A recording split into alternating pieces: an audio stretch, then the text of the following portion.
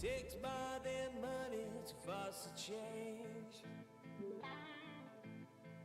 Takes more than time to heal the pain.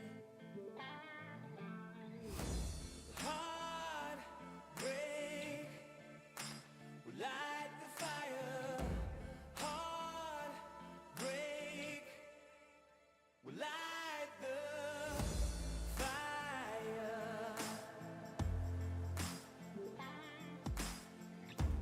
Fire will light the fire.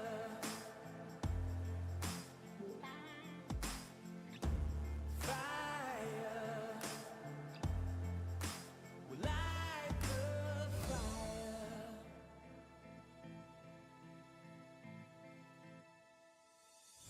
Takes more than money to foster change.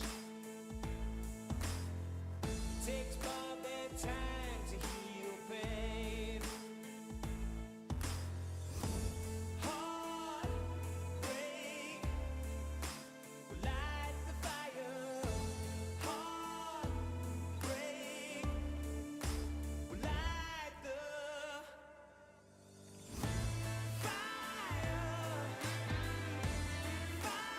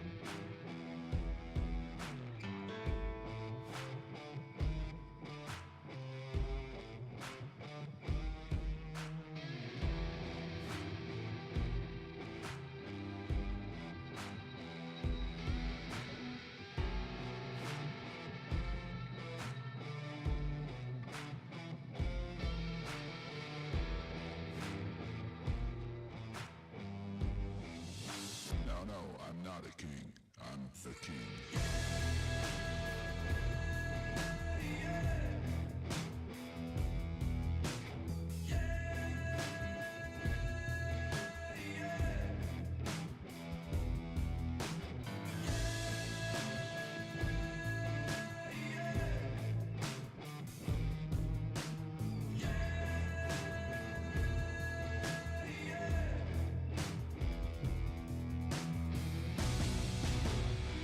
I'm just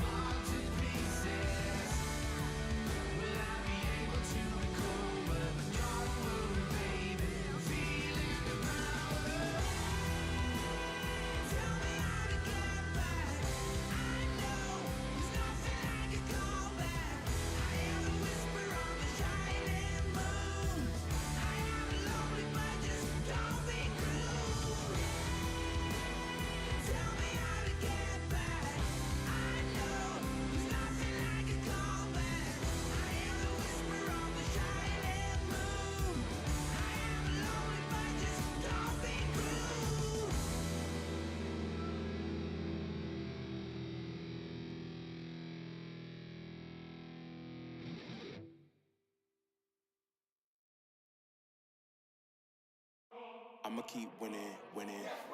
I'ma keep winning, winning. Ooh. I'ma keep winning, winning. You can try to save yourself, but you only gon' play yourself. You can try to save yourself, but you only gon' play yourself. You can try to save yourself, but you only gon' play yourself. You can try to save yourself, but you only gon' play yourself. Yeah, you gon' need 100 men, 100 scopes, 100 cans, just for you to watch what I'm doing under the sun again. God-given gift, MCs doing the running man. If you want me to get it poppin', may cost 100 pence. Yeah, what I supply is always in the man. The throne is mine, take that. It ain't a high five, got the upper hand. I'm too real, can't fake that. Who you know put a fear in them like this? You a vampire, still suck when you bite this. Lord forgive me for my sins, I'm feeling righteous. But they been next to me to show me I might just. They didn't think I could do it, I had to demonstrate how the flow is so heavenly, keeping demons straight.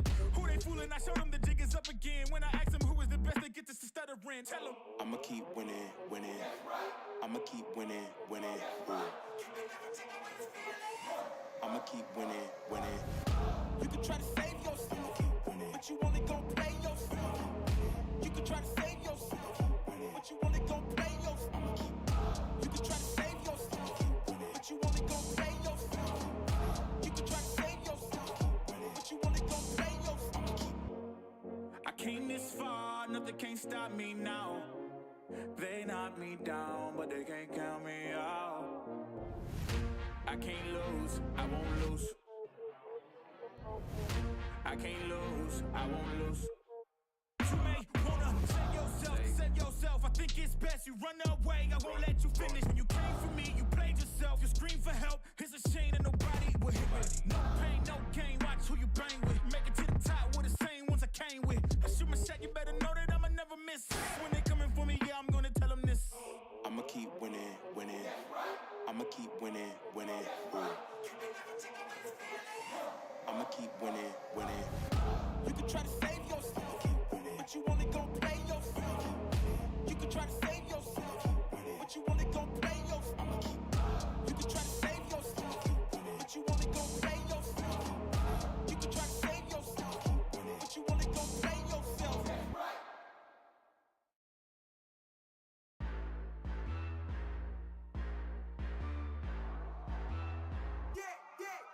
Yeah. I'm the main event. Ain't no back and forth. Let's get it. Heartless in the G. Yeah, better get lost. Okay, with it. Ain't nobody in front of me. Ain't nobody in front of me. Ain't nobody in front of me. Ain't nobody in front of me.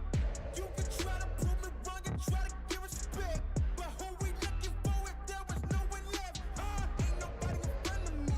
Ain't nobody in front of me. Ain't nobody in front of me.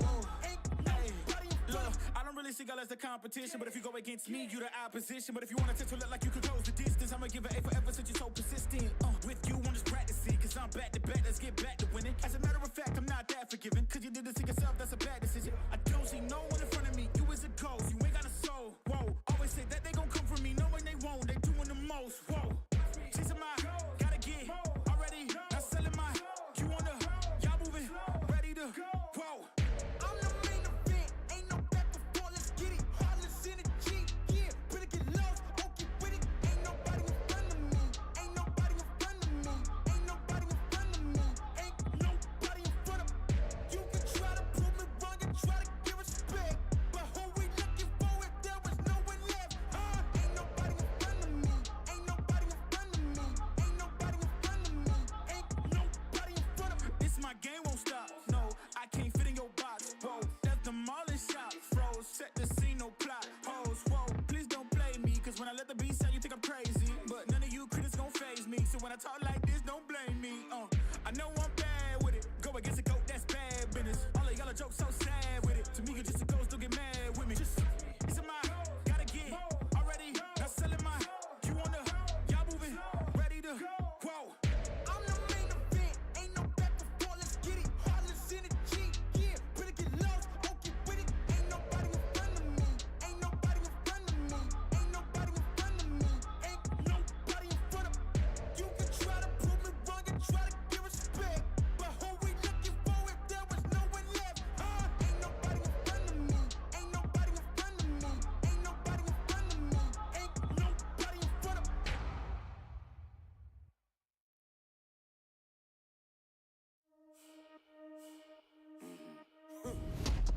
Everybody trippy, yeah, we coming, yes, they're back. Yeah, we walking with a body bag full of cash. Cut from a different rary, raise it like a flag. Unapologetic. We gon' keep running it back, running it back, running it back. It won't stop. Running it back, running it back. And that's we gon' keep running it back, running it back, running it back. Running it back, running it back, running it back. Hey, 10 toes, I'ma never miss. Boy, I'm locked in. Never take a loss in the sport, boy, I'm top 10. Giving work all around the clock. I know they watching. Got it out of the mud. Ain't had no options. Oh, yeah. Let me go ahead and change my style up. Got that touch like Midas. Back then they wouldn't invite us. Switched up, now they wanna be like us. And now they dealing with identity crisis. I know, I ain't sorry, get a pity party. You could probably get it from your mama now. But if you pull up on me, you gon' see a body. Cause I'm not the one you want a problem with. 10 toes down. If I stumble, watch me stand up. When it goes down, get the doo-doo to your man's dog. You can blame it on your homies, got you hyped up. Whoa. Everybody trippy, yeah, we coming, yes, they're back. Yeah, we walking with a body bag full of cash. Cut from a different rary, raise it like a flag. Unapologetic. We gon' keep running it back, running it back, running it back. It won't stop. Running it back, running it back. And that's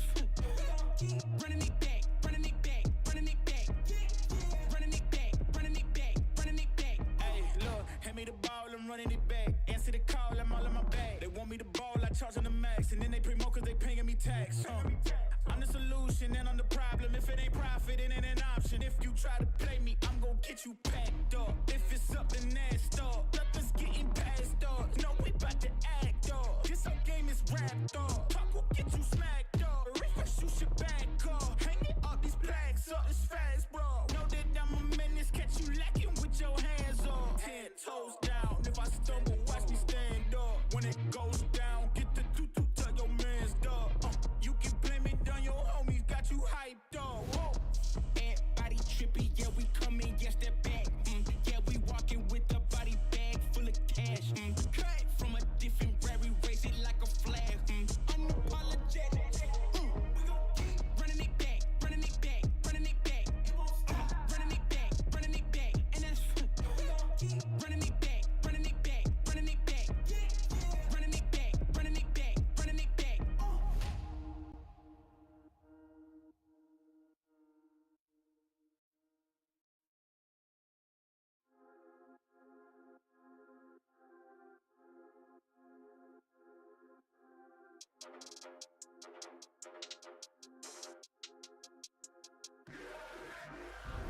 You can't manage this, can't break this, boy, I'm funded.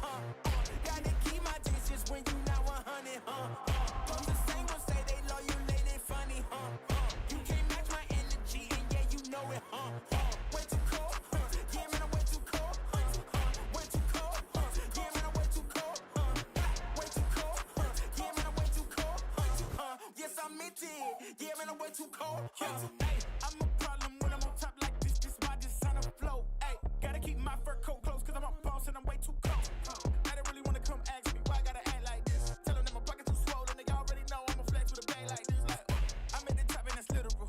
I'm making money, it's digital. They watch how I step in, it's pivotal. They wanna be me and it's pitiful. I cannot be no one else and I'm flexing, I'm glad to be me. There's no angle they can come for me, boy, I'm 0 degrees. Way too cold. You can't manage this, can't break this, boy, I'm funded. Gotta keep my distance when you not 100, Those the same will say they love you, lady, funny, You can't match my energy, and yeah, you know it, Way too cold, yeah, man, I'm way too cold, Way too cold, yeah, man, I'm way too cold, Way too cold, yeah, man, I'm way too cold, Yes, I meant it, yeah, man, I'm way too cold, Yeah, I'm killing it, I'm the realest. Ain't gotta say, gotta know you feel it. My flow got a cold, sick as the illest. I know that I'm crazy, they about to witness me going in.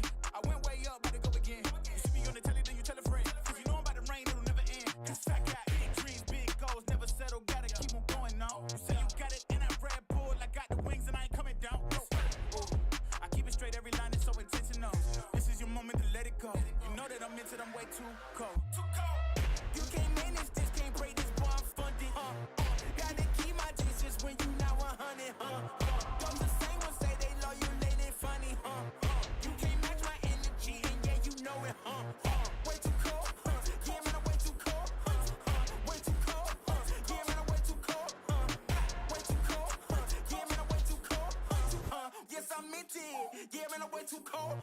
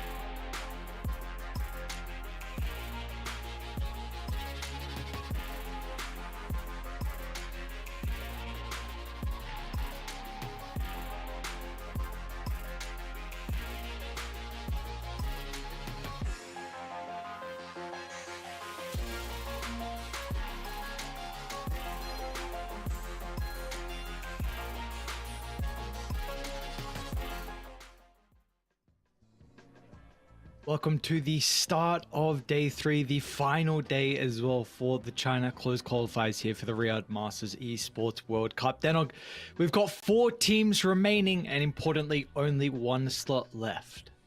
That's right. 4 teams? Well, there was 3 teams left. We've got Team Zero, Kev, and Azure as well waiting. Is that right? No, never mind. No, you're correct. You're correct. I'm wrong. Completely wrong.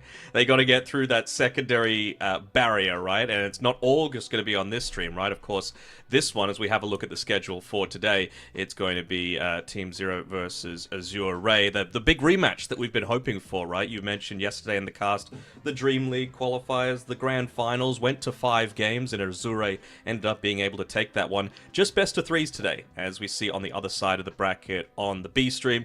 Kev taking on Spiky Gaming, and the winner of both of these series advancing forward to that lower bracket round 3, which is our qualifying series of the day. Yeah, like you said, important that is another best of 3 as well, and that will round out the qualifiers as a whole for China. And we'll have to see how some other regions close that one out as well. So, yeah, I mean, you just mentioned, Team Zero and Azure, their recent track record, it even goes a little bit more, I guess, behind or past the Dream League qualifiers. They had another series in that tournament as well, where Azure were able to get the 2-1 victory. And then before that, there was another, season 22 Dream League qualifiers that Azure won. And then, of course, more recently, PGL Wallachia. So 4 series so far this year, and they have won all of them. So there is a very good track record for Azure up against Team Zero. And you're going to need that because they looked pretty underwhelming yesterday versus LGD. They did, indeed. I really thought that Bach on his Timbersaw would be able to get the job done, and he had a really good start to the game, but it just felt like LGD were playing on another level, and what a great thing to see them back, by the way. LGD just, I know it's early days, they've only played a couple of series, but they're back in the spotlight, they're performing incredibly well, they didn't drop a single game, so hopefully they're able to keep the ball rolling, both at the TI qualifiers as well as, now the Riyadh Masters themselves, having that they've qualified.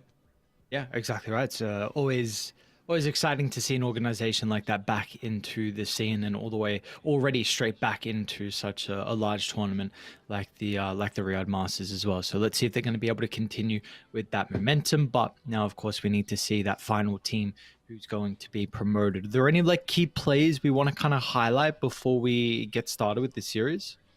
I thought, I still feel like Azure need to be playing around Bach a whole lot. I think he was by far the most influential of their cores. I think one of the other things that we mentioned yesterday is that the last big thing that Azure actually won was that ESL Kuala Lumpur tournament, and that was when they were playing with 3 different players. The XM on the mid lane, XXS in the off lane, and Xingqiu, the Triple X trio coming through there. And now they're playing with Ori, Bach, and FY, who aren't bad players by any stretch, but it really feels like Bach's been the one that's been, adapting to modern Dota perhaps a little bit more quickly than his counterparts. So that's who I'd be putting a lot of focus onto if I'm Team Zero. I thought Ponlo was actually pretty good. One of the main complaints from him was that he does tend to die a decent amount, especially in the laning stage, but he had a game yesterday where he just went completely deathless, and I thought he was the MVP.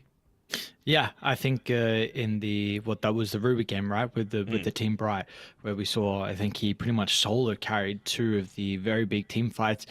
I think if you take a look back at the Dota buff, and you see it was a 21-minute victory, 4-21 was the kill count. I don't really think that tells the story of how that game went. I think it was much closer. And is it that?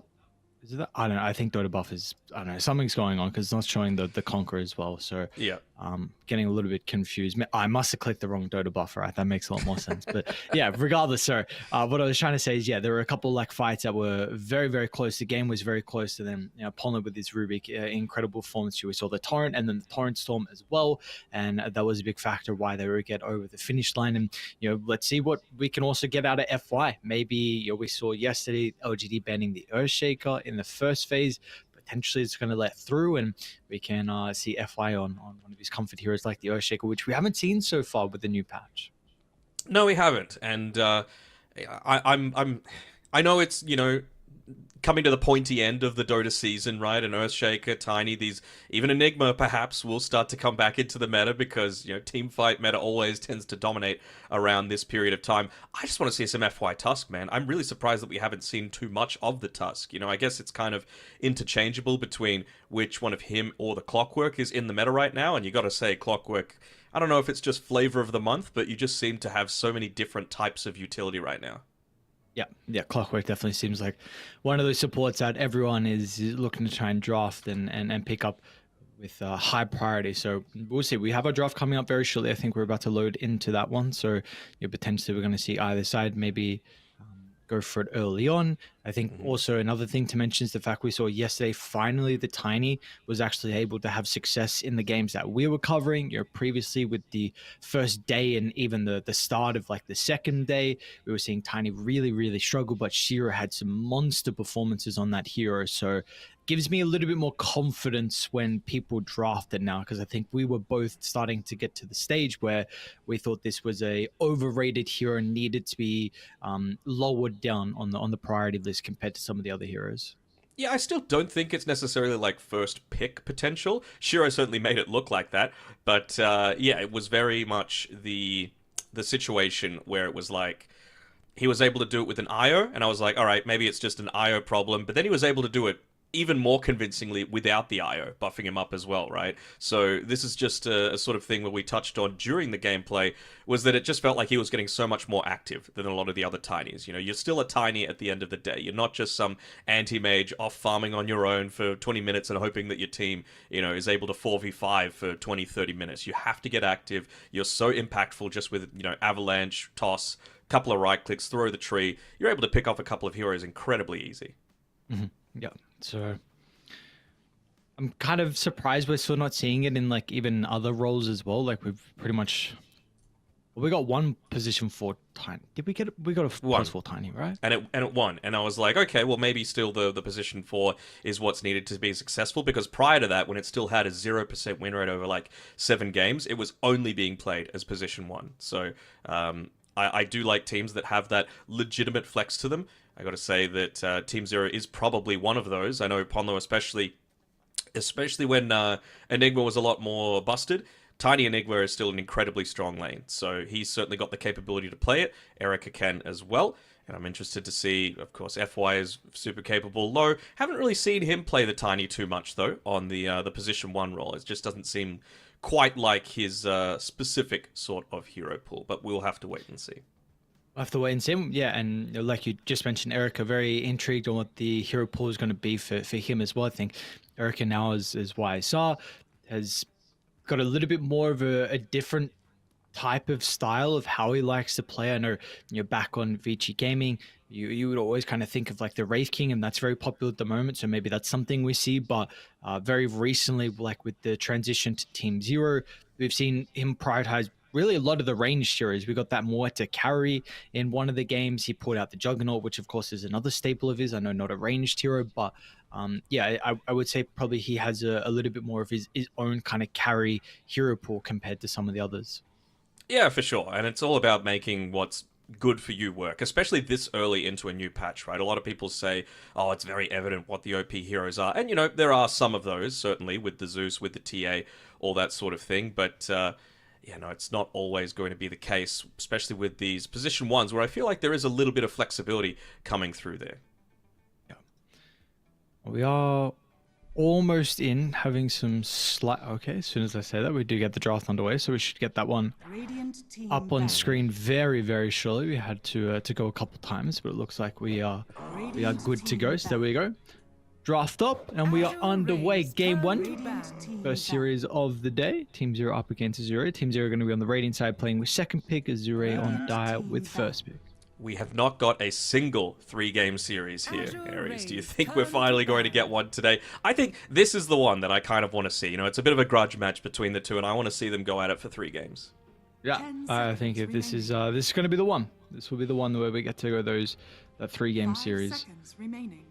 Azure notably did choose first pick for themselves, so they won the coin toss. I'm interested to see what hero they're thinking of starting with. It's not going to be those... would say 4 busted heroes. Chen feels very strong, but not busted at this stage, and a lot of respect being given to the 70 Keeper of the Light. Phoenix, of course, though, China and Teamfight name a more iconic duo. They are just wanting to double down onto this, and again, Phoenix feels like it's got perhaps a little bit more versatility, even more of that like high skill ceiling to it, just depending on which of the facets you go for. Is he going to go for the one that increases the impact of the sunray, depending on how close to the tip the sunray is? And of course, you've also got a little bit of that mischance just linked into your innate ability is now as well. So it's not just sunray exclusive, it makes the laning stage a whole lot better. Okay, well, we're going to see Team Zero up the priority on the Slaughter, which I believe we saw them run yesterday. I think that was actually even first phase as well from them. So that was played middle previously. 70 was the one to play that. That was against the Conquer lane. He had a very, very comfortable game. Yeah, for sure. I mean, it's Conquer though, right? Like we've been saying, if Attacker isn't playing Conquer, there's something wrong with the hero. So he's got it publicly and said, not that great right now. So I'm going to reserve my judgment there just to, which is... what's actually a good hero if it's able to come out on top against the Conquer, There's the Clockwork, like we mentioned. So Team Zero are going to be able to pick this one up. And again, something we're seeing is easier Q play. Ponlu can play it as well if he wants to, but importantly, it's going to enable YSR's hero pool if they want to give him that ranged carry. 10 seconds remaining. Will indeed. Again, we don't know 100%. Ponlu could just be playing it. Slaughter in the mid lane. It's going to depend, of course, on matchups and that sort of thing. So for Azure, I'm just wondering what they want to do this early on, right? Like I mentioned before, Ori, he loves his Queen of Pain, for example, but we haven't seen any of the Quap thus far, especially going up against something like the Clockwork. Something like Quap with a Blink might not necessarily be the worst. Instead, they're just going to go for a little bit more flex for themselves with the DK. I suppose just not wanting to reveal that much. Second support about to come, and it is the Shadow Shaman, which China loves it. We saw PYW absolutely dominate with it yesterday, really only being outshined by Shiro's Tiny, but it certainly seems like super capable to just have a fantastic time, both in the laning phase as well as for that pushing potential. I mean, so previously, you would often think like Shaman into Clockwork could be a little bit of a concern, considering how easy it is for the Clockwork to get onto the Shaman, but we saw yesterday how the Hex is able to work once you're stuck inside the cogs. Just that invulnerability and the movement speed as well gives you enough time to be able to escape and really not be that concerned if you get hookshot. Yeah, that's right, and we even just saw in the laning stage, right? Cogs on its own, you just use the Cluster Cluck onto yourself, Hex yourself. You've got that 0.7 seconds of invulnerability where you're also moving a little bit faster. Just allows you to get outside the Cogs, not worry about the mana burn. Really, really nice spell to have. John will go back into his Brewmaster and the Rubik. So I guess this is the combo that we saw them run yesterday for Team Zero. Looked like a really, really strong lane. And in fact, is this like the same draft? It is. It's the same 4 heroes that they had in the draft first Team Brighton game 1. And they looked pretty dominant in that one as well. Last pick to come was the Muerta, so we'll see if that's going to be the case again. I mean, don't hate the Muerta going up against a Phoenix just to have the Gunslinger for the double shot. Dragon Knight, of course, not really caring that much about the armor once you enter the Pierce the Veil, so I could certainly see it working. Let's see how much respect Azure are going to put on the Team Zero name as well. Just with their last overall bans, have they done their research? Have they been watching their games, or have they been more focused on themselves? And do they feel like they're just the better team? We can bank on our own strategies to be able to get us the W. Would we prefer the carry hero here just to keep the flex of the Dragon Knight? Yeah, I suppose. I mean, you know what the lane is that you're matching up into entirely, right? So, just pick something that a Phoenix is going to not have trouble sustaining you with. Like, you're not going to be able to right-click as much, but there is a lot of repositioning potential. There's a lot of just magic damage over time, so maybe something that's got a little bit of that lifesteal. I honestly... Would I hate the Wraith King? Maybe. Maybe I'd hate it a little bit, but I suppose you do have these heroes like the Shaman and the Dragon Knight who can look to make a little bit of that space for you in terms of tower push while you are looking to try and farm into that radius, but they just say, screw that, let's just try and get one of the strongest laners possible. Level 1 Troll Warlord is just nuts, you know, just to be able to have both the ability to change which stance you're in, ranged or melee, and throw the axes in both forms at level 1 is such an insane buff to have. 10 seconds remaining.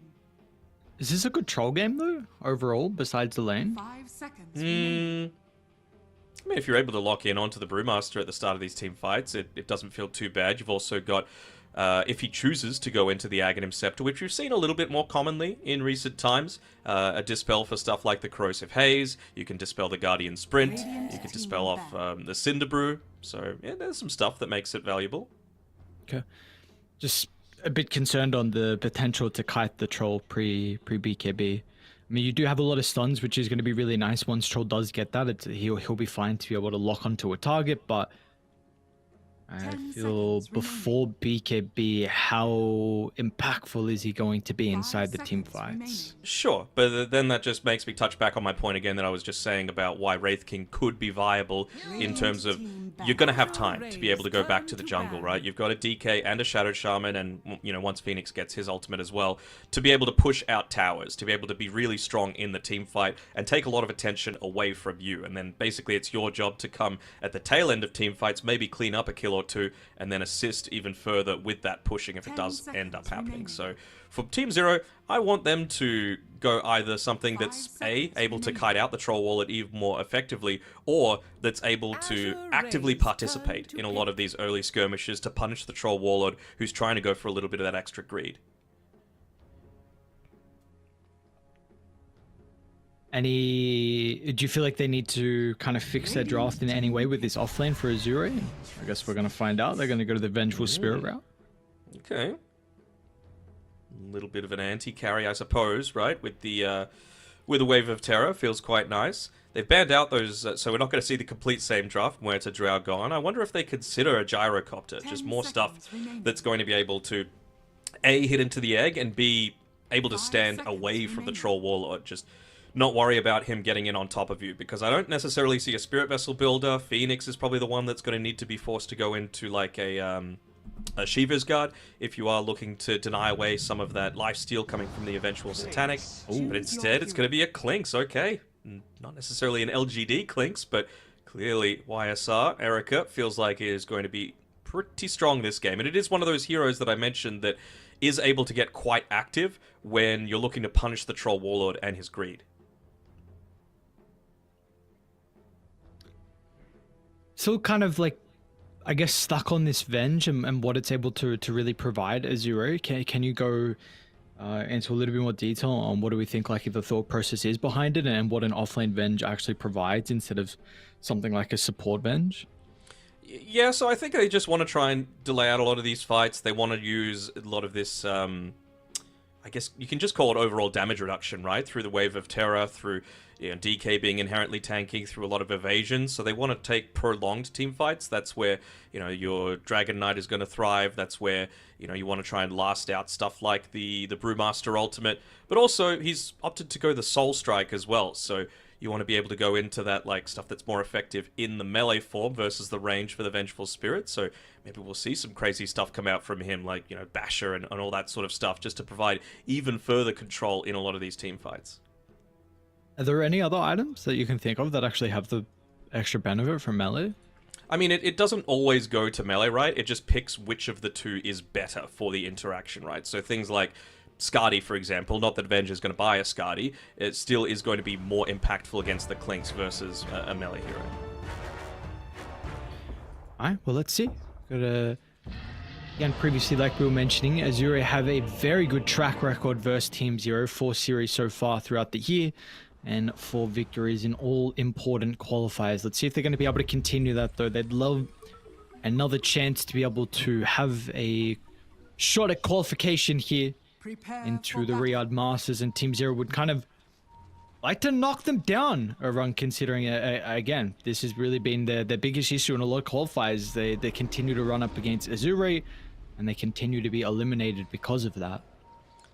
They always seem to be the last hurdle that Team Zero can never seem to get past. And the crazy thing is, even if they are able to finally get the W in like the 5th series, they still have another series to go after this, right? You're not automatically guaranteed. You need to get past either Kev or Spiky Gaming to be able to qualify into that tournament itself. And I mean, it's a little unfortunate for Team Zero, but Kev is another one of those teams that's denied them at the last possible moment. Wonder if he's going to be considering, like, 30 seconds. it doesn't really sync up well with the Vengeful Spirit, but like, do you go an Orb of Corrosion against the Clinks just to slow them down a little bit further? Do they feel like the lane is really strong that they're able to go for something like that? I don't think so. Who was the corrosion on, sorry? On Clinks, just because it's stronger against melee versus Sure. against range, so... Doesn't seem like it though, seems like a pretty standard build at the moment for Vengeful Spirit. 2-2 bounty rune split, nothing crazy. I see He's them going to make the long trip. rotating down, so he's just staying, you would think, well away from this movement coming down from Azure, with the Observer Ward in the jungle, scouting out all that movement. Will be able to stay away. Yeah, don't think Tianming's going to be able to catch him up. And I think they might be a little bit too late to block.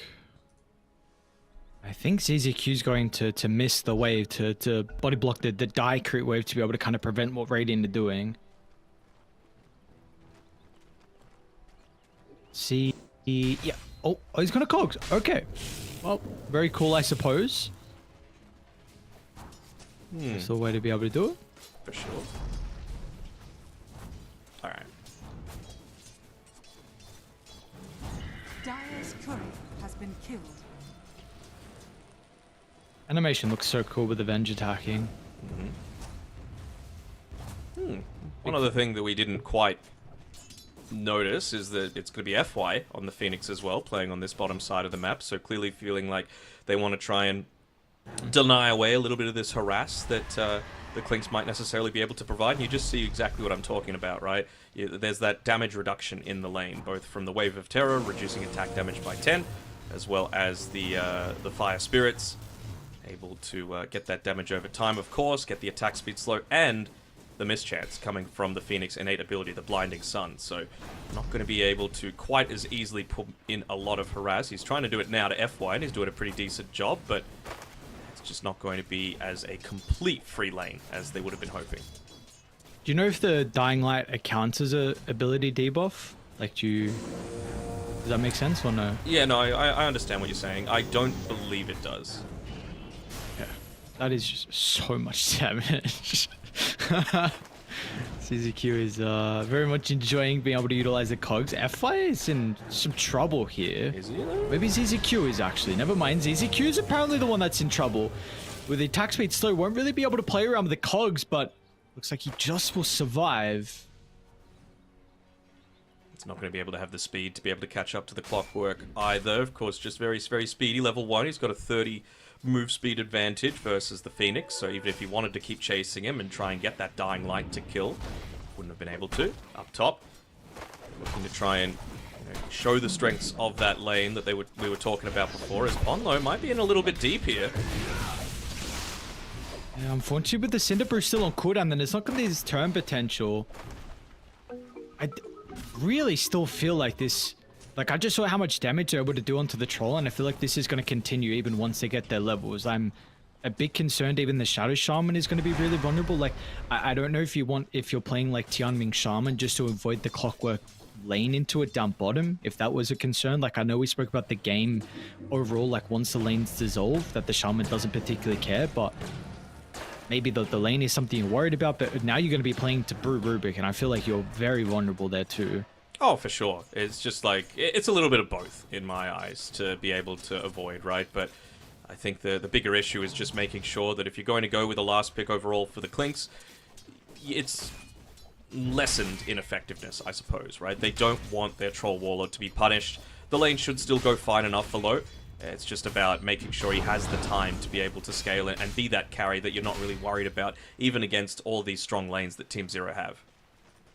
Last lane that we haven't really talked about is mid, of course. 7E going up against Ori on the DK. Right now, Slardar doing just fine against the Dragon Knight.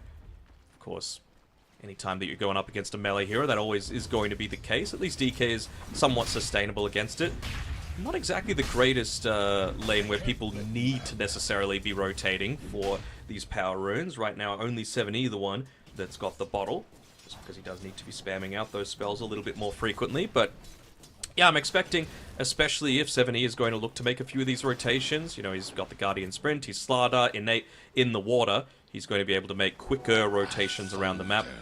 How quickly are they actually going to be able to convert onto kills? Because you just cannot leave a DK on his own with that. What's he gone for, actually? Corrosive Breath? Yep, seems like it. So those towers will start to melt pretty damn quickly. Do you feel like Azura have some pretty good supports as well to be able to combine with the level 6 on Ori? Oh, for sure. I mean, but I feel like they need their level 6 as well, so I'm not necessarily as enthused about Bottom lane, Bark. Yeah. Cast out the magic missile. FY is doing a lot of damage into YSR, who does still have the Lotus and might be able to get the turn. Dive actually misses. FY still will be able to get the kill, but nonetheless, CZQ finds a return in the end. Probably not the worst considering, I mean, YSR had no more resources, so is maybe okay coming back to lane with everything back to full. Even got the raindrops as well, so just not wanting to take some of that damage coming out from Bark. Very valuable first blood to be going over to Radiant are scanning. the Clockwork. Honestly, not the worst hero to be able to get it, right? It's just one of those heroes that, again, doesn't need much to be able to get a whole lot of impact here, and I feel like Erica's still going to be pretty satisfied with, hold on, look at that perfect timing of placing down the Observer Ward just as Chan Ming makes his rotation. He's actually going to force him to back off, and Lowe's in trouble top. oh, no, they interrupted the Shaman TP too. Okay, well, Tian Ming now locked inside the cogs. Got Bark coming over, also the threat of FY. They might look for a dive, and meanwhile top they're still chasing low. Both carries now incredibly vulnerable. Pomlo's going to try and TP down, but the damage has been dealt. YSR, the big wand, will continue to get the ticks out of the Fire Spirit. FY's Phoenix really proving to be an issue. Now Pomlo, of course, is stuck down here. They're going to get the aggro off Tianming as well, so somehow the Shaman will live. It's because he dived underneath an enemy tier 1 tower. That's how. They miss on the rocket as well, so he's going to keep that salve going. Tian Ming just did a fantastic job to kite out the Clockwork, using that cluster cluck and the foul play to kind of use a little bit of a PL illusion juke with the with the death rattle. He got him down really low. Just wasn't enough. As, oh, FY and Ponlo going for a bit of a D-Ward battle, putting him up onto the cliff. Level 5, dude. What? I mean, this Phoenix is such a ridiculously high level. Even YSR is struggling. Hang on a second, hang on. Oh my god. Even just existing, you know, that Dying Light would have done a whole lot more damage as well.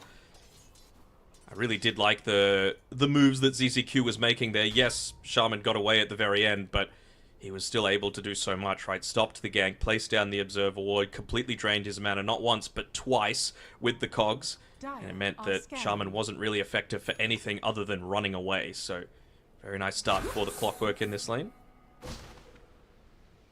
Just able to sneak on by and get the Wisdom Room as well. Looks like it will be a kill. Beyond's even going to TP, so very short TP distance. They're going to be rewarded, so Tianming gives up his life. Beyond yoinks it. Well, it's a pretty high level too, I suppose. I was saying, you know, the Phoenix was high as well. It does look like all supports, even ZZQ. And we're actually going to see 7E with his first rotation down to bottom. FY, oh, they just slipped past. So FY not able to scout this out. They're going to try and tip the Dragon Knight, so the response will be there from Ori. Cogs making it a bit of an issue. No slows, We might though. be able to catch up to ZZQ, though, and yeah, it looks like with the Clockwork stuck inside the tree lane, Got will Cogs in eventually 3. be able to chase him. Okay, maybe, I don't know what would happen if he kept running towards a bridge, but once he runs back into them, and it will be a kill for Azure. So nice response though for the Dragon Knight. And he is going to do what all good Dragon Knights do, not just use things for kills, but try and connect into it with the Corrosive Breath. Still about half duration on that Elder Dragon form. Look to try and get a little bit of damage into this tier 1 tower. Of course, there is that minus armor that we've been talking about, so it should look to drop fairly quickly. I really like this instant response from YSR though. I mean, it seems like they know this tower is at least not in a position that they can defend, so he avoids the move down bottom, and then he goes through the portal to try and assist beyond, and they're actually going to be able to get their own tower as well, thanks to the quick move from YSR. Indeed they will. White, even moving up towards the top side, is not going to be able to stop that. They knew it the entire time. That Observer Ward is still putting in a ton of work, and they found Ori. Oh, actually swapped in ZZQ, and should be able to get the kill into the clockwork. F5 is going to continue to come down. Level 6 here for the Phoenix, and a kill for Ori. Very nice way to be able to start off this game, as wouldn't be a game within the Asian region overall if there isn't a pause at some point. Hopefully everything's okay with key bindings and the like. So what's Rubik got? Rubik's got level 6, just has the Ether Shock stolen at this point. There we go. There we go. So well, let's have a think about it, right? Some good spells to be able to steal. I mean, Dragon Tail from range feels kind of nice. Swap, Magic Missile, both very effective. I'm even just thinking about these early Aghanim shards, right? Like, what are they going to be able to buff up, you know? To be able to have a bouncing Magic Missile, for example, or a Shadow Shaman Shackles that are going to be buffed up a little bit. Humor.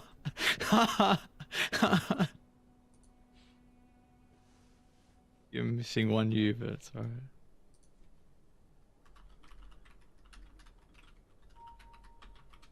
Very funny pun though. Alright, we're good to go. Sorry, you were saying about Shackles? Oh, it's just like it's a good shard game, and it's a pretty good Rubik game in terms of being able to of course steal things away. Just thinking as well, like, it's not exactly the easiest one to get those super high value spells, right? I feel like even just Magic Missile on its own is going to be able to do a whole lot. Yep. I think this is a game where you can look to his items and how impactful they're going to be. How you're going to be able to protect your team. I think even like just getting lucky with the Ag Shard from the Tormentor could be really nice to be able to kite the Troll. You know, if this is something like a Yule Scepter to potentially help out as well with another way to kite him. We will see.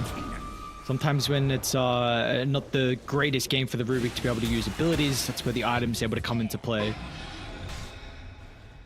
They are doing a lot of what we were talking about though, right? Just making a ton of space right now for Low to just sit back and farm. He's farming in pretty much the safest place he possibly could, right next to his tier 2 tower. All the while, his team's just consistently making these moves. With the Elder Dragon form, shouldn't take too long if they wanted to take out this tower. They're so close to Shadow Shaman having his own level 6 as well. Should get it off the back of this creep. I wonder if Chao Ming even chooses to go forward and just drop the wards. Just don't even worry about the tower, but seems a little bit wary about a bunch of heroes missing on the map, and they're going to run into FY. Kind of the perfect spot for them to do it as well, with Ponlo wrapping around point blank in the trees with daytime, so they're able to get the telekinesis and quickly there to follow. That's a pretty nice kill, considering FY having a slower game. Yes, you love a call. It was a high experience there for the Phoenix. One thing I kind of want to mention is just the item builds we're getting overall. YSR not going Arcane Boots, which is kind of the build that I've been seeing a lot from the Clinks lately with some of the mana issues you have. So he's got the Sage's Mask, Raindrop. We'll see if that's going to be enough. Maybe the Lancer Pursuit as well can help out. We also saw yesterday Beyond on the Brewmaster. Didn't really like to get involved pre-Radiance, even with those ultimates on cooldown. So we'll see if that's going to continue to be the case today. Yeah, for sure. Remember what I said, you know, the role of the Clinks was this game though, right? Have a really good lane and make sure that you're able to get active to punish the Troll Warlord who's going for this more greedy style, right? And even, you know, on top of that, being able to make space for Beyond a little bit because he needs to get into that Radiance. It's initiation onto him though. Might be able to cancel the shackles and he might get the split off because of a result of that. And in fact, he doesn't even need to use it defensively. Great positioning from Ponlo, the read from the Rubik. It seemed like they kind of knew as Beyond was farming up and started to step over to the left side before they jumped. That presence of mind, I'm sure there's a lot of comms going on, and Here we go, YSR just putting a little bit of that damage in, and as soon as he sees especially the DK TPing in with that Blink Dagger, he's going to back off entirely. I'm a little surprised Chanming, when they made that gank attempt onto FY, didn't just do everything he could to push out that mid lane and drop the Mass Serpent wards, but looks like they'll be able to get the mid tier 1 anyway. Aggressive jump from Ori. And 70's going to be able to find the follow-up. This could be a pretty big kill onto Bark. And they're just all in trouble. Egg's going to be dropped in the middle, but Team Zero can turn their attention to bring down the Supernova and now go for the heroes afterwards. And that was just a crazy attempt from Azure, not respecting. Oh, no way. Whoa, okay. That was very cute, but they just did not respect Team Zero at all. No, definitely not. Just going way too deep, especially knowing what had been stolen, right? The Cluster Cluck is doing so much value right now for Pono, as opposed to FY. So, sorry, not FY, Tianming. They still haven't been able to get this tower. It's been sitting at about, 1/8 HP for a solid 4 minutes, it feels, and they just haven't been able to claim it. So a lot of these movements are going to get punished so much more harshly, right? You've got those TP avenues to be able to come in. That's what we saw from the Brewmaster especially. If I maybe not even going to try and jump if there's an opportunity because the respawns are there. So, dude, this net worth lead is blown out now. I think pre-fight it was very even, maybe only 1,000 for Zero. Now it's up to 5k very quickly. It will start to even out, of course, once the Troll Warlord gets into that Battle Fury. I mean, this is the other issue with going for this Vengeful Spirit, right? You've now got multiple heroes that you kind of need to make space for. Vengeful Spirit is one of them, because you can get very selfless once you've got the Aghanim Scepter, until you get... Is this happening? I don't know, he's got Shield Rune. No. It might go again with the Blink, somebody was thinking about it. Maybe. But yeah, until you've got the Aghanim Scepter completed on Bark, you need to make space for him as well. So he's doing his best to try and quickly farm into it. Maybe taking a little bit more of that risky farm as well. Have the rest of the team kind of put their bodies on the line and make a few more plays happen around him. But yeah, he does not want to get involved, at least until he's got another 1,200 gold. It's back down to bottom where YSR is thinking about farming up. They're going to duck out of the right, so we'll see Bark. Oh, they found him. They're going to be able to get the jump. Nicely done, Ori. This is a great pick-off and a much-needed one as well to give them back some momentum. Bark gets the kill importantly too, so a good injection of gold with the next creep wave. He's going to be pretty close towards the Scepter. I just saw him so briefly underneath that sentry ward in the lane that's just wearing off at the moment, so... Very little. They didn't have any observer wards. It was just a really nice use of the dust there on Ori to be able to catch him out. Of course, he was going for that punishing play on the Clinks, right? He wanted to be able to use the Desolator to quickly take down that bottom tier 1 tower, take attention away, be able to just do a solo job, basically, but getting punished for it. We've got the Radiance available for Beyond, so... Can you force Roche? You've got Deso and Corrosive Haze almost level 2 as well. I feel like you could really force the issue here pre-Scepter on Bark. Yeah, maybe, or maybe they just want to go through this Twin Gate, take the tier 1 tower and investigate if there's any stacks that the Troll Warlord is trying to farm, right? Like, this is the area that now you probably feel safest to be playing in if you're Azure. You've lost your tier 1 mid, you've lost your tier 1 top. This is basically the last little bastion of safety that you've got to play around, and they got to run into Bark, who... It's not the best option. I was wondering if ZZQ might have gone for a hook shot there, but not going to be the case. On the Bark goes without dying, and now he's got the Aghanim Scepter. He can actually look to be the one to put himself on the front lines. You can start to take a few more of these fights, and even low, I mean, he's level 12. He's certainly doing a pretty decent job here at keeping up with not just the net worth, but levels as well, and it's only going to get greater and greater. 7-8 did show top away from the team.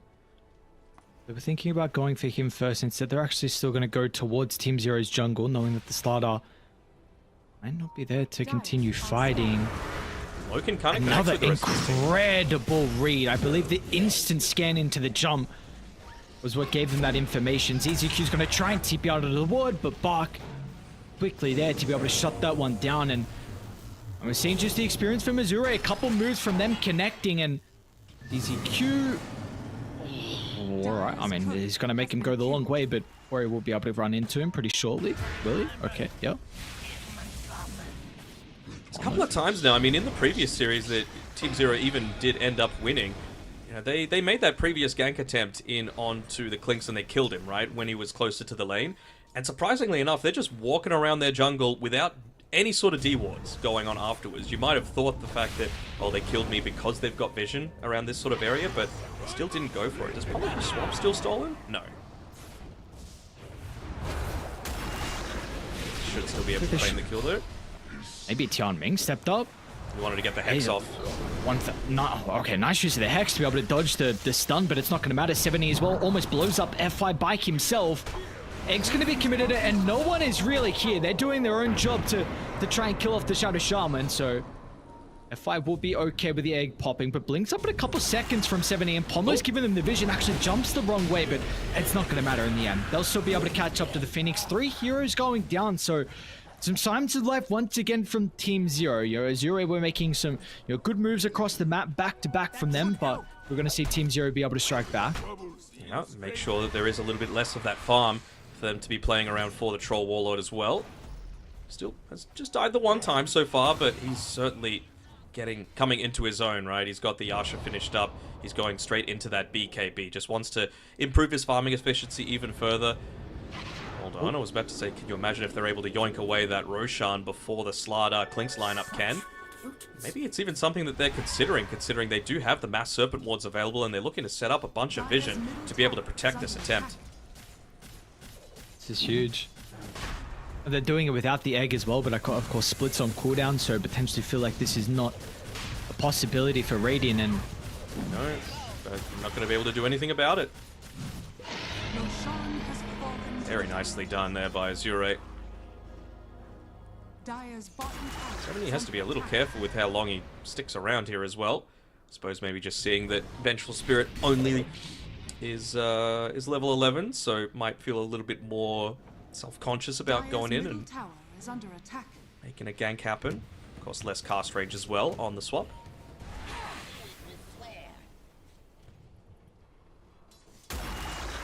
They are still posturing pretty aggressively on Team Zero, even though they are now down this Aegis advantage, but maybe feeling like, what is the Aegis really going to do onto the Troll still with the low items that he does currently have. I mean, they see exactly where he is, and they know that he TP'd as well, so I'm a little surprised, honestly, that they didn't keep the push going up top, right? There would have been no way for the Troll Warlord to be able to connect through to the rest of his team, and you could have manufactured a legitimate 5v4. Instead, feeling like they just need to get into that next item for themselves. Brewmaster incredibly close to buying the Shard for himself. Rubik's got now the Blink Dagger and a Glimmer Cape for himself, so even more of that save potential both for himself and his team. And very close, importantly, to the BKB on 70. I think that's the big one. He doesn't want to be hindered, because in that last fight, he tried to solo down the Phoenix Egg and just wasn't able to do so. All of the attack speed slow, and even just the mischance coming from the Blinding Sun innate was enough to be able to cause him grief. That has to be... Well, that is deep as hell, though. What the hell are you doing? I mean, he's got a second life, and the boys are coming. But... I don't know. Now they're going to have to take a fight off the back of the respawn, and you need the Phoenix for a successful team fight. Or he's going to get the jump in trying to deal with Pomlo, but now with Beyond's Primal Split, I mean, what can Low really get out of this engagement? Hook shot, not everything much. used to control the Warlord, and he just cannot freely Oh, nice blink. He's going to get a big crush onto 2. Phoenix is gone before the Egg. I mean, Low, what's going on? You just bait your whole team to come over to try and protect him, but that's going to result in a 5-man Y. I mean, that was crazy. Way too deep. And they're going to steal away the Wisdom Rune, and they're going to steal away the Tormentor as well.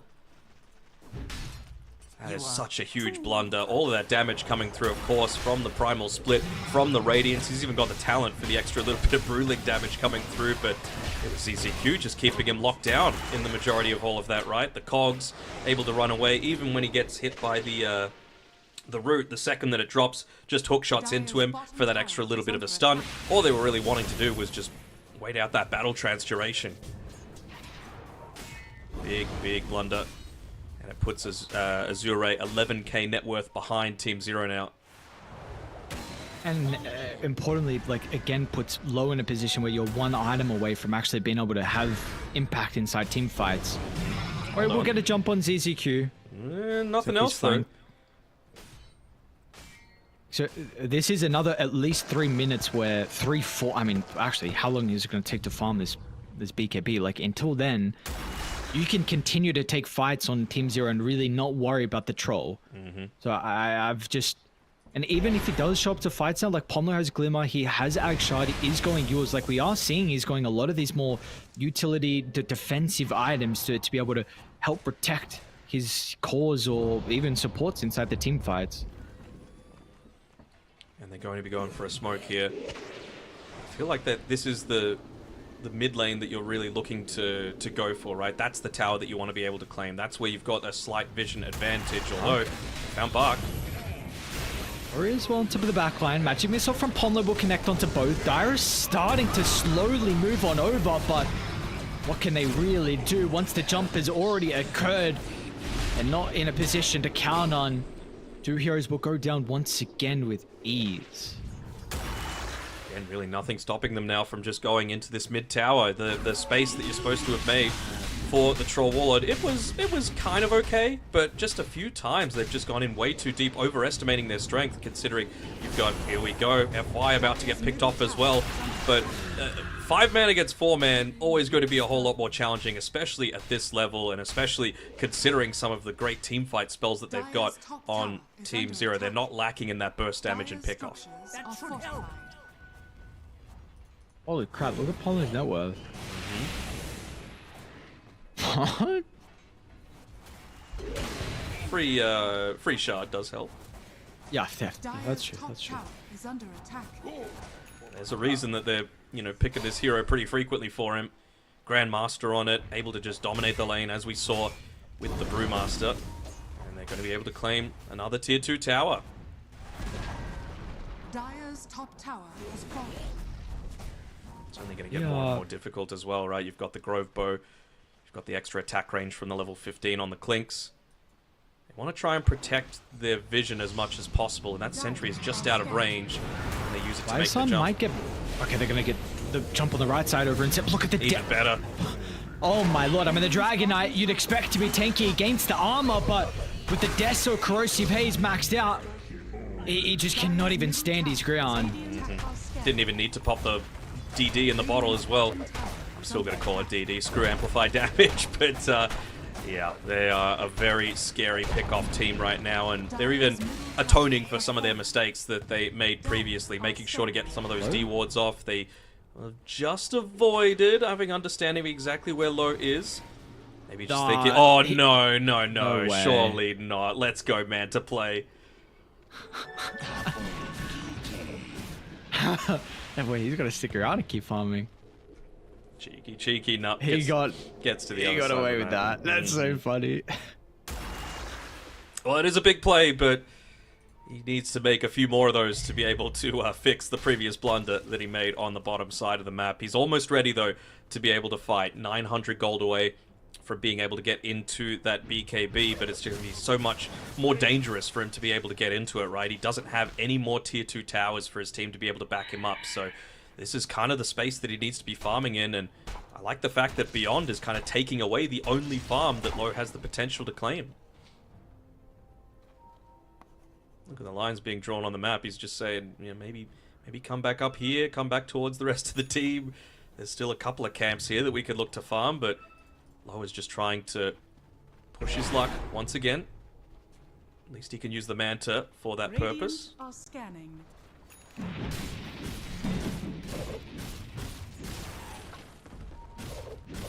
They go for a smoke, yep. Not quite ready yet on Low. I'm sure they're saying, hey, he's delayed that BKB even further. Had just the Asha was gone, the BKB queued up. Chose to go into the Manta style instead. And it means that they just feel that much more confident in going for a fight. They see them. They're going to see him. They got a glimpse of everyone. 70 gets a jump. The response is there. They'll be able to protect low, but it's Good a great re-engage. hook shot onto 2 in a choke point. Eyes on F1 and what the Phoenix going to be able to do. He's in a pretty good position, but it will not matter. They're just too far ahead. Low is gone. The Troll unable to have any impact, and now with the Primal Split can continue to chase them down. Beyond, Found the he'll be able to backline. hold anyone into place. Meanwhile, the backline also gets jumped. Yules.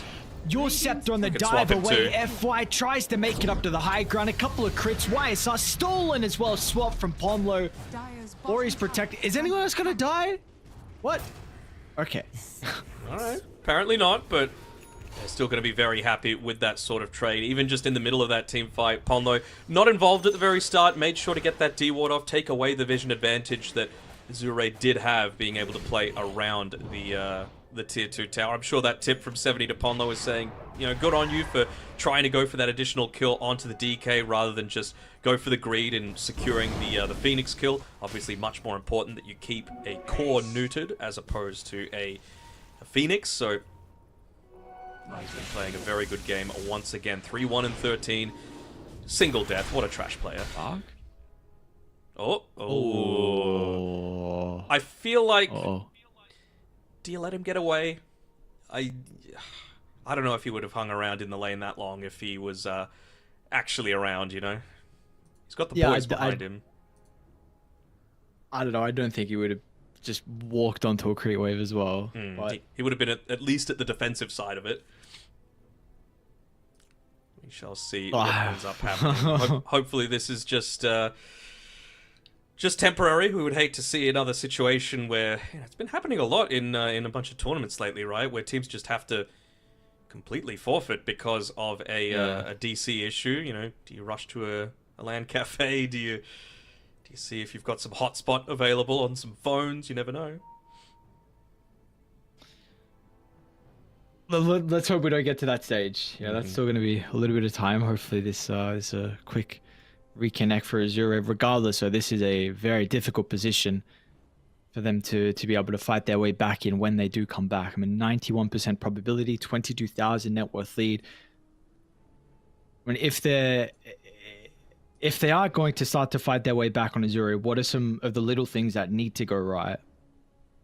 Oh, that's a tall order for starters. I mean, you still don't have the BKB on the Troll Warlord, so getting that for starters would be quite nice. I mean, being able to lock in onto, let's say, the Brewmaster and try and burst him down at the start of these fights, but where is your burst damage, right? Like, it just takes so much longer for Azure to be able to kill anyone. It feels like, well, at least FY is back. You're going to be able to, you know, try and win in a sort of team fight situation, but you're 22k net worth behind. Like, it's going to take a massive mistake by Team Zero for them to be, you know, putting the really vulnerable, squishy heroes that can die quite easily on the front line. And, I mean, especially in Ponlo's case, right? He's got a Glimmer Cape, a Yules, and a Blink Dagger, so he never needs to be there to be able to start off a lot of these engagements. So, I mean, if they're going to win, first and foremost, get the BKB on the Troll Warlord. But when you try and defend, I suppose, against the inevitable siege onto the high ground, find a way to be able to find that full wraparound, get some vision up perhaps in the lane behind the team fight, and use that to be able to get in onto the backline supports. Because those supports have been the ones that have been doing a lot of work so far for Team Zero. And we've spoken a lot about Ponlo. He's going an been pretty on E-Blade. point. What happened, sir? Ponlo's going an E-Blade. Good Screw protection the troll, against the right? troll, yeah. Yeah, it's just like, yeah, have fun. And honestly, I mean, it feels. You've always wanted Aethelins, right? But it's such a weird build-up now without being able to disassemble Arcane Boots and without going to Octarine. So, like, the fact, like, you see even a little bit of value for the E-Blade, he's probably like, oh, all right, Aethelins? E-Blade? Sure, why not? Okay. I'm sure he wants the game to end before it gets to that point. He's like, Aethelins, I'm happy. Yeah. Clinks So as it well. would be, He's almost got his level 18. Clearly, the Burning Barrage, it was nice for those click spammers while it existed, the OP-ness, but it's still going to be very, very good there. I'm surprised he actually didn't buy the shard. Maybe this was a different playstyle he wanted with just playing very active, like you were saying early on with the Deso and hunting the troll down. But And I feel taking like a lot of towers, the right? Like that's the True. big thing. No one else on the team takes towers. The first item that he rushed was the Desolator, which is pretty standard for the Clinks, right? But it's just even more necessary this game. yeah, because I feel like I see a lot of the Clinksers go that barrage very early on, like after their one farming item, whatever that be. Most of the time it's with a Maelstrom, though, right? Just to be able to get the procs onto it. So, you know, considering he doesn't have that, it's not necessarily as good. We have a couple of reconnects, makes that 4. Just waiting for Tian Ming. And we'll see if there's going to be mercy. Will the all though. chat go off? He was like, Yeah. really? You know? Because I'm sure Bark doesn't know that he's in this situation up until he reconnects and says, oh, okay, it's just a G. I gotta say, if I'm Team Zero, I'm just going for the kill. Yeah, okay. Then just go. I mean, I was going to say maybe you could like swap somewhat. All right. What? No. I I feel like that's a thing of, look, if you were just farming on your own, we would have got the kill. But, you know, clearly you had people backing you up and probably wouldn't be in that situation otherwise, so they're not going to fully commit. There's like half mercy, basically. Yeah, I feel like Ponlo was like in 2, like he used nothing. I mean, I checked, he had like everything available. He had swap, he had telekinesis, like there was some spells that could have been used. They were punishing like a low out of position sort of thing, right? If Dark was in that sort of situation, he was dead. But because he wasn't, they were just like, you know what, let's let it go. And that Roche fell fast though. Ages on YSR. Cheese given over to 7E. They were starting to come out the base. Low finally has the BKB. So let's see if this is going to be the turning tides here for Azure. Unfortunately, they will have to go into that Ages and Cheese advantage that Team Zero now have. Yep. YSR just not quite ready to fight yet. Doesn't have the mana pool to be able to play around with.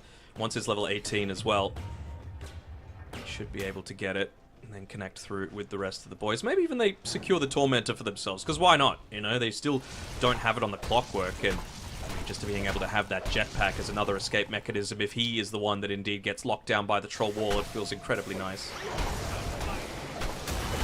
Is he the only one that still needs it? It's either him or the Clinks, actually, that was going to claim it, so I'm very, very happy to give that one over to ZZQ. And what are we going to get here? A Invis Rune. Not the greatest at this stage of the game for Team Zero, but they'll take it. Just a little bit of a mana back for Slaughter. They found Ori, by the way, and he used to be existing in that mid lane as a Dragon Knight. He's even itemized a little bit for the armor, right? Holding onto the Dragon Scale. Maybe a bit of roleplay going on there as the DK. 15. What did that? Alright, up the high ground they go. 70 with the level 20. Swap in. Who've they got? It's gonna be low. They chained nice him. Cogs placement. That was perfect. And they just call it. They just call it. Understandable, boy. right? They got punished. They got punished hard. You know, this is what we were saying, right? It was up to the Shadow Shaman and the DK to be able to make space for the Troll Warlord so that he could go this bit of a greedier farming route. He could take those questionable farming patterns, and just because they weren't able to take that mid-tier 1 tower, for example, for what felt like 5 minutes, despite having the Mass Serpent Wards to enable them to be able to do so, they still were looking to go out that deep next to a tier 2 tower with no one in minds of being able to save him. It was a little bit of, you know, miscoordination, I would say, for Azure, but Team Zero, outside of one mistake, taking a team fight underneath Vision, they certainly rectified things, and to be able to have that learning situation in Game 1 and still come out with the win is going to serve them so well moving on to these series as we have a bit of a look at the scoreboard to see what the situation was across the board. And once again, it is another really solid performance from Ponlo, but I think 7E needs to be commended as well, because so many times he was able to get that. Doesn't need to be a 5-man crush, right? Just blink, crush onto 2, instantly wipe out with that maxed out corrosive haze the likes of the DK, the Phoenix especially. You know, those were the ones that were the main priority, and you just see the difference in the damage numbers across the board, right? Bark essentially did nothing this game. I hate to say it because I love Faith Beyond as a player, but this Vengeful Spirit, I'm really not certain what the pick was for. Yeah, we're seeing the end Team Zero were able to capitalize on that opportunity. So we'll see if there's going to be some adaptations in the draft. This is something, again, they played yesterday with 4 out of the 5 heroes. The only change was the Mueta instead of the Clinks this game. So there's a lot of questions now heading into game 2. First, it's going to be a big confidence booster as well for Team Zero. I know the job's not done just yet, but like we were saying, 4 qualifiers so far, and they've struggled in all of them versus Azure, but they're able to at least get this first map victory. But let's see, does the Slaughter get let through? Where's the Rubik now? Because Ponlo's Rubik looks incredible. ZZQ on his clockwork keeps winning lanes as well for YSL, and then also having a lot of impact throughout the game. So there's a lot we need to see, and a lot we're hoping is going to be answered for Azure, because for us so far, we've had every single game, I think not even just us, I'm pretty sure the whole qualifiers, every single game has been 2-0. So we're hoping this one is a little bit more of a competitive series, but at the moment, Team Zero, they're going to be on top with a 1-0 map count lead. We'll see if they will continue with this momentum. First, a quick break.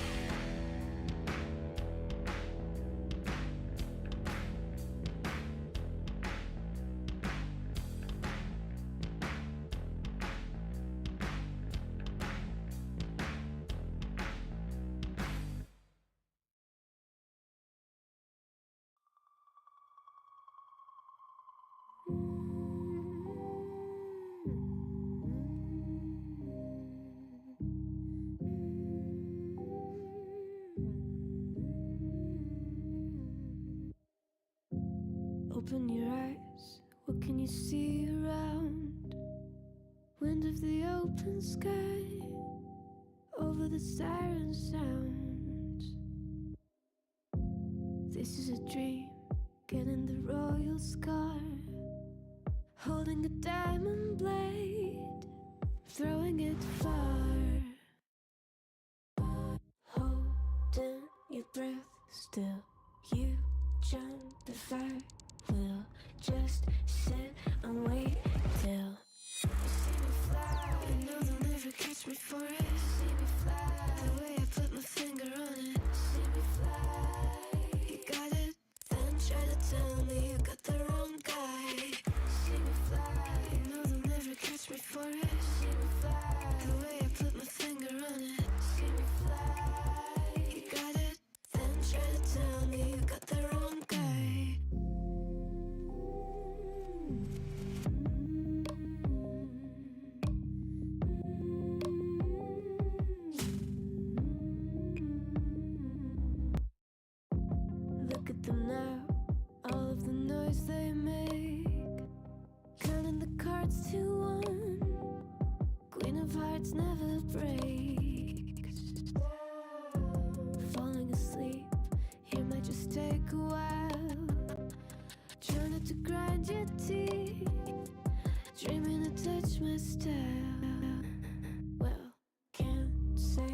blame you. Trying to come close to, but all you can do. See me fly, you know they'll never catch me for it. See me fly, the way I put my finger on it. See me fly, you got it, then try to tell me you got the wrong guy. See me fly, you know they'll never catch me for it. See me fly, the way I put my finger on it. See me fly, you got it, then try to tell me you got the wrong guy.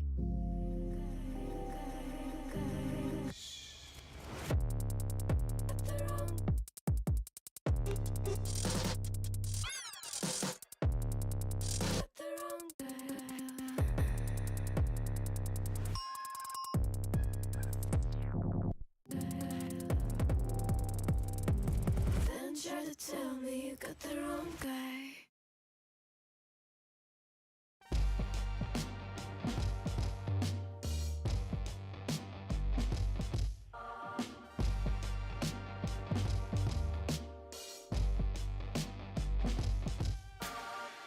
Throw your uppercut, try to hit me in the gut, thinking that I won't react. You whispering my name, thinking I won't be the same. Turn fiction into fact.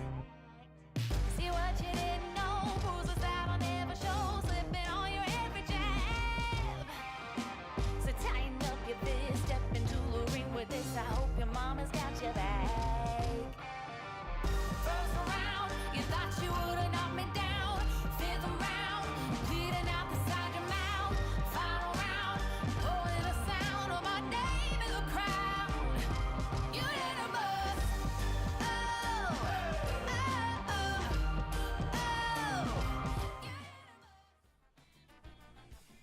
Team Zero off to a good start here in our first series of the day. Let's see if they're going to be able to continue with the momentum. Then let's see if they can get those same heroes as well, which has been working for them currently, because we've seen 70 Slaughter and Zizek use Clockwork very often, Ponlo's Rubik. Now, what gets let through in the pool? What do you ban out? What don't you ban out?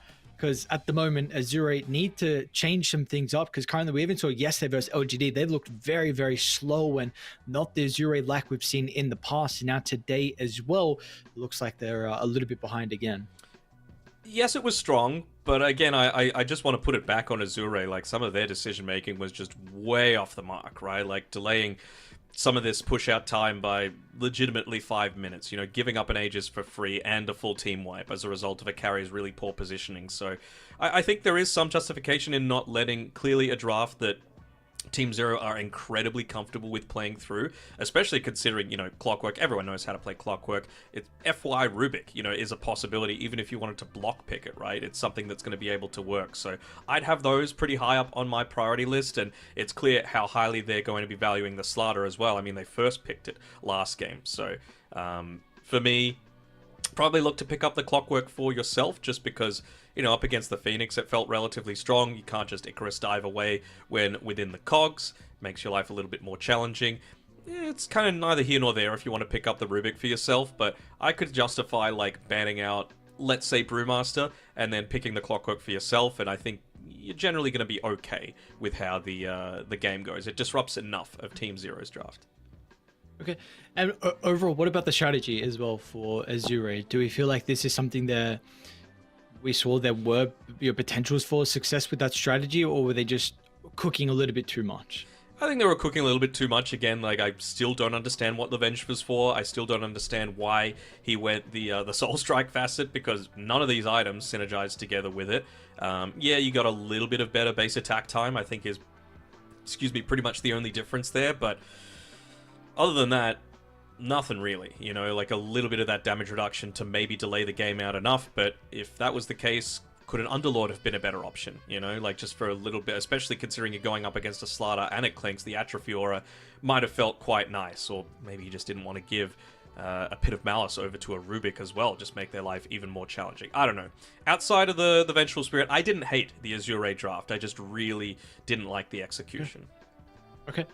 Well, let's see. I guess that's definitely one thing. Hopefully, they have had enough time to be able to talk things over. And of course, there is a lot of players with a lot of experience on this Azure roster, so they should be able to hopefully give us an exciting game 2, because again, we won a game 3. We've been unfortunately a little bit unlucky here with a lot of the games we've been getting over in China in regard to the series being 2-0s.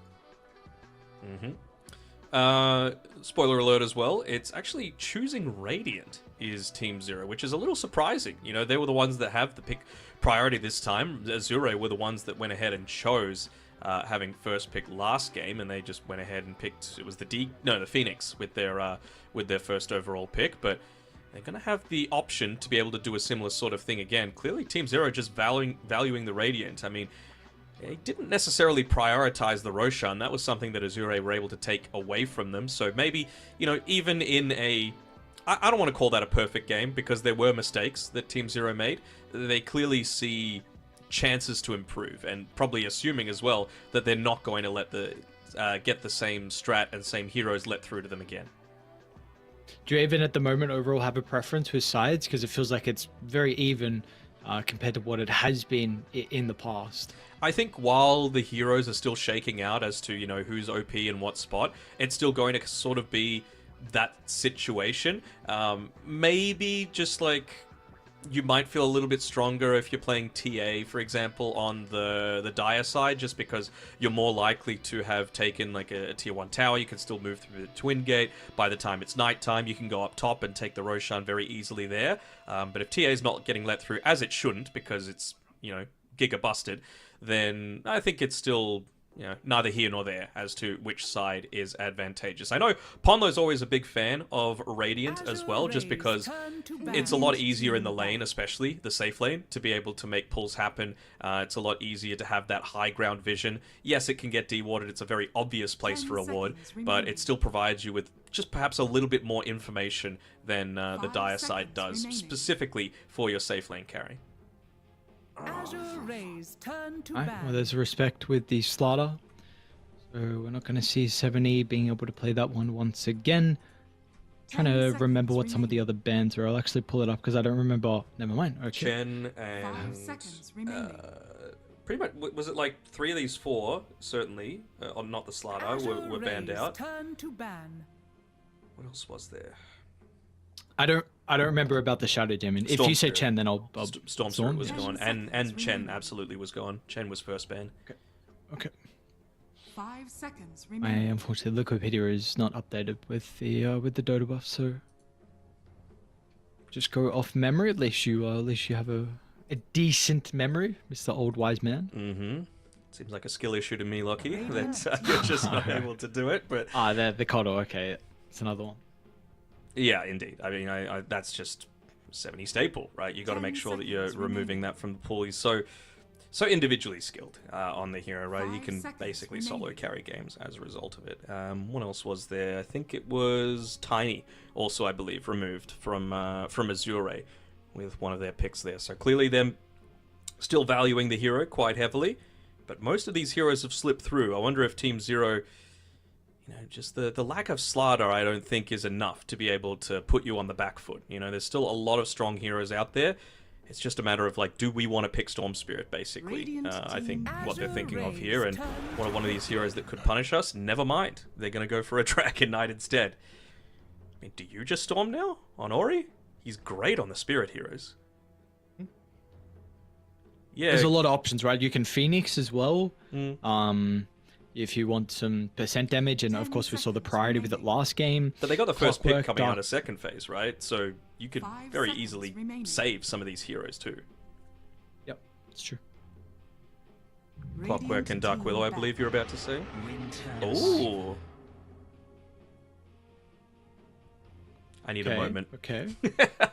What's as in to speak, or what's the No, moment just to appreciate the, the early Winter Wyvern. I mean, it's good against the DK, right? Like you're going to be building into a BKB, so Winter's Curse feels great. You are going to be able to save against the likes of the damage over time coming through as well with your Cold Embrace. You've got even more ganking potential. I think that's something that even I haven't appreciated truly strong enough, alright? Like a Winter Wyvern plus a Juggernaut lane, for example, you're not necessarily, like, you can only get kills if they come into the lane, right? You can just cast the Splinter Blast onto the Juggernaut itself, and anywhere you move, there's a kill opportunity. So I think that's something that a lot of people are appreciating a little bit more. And, you know, eventually if the game does go late enough, this is one of those heroes that can transition into a core quite easily. You know, going up against the likes of a Dragon Knight, percent damage that's constantly ticking is always going to be just mega impactful. And of course, it has the potential to still be played as a position 2, or even we've seen position 3 on occasion with the Winter Wyvern. Yeah, so let's see where that flex does actually go for Azure. Yep. Taking out the Brew, which I do like. Brew, no Timber. Timber would have 10 been... seconds remaining. It's kind of ironic. I mean, I guess, again, they do have the first pick coming into the 5 second seconds phase, but remaining. I would have loved having the Radiant Timbersaur if I'm team pick. Team 0 going up against the Wyvern. Instead, it's going to be Fire and Ice coming through here. One thing that's always gotten to me is that Wyvern's wings don't make sense. Like, just look on this draft screen, right? Most of the time, when you, like, flap down, that's what pushes you up. But Wyvern does the opposite, you know? So it's kind of weird. I mean, yeah, I see what you mean. Phoenix goes up, Wyvern doesn't. Yeah, okay. So you're gonna send an email over to 10 the... seconds remaining. No, she's perfect. Is she perfect? Okay. 5 seconds Oh, well, remaining. this one's we got Clockwork Sapphire, so kind of a 1-2 punch in regards to cogs and kisses feels really nice. Of course, Snapfire in the past has been a way to deal with the Phoenix. Very intrigued, so because like people have been saying, right, with this Scatter Blast change, you can play a little bit further away, but still with the little shredder against the egg, you need to put yourself in a compromised position, right? So that at least hasn't changed. Yes and no, right? Because you do get the increased cast range as well, or rather increased attack range, the more points you put into it. So I think it's just 75 at level 1, not exactly the most, but still enough that, you know, you're going to be able to rip through it pretty quickly. And then when it gets later on into the game, it's plus 300 attack range, I think. So that should be plenty to be able to deal with this. What they might have a bit more difficulty dealing with is this Sand King, especially if it's going to be played mid against the DK. You might be forced to put this DK into the off lane now. Just because melee heroes do not have a good time unless your name is Templar Assassin against the Sand King in that mid lane. It's just way too oppressive. And they're even just going to keep their own options open on Azure with this tiny pick. Please lifesteal. Radiant Looks like such a free lifesteal game. Stare your death Ooh. in the face. There's Clockwork Muerta, that's a very strong lane. But yes, I'm going to need some percent damage. I'm going to need some spell immunity coming through here for Team 0 with their last overall pick. 10 seconds remaining. The thing is, against the Sand King, you need burst, right? And Muerta does provide that, so that's one of the big positives. Even Snapfire, to some extent, it's kind of bursty, but I feel like they're still really lacking it with this last overall pick. So if I'm Team 0, Beyond is playing the Dragon Knight, and I'm picking something in that mid lane that, again, is going to be able to just, A, start team fights, and B, just explode heroes. Like, maybe this is the Quap game. I keep wanting it, but it just feels a little bit difficult to be able to make it happen a lot of the time. I don't know if you can get away with something like Alina, just because then you might just be a little vulnerable to getting gone on. It's not like they have the most in terms of save. They're not exactly like... Lena's not a self-sufficient hero. Yes, you have a fine enough time in the laning stage, but beyond that, you really do need babysitting in these early few team fights before you're able to get your first couple of items. Yep. Or maybe they just want to have another egg hitter as well, and Lena might be still the go. I mean, you have a DK and a Clockwork that can go in ahead of you. But yeah, more stuns, more burst damage is what I want to see coming out from Team 0. Azure Rays turn to ban. What about Azure as well? If we're looking for the offlane, if you feel like this is going to be the Ori Sand King, what are they currently lacking with their heroes? What are they lacking? They got good control. They've got amazing team fight. Maybe just some 10 tower push. seconds You know, remaining. you've got ways to be able to clear lanes kind of slowly on them at the moment. 5 So seconds remaining. I wouldn't hate to see something that's just able to, you know, get some early push going. If you're really wanting to double down onto you need burst, maybe this is the Death Prophet game. Just to have a little bit more team fight once again, to be able to silence up the Muerta, prevent some of that comeback. Also just a way to be able to stop the Mortimer's Kisses from afar as well. with that silence. Not the worst. We even see Azura actually looking to try and ban out some offlane as well, just in case his Dragon ID is going to be still played mid. So Mars removed. I mean, of course, there is a lot of synergy with the Snapfire and the Muerta. Even getting rid of the Centaur as well. So, see, they feel like this Dragonite's the potential for it to have a fine time into the Sand King. I don't necessarily agree, but clearly they have different mentalities around all of this.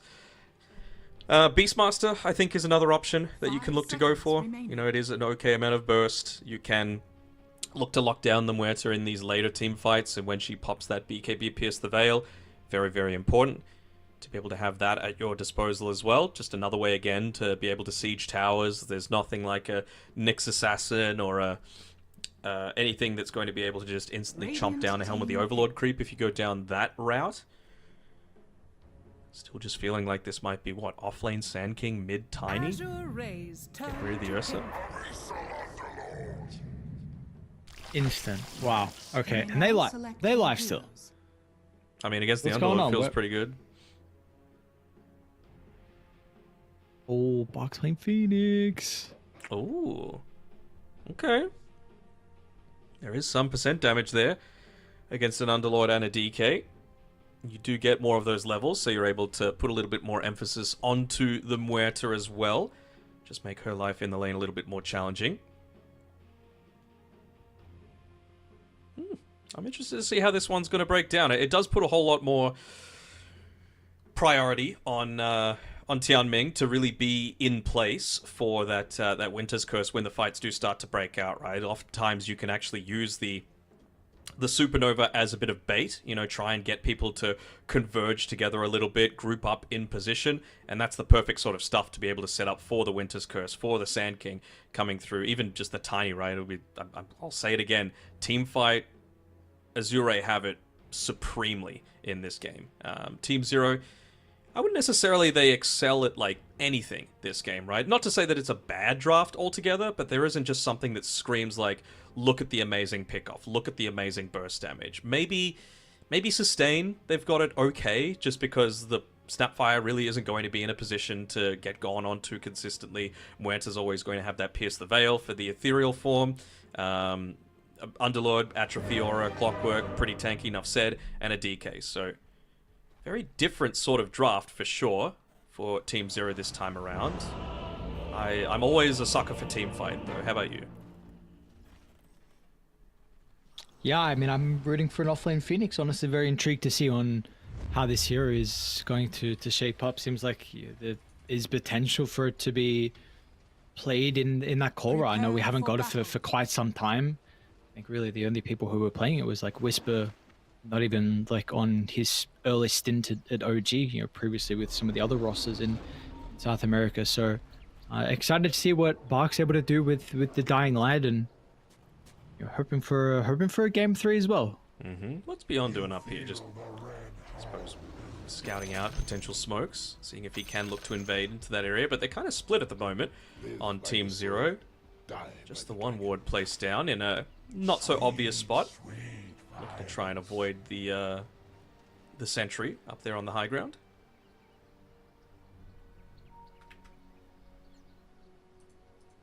When we look at this Underlord last pick, what do we feel like it's really going to provide Team Zero? Is really just auras that they were hoping for to try and clump up and maybe minimize some of the damage output from Azure, or is there something else this hero is able to give a lineup? I mean, they got a lot of magic damage, right? That's very obvious on Azure. So Pipe going to be incredibly valuable there.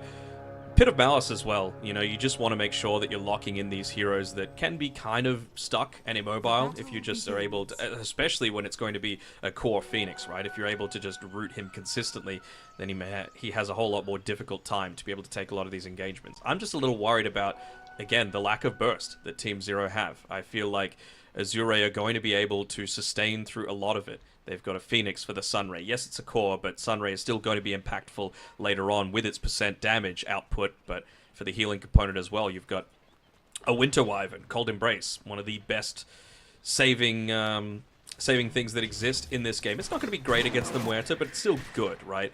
And, you know, Lifestealer, self-sustainable with his Lifesteal, Tiny, very tanky, Lifestealer, tanky as well. With the Infest, you have the Beast. I'm just worried that they're not going to be able to kill anything on Team Zero. Okay.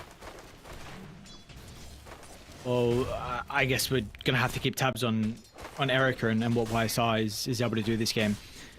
I know you brought up the Clockwork and the Muerta, and we saw previously they played together really well with this combo. You know, YSR was using some very crafty dead shots to push the heroes into the Clock, who was playing in the tree line. So we'll have to see if they're going to be able to do some more crazy stuff in this lane to kind of outplay FY along with Bark. Yeah. Consistently looking to move on forward is ZZQ to be able to play around that dead shot, just trying to burn some of the mana, it seems, onto multiple heroes. Has only been able to land one of the cogs onto FY for now. Yeah, he just does want to put himself on the front lines. Again, we've touched on it a few times that the Phoenix, like, it kind of does go both ways, right? Like, Clockwork is really good against the Phoenix just because of the 8 being able to keep him immobile, but the Fire Spirits are quite nice against a Clockwork. Beyond? Might be able to get him. Oh my lord. Alright, Winter Wyvern finds first blood. Of the change of the universe. I was going to say, like, surely this Wyvern's actually not going to have enough damage, but bunch of stats, secures first blood, and we're able to bring down the Underlord. Mm-hmm.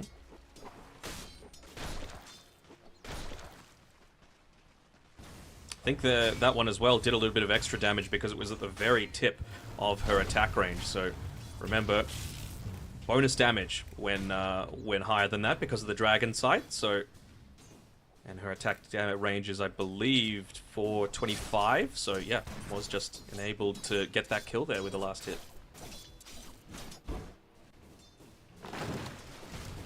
Kind of keeping some tabs on mid lane. It's not looking incredibly fun for 7E. I mean, No. it's fine right now, but I can see a lot of kill potential for Ori, maybe at 4 or 5. Maybe now, honestly. Like, you say that might be a little bit hasty, but if he walks into the middle of this creep wave and he lands the Stinger onto the full creep wave, once one of those melee creeps is low, it's just like Stinger, stun through all of them, and you can blow up 70.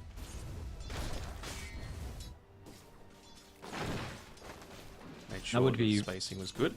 I even saw, by the way, in the side lane, when FY is getting brought together into the cogs with ZZQ, he's trying to stay as close as possible to his range creep, just so that he can stand in the way of...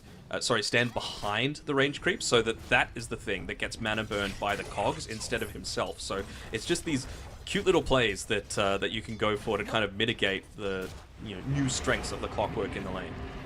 Yep. Very impressive how people are already able to find some of those outplace very, very small things, the 1%ers. It's like so far low. I'm kind of surprised with the last hits on. Okay. Sorry, I just saw him take about 400 damage in half a second. I was a little bit worried. He's going to look for every opportunity to be able to punish that. Is he dead still? I think he's dead.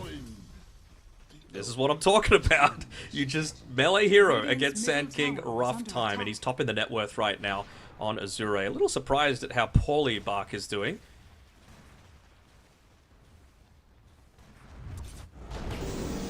What's going to be there? ZZQ. Actually want to go back? Yeah, I was going to say, I don't know. I feel like ZZQ's fine to be where he is. Could dead shot into the cogs, but it's not really going to matter in the end. He's just going to continue to suffer in terms of his farm here on the Phoenix. I suppose as a core, we say it all the time about the Phoenix, you don't really need that much to be able to have a good high amount of impact, as they're going to go for another play here. Deadshot's available. Just not enough to actually push him into one of those cogs.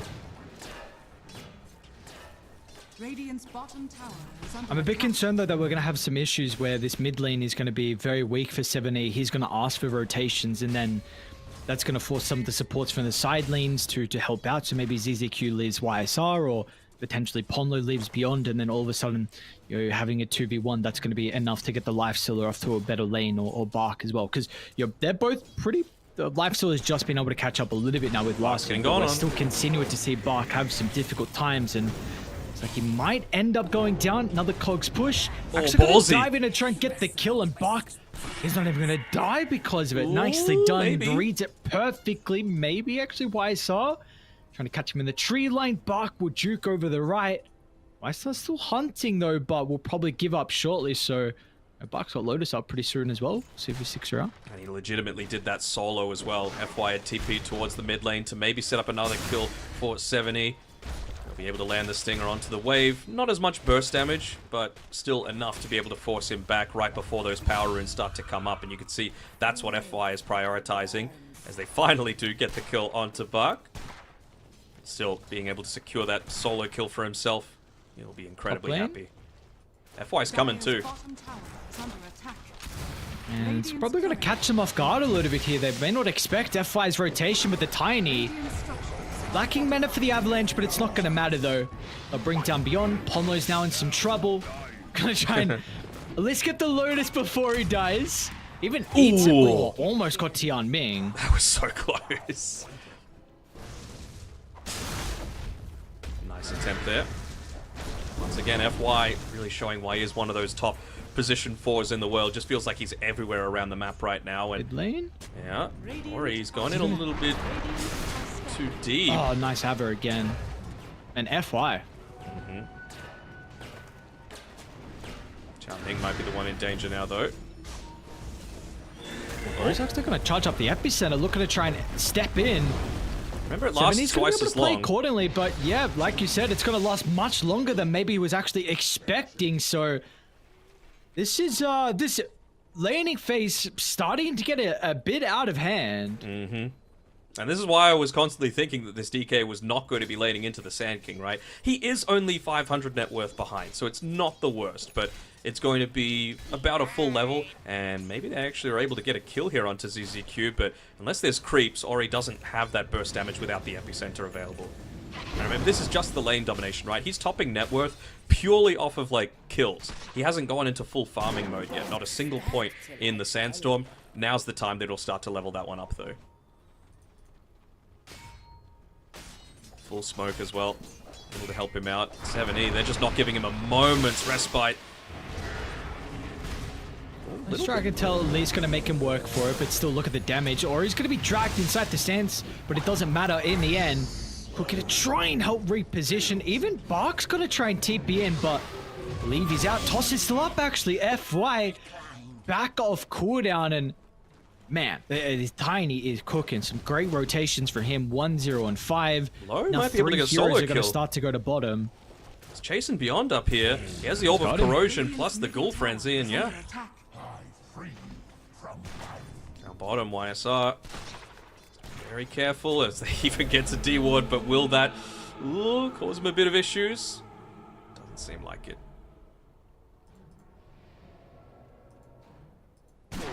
I wasn't sure if they would actually be able to confirm that kill onto the DK if Ori didn't get all of that caustic damage, but with all the boys backing him up, it was plenty. G7, he's got the Mage Slayer queued up. A little aggressive, a little defensive as well. 3 deaths at the moment for the Dragon Knight. And it does seem like finally, I think this is like our 3rd Sand King game. Seems like finally we're going to get to see a game where he's able to pop off as well and see the true strength of this hero. Oh yeah.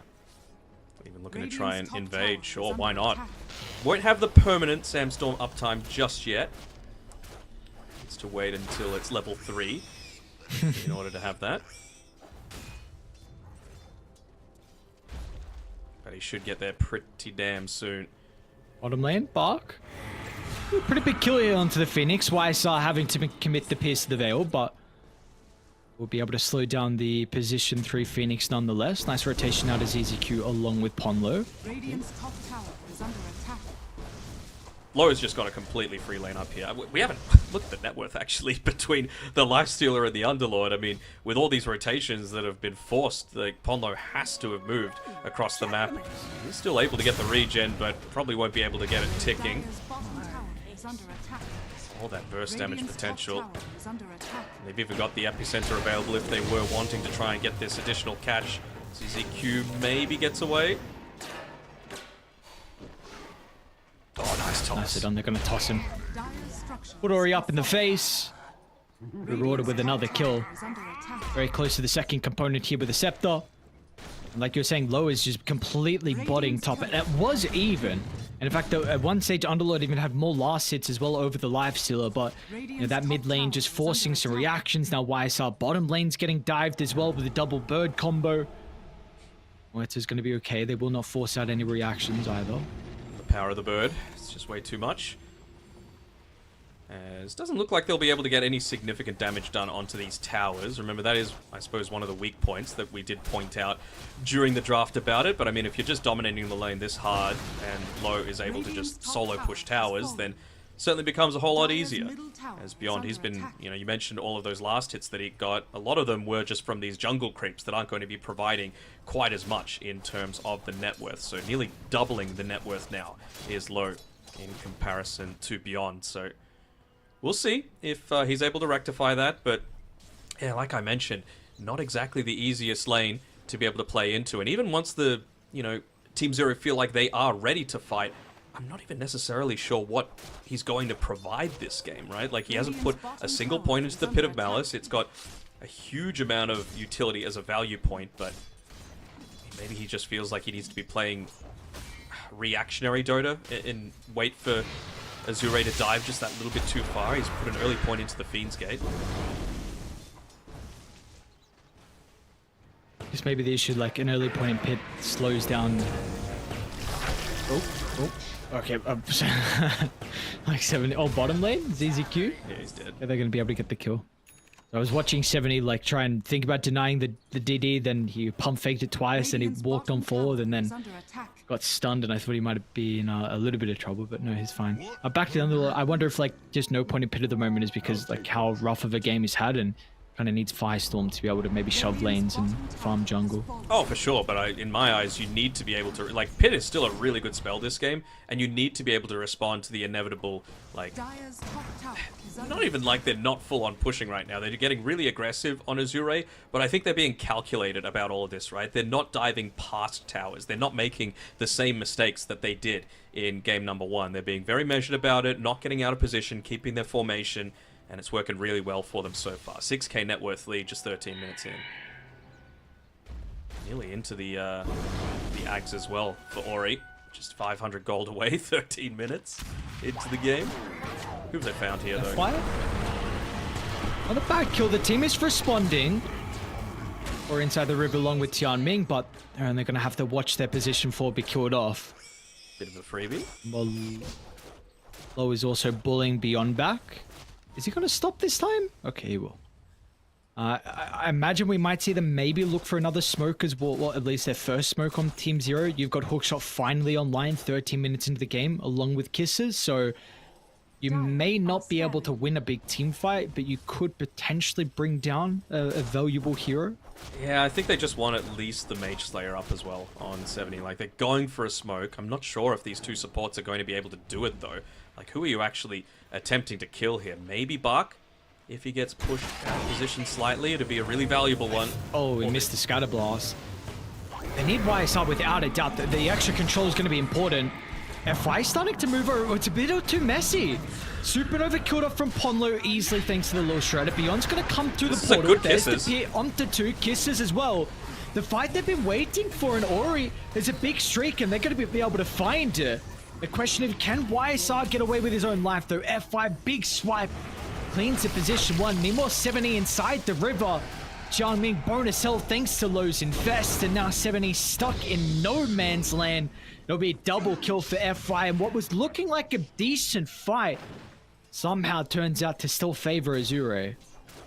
Yeah, I mean, they get a couple, well, just the 1 kill streak, actually, from Ori, but it's Beyond that's able to claim it at least, so recovering some of that net worth is going to bring him a whole lot closer towards that pipe really early, which, again, it's going to be such a necessity against these Azure heroes. They've just got an overwhelming amount of consistent AoE magic damage coming through, especially now that Ori, he's got his Aghanim Scepter. Oh. Okay, yeah, you get the kill into Tianming, but unfortunately Ponlo is ripped apart once again. A little deep here, Is this gonna work? Ooh. Oh, that shot just shy. And Aura's actually gonna look to try and jump it in the middle. Just to get a little bit lucky with FY some with of the these. wraparound, look at the positioning out of the Tiny. He's got the spells to be able to utilize with the Veil. They all just rip apart. You just can't go into these team fights now, right? Especially, like, I guess they only really have one true melee hero in terms of cores with the Dragon Knight, who kind of needs to get up in the face to be able to do a whole lot. But it's going to be so challenging. All of that AoE damage coming out, and it's not even just coming from one hero either, right? Like, it's coming from a multitude of facets. So that pipe just becomes so much of a vital tool until it's actually going into the ATOS instead. Maybe just to punish someone that's going in a little bit too deep, but you can't wait too long. I'm a little surprised that Ori is going for the Blink Dagger into the BKB, though. BKB I can kind of understand. I want to see him rush some form of spell lifesteal, just because it reaches that point where you just cannot fight into this Sand King. He's going to be able to outlast you every single time. And usually that's the Bloodstone, right? The item after? Yep. Maybe they feel like they've got enough sustain, though. With the Wyvern, with the Phoenix. He's going to have a Shiva's Guard very soon as well on Buck, so a little bit of extra information. Who have they found out here? Look at the ZZQ. Looks like with the help of the Rift in, even seven, I mean, all 5 heroes are here. Okay, so like, I mean, you're of this set of game where you have to bring so many numbers to even just get a kill onto a support. Looking to try and take their first tower of the game, which they probably will. Really don't see 70 being stopped here. So, you know, baby steps. They're fixing things a little bit. Oof, win probability is still 94% though, in Azure's favor, and understandably as well. I feel like Buck just wants to get into that level 12. His Supernova died just that little bit too quickly in the previous engagement by Ponlo. Speaking of which, it's getting going on by low, and it's a very late TP as well. Maybe just not expecting how farmed this Lifestealer was. I can guarantee you he's clicking his inventory just to see how farmed he is at this stage of the game. Basically has Radiance completed in the next 30 seconds. Radiant's middle tower is under Instantly attack. off the back of the kill down bottom as well into the Dragon Knight, they're going to look to try and smoke. So Ori with this blink. I don't know if... I think he needed it for that kill into the Dragon Knight. So yeah, they're ready to go. Only at the moment is hiding inside the triangle, so they will not be rewarded to try and connect with Tianming. Even maybe trying to play around with low. Arcane Rune. Radiant's Very middle nice to tower have is for under the Sand attack. King, just to be a stun bot, basically. And they're just going to go for a really deep movement here, just setting up for the eventual Tormentor Steel. Setting up for that Wisdom Rune as well, and taking away a lot of the farm that Underlord wants to be farming, Muerta wants to be farming. It means they're going to need to be very, not unorthodox with their farming. This is one of the bonuses of the new map, right? Previously, with the old map, you just wouldn't be able to farm anywhere, and this game would be over already. But these days, if you're clever enough with your movement, you can look to dodge out some of this vision. You can look to farm some of these camps unopposed. I wonder if they're even going to start setting up some of this vision around, let's say, the Twin Gate area, just to provide that little bit of extra protection for their cores to be able to maybe crawl their way back into this game. Gonna be a difficult way back in though for Team Zero. To see how much of the map that Azure have to play. Low is just freely hitting a T2 tower, and the only thing that's gonna Radiant's top tower is stop him currently will be the glyph. And they are also starting to wrap on ZZQ, who's farming very aggressively and just bone up in a couple of quick seconds from Ori.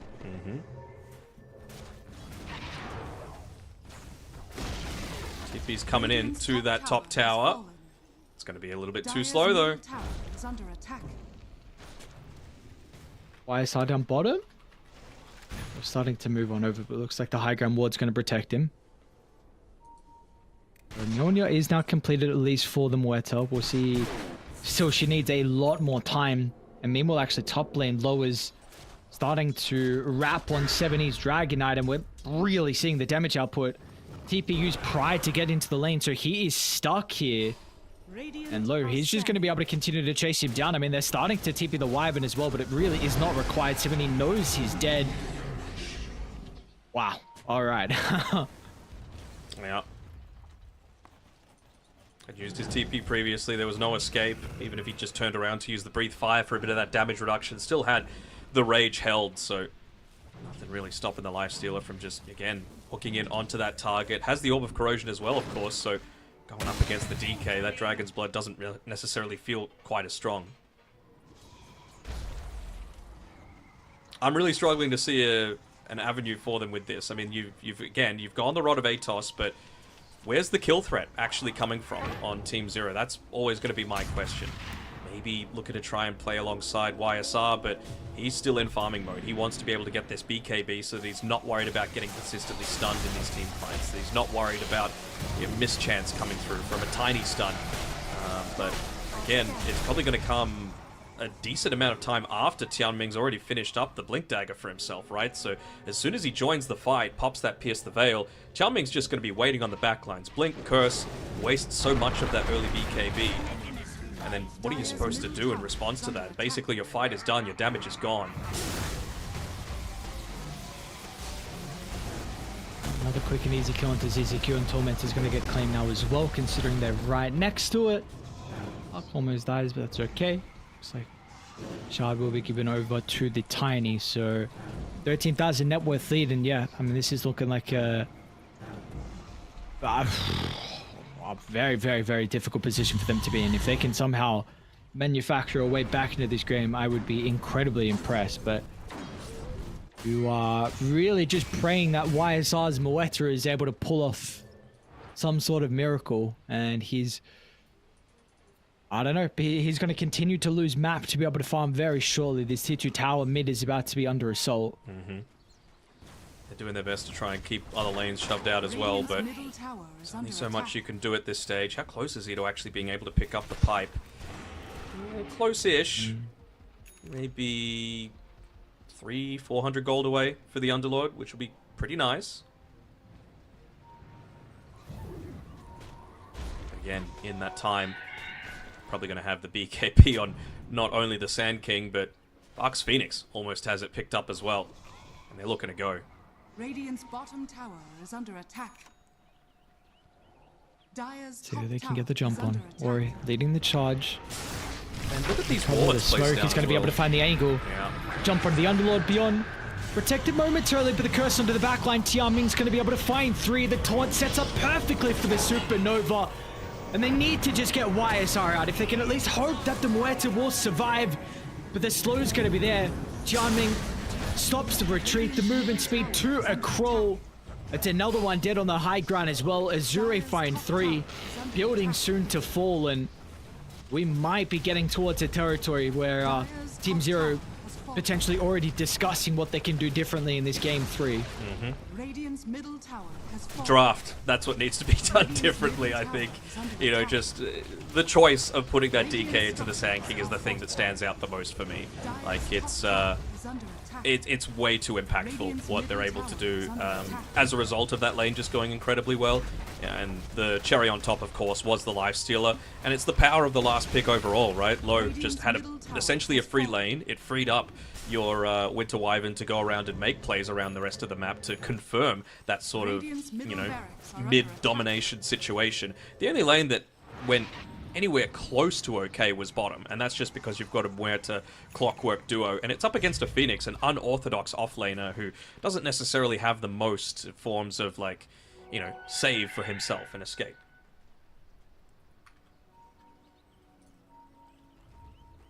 Radiant are scanning. Here we go. Not wanting to give them anything. Haste Rune bottled up for Ori. Another smoke coming through. BKB finished up as well off the back of all those kills for Buck, so he can just look to join in with the rest of the boys. They would love to be able to take away that tier 2 tower. Go for a smoke of their own. Is Lola blink? Yes. Yes, he does. He's got a blink. Alright. I mean, you really don't care about the Muerta, right? Like, that's what all these BKBs are Speaking of for. Muerta, top lane. I'm gonna go into Tiny.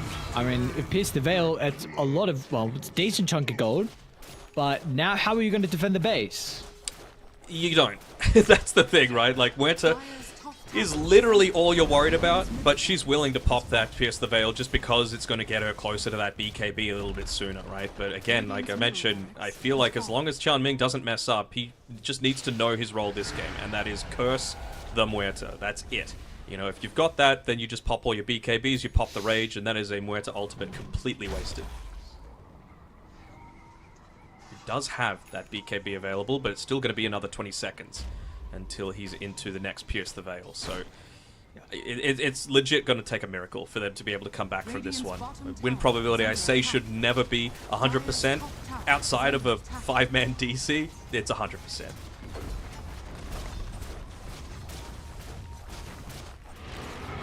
It's looking like a very hard position here for Team Zero. So, and FY up on the high ground, in between multiple of Radiant heroes, not even wanting to reveal himself just yet, recognizing that the Snapfire without a doubt is dead, so he's already looking for a +1 and might be rewarded. Very cool from FY, the read that, you know, I don't need to assist at all. Let me look for an extra hero that's scrambling to get away, and well, they'll be able to catch 70 the remnants of the Tier 1 towers. So another double kill for Azure, and the map will continue to shrink. Just those little things that remind me of Jerax, and, you know, that was one of them. You know, going for the +1 on his Tiny, and, you know, who better to do it than another legend position 4 like FY. Really just feels like there's nowhere to go. I mean, at least now for Team Zero, not that they know it, because no one's going to be rich enough to be able to buy a gem anytime soon. The Observer wards that were scouting out both the... what would you even call, like, the extra jungle bits, like the side lanes, I guess, have expired. Like, that's a little bit of reprieve for them, so at least now Beyond, he's not under vision as he's going out to try and get that little bit of extra farm for himself. This is something. Oh man, there's even going to BKB on the Life Stealer, so, like... where is your physical damage? You know, that's essentially what I was saying in response to the Sand King, right? That's what you need. You need burst physical damage, and they have none at the moment.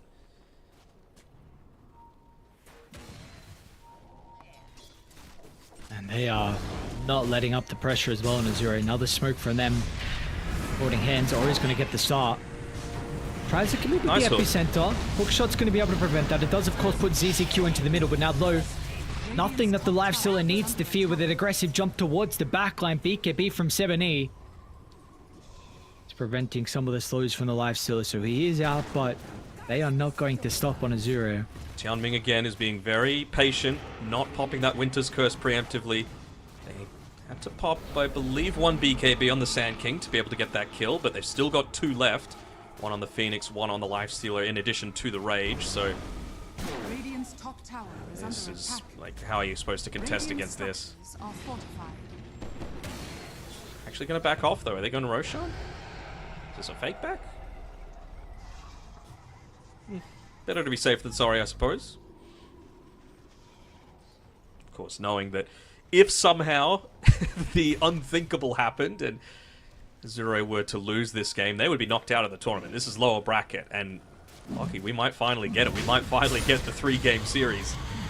I think we are. I think some crazy stuff, like you said, has to happen if this is going to go to not 2 games. Not the 3rd game, I should say. Look at Team Zero. Like, they use the Clockwork Rocket. It's just level 1. You don't really need more than that. It's just a vision tool right now. As soon as they see them all in the pit, they all finally rush outside of the base and say, let's get something. Let's get, like, even 400 gold, something towards our next item. They're just trying to shove this out, delay the game as much as they can. And well, maybe they are even going to commit someone to hit into this Tier 1 tower mid.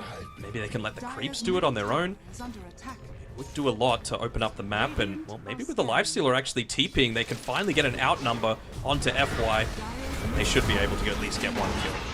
They're coming through the portal though, so if the kill is not quick and clean, Surely they get it. they gotta get it, right?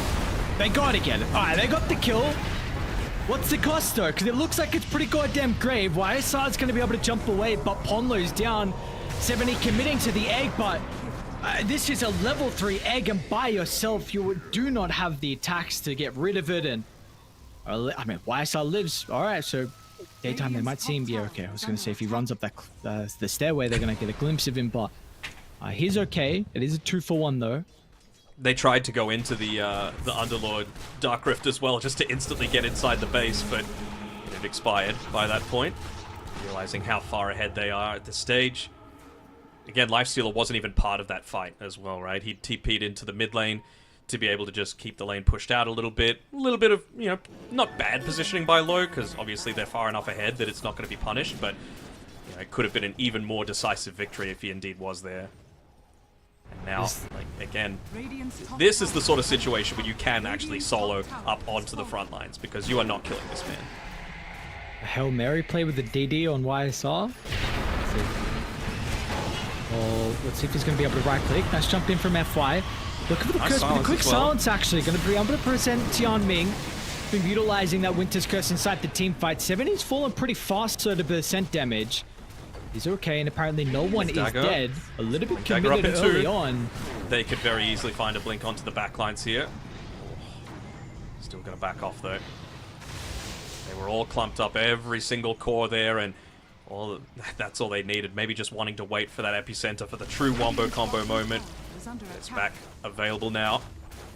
What's the vision look like at the moment for Azure inside the base? It's pretty good. It's daytime, so you can just look to play around that as much as possible. Importantly, you've wasted the DD duration as well. Again, jumped into the Revenant. So they're not going to be able to continue on to YSR, but the curse this time prevents the BKB from getting much value. YSR's going to try and pop the Pierce the Veil, but without the BKB to protect him, Ori's damage is just far too much on the backline.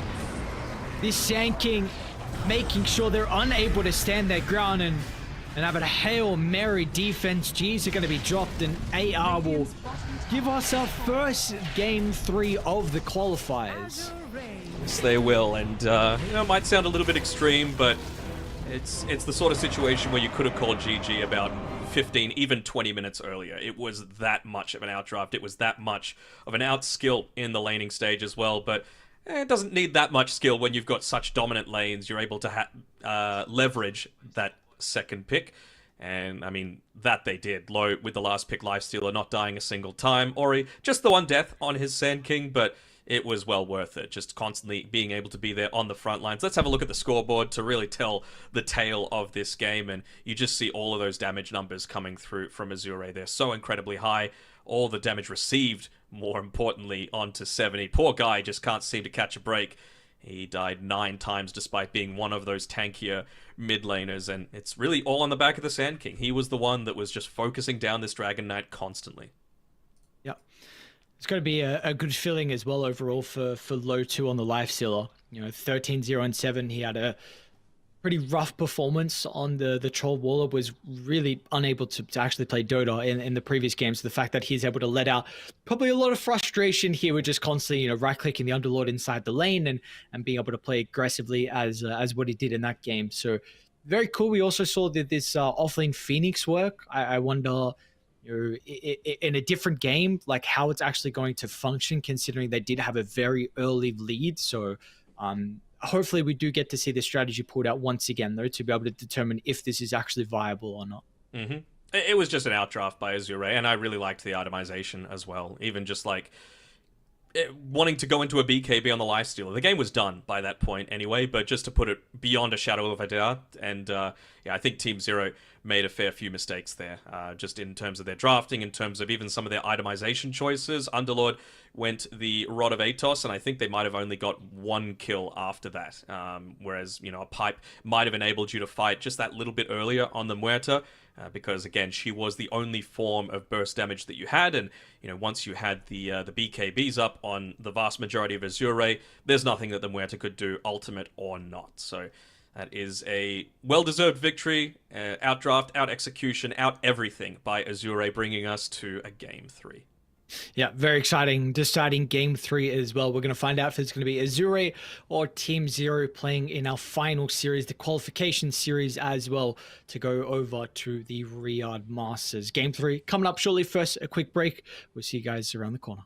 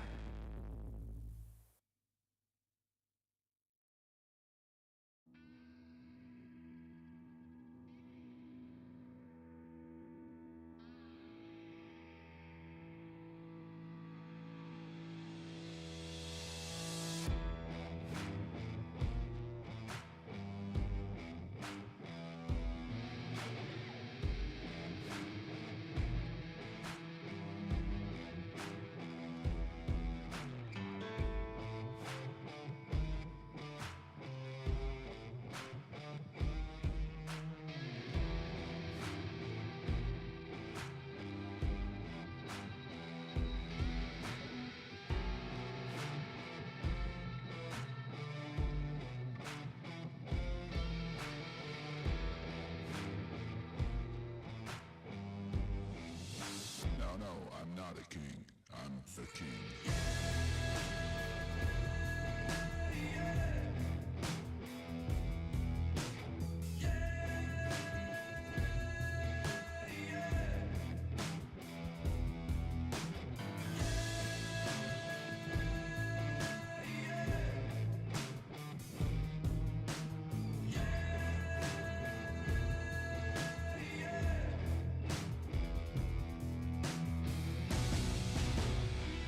Just wait a minute.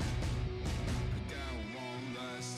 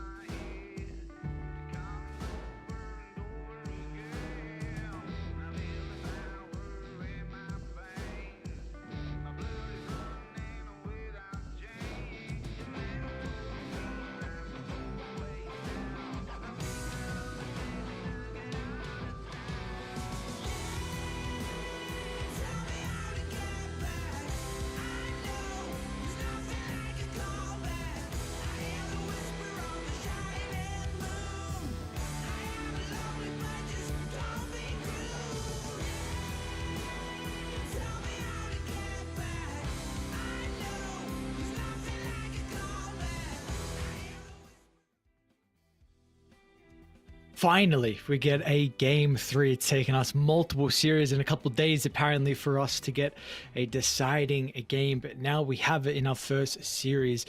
Azure Team 0, one team's going to be eliminated after this. One team will move on to play in that final qualification series. Yeah, and I got to say, I was a little perplexed by Team 0 going for their choice of Radiant. You know, I feel like this early into a patch, you got to go what's going to give you the pick advantage, and I'll give another spoiler. Coin flip has happened, Azure won it, and they once again have chosen second pick, clearly just valuing being able to come out on top in a couple of lanes now. You know, the Sand King was a response to the Dragon Knight, the Lifestealer was a response to the Underlord, and I guess they feel like if they can get the ball rolling, there's nothing that's going to be able to stop them. But how fitting is it, right? It would have been an anticlimax for this to be another series that ended 2-0. These two teams have such a storied history during these qualifiers, both through tournaments like this as well as a bunch of other organizers. Yeah, so we'll see if they can break the curse for the boys on Team 0, or if the reign of Azure against them will continue for another 5th straight series and another qualifier as well, because you'd hate for them not to break it here, and then you get to TI qualifiers and then you verse them, and all of a sudden it's just in the back of their mind how, you know, consistently they keep losing against this team. It has to get to you at some point, right? Especially when, I mean, even in these qualifiers, right? Game 1 was such a dominant performance, and I feel like that came off the back of outplays, you know, and game number 2, at least they're going to be able to say, guys, that just wasn't us. I'm sure the coach will be trying to take all of that onto himself. I think it's Blink, right? Blink's coaching Team 0, ex-TI winner, so at least they've got that experience to be able to come back to.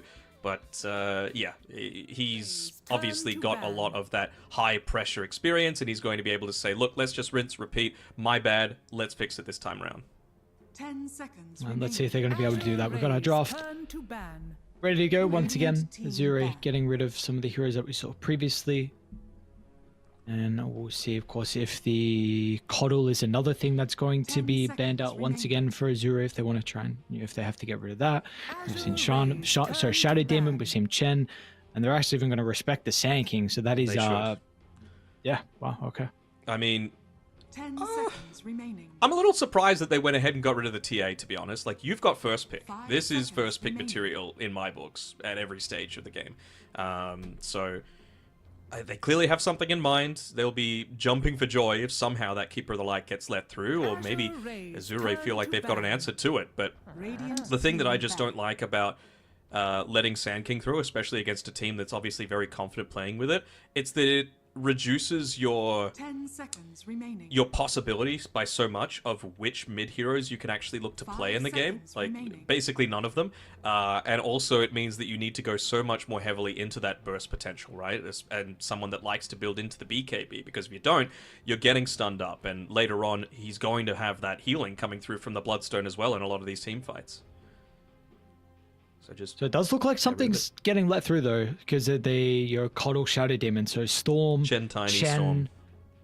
Yep, those are definitely the big ones, and I'm sure we'll probably forget a couple because it seems like there's so many at the moment. So there's a Chen. And let's see what the response is. Of course, we saw the Nyx Assassin, but I think we both felt like, well, it seemed like it wasn't even that much of an answer, to be honest, when you can just play around it and use your creeps in a different lane. Just pick more stuff that's actually going to be 10 able to deal with the seconds eventual remaining. push, right? I think that's going to be the big thing. So some AoE. Honestly, 5 they seconds first picked a remaining. Winter Wyvern last game. Wouldn't hate it here. You know, against a Chen, it's actually not that bad to be able to use the Splinter Blast onto the lane. You can also go into a really early Aghanim Shard as opposed to a Blink Dagger if you just want that extra flurry of the splinters to be able to come out and stop the Chen push. Radiant Feels team pretty good to be back. able to set up for a bunch of kills as well, but they're still going to go down the Nyx route. Okay, I mean, it's China.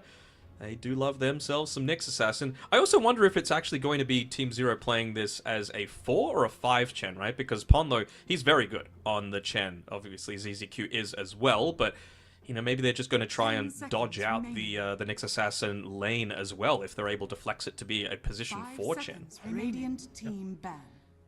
We did still see, though, like, regardless on if you're laning Yes. to the Nyx, it doesn't particularly matter. So, No, I'm completely in agreement, but just to give them even more options, you know?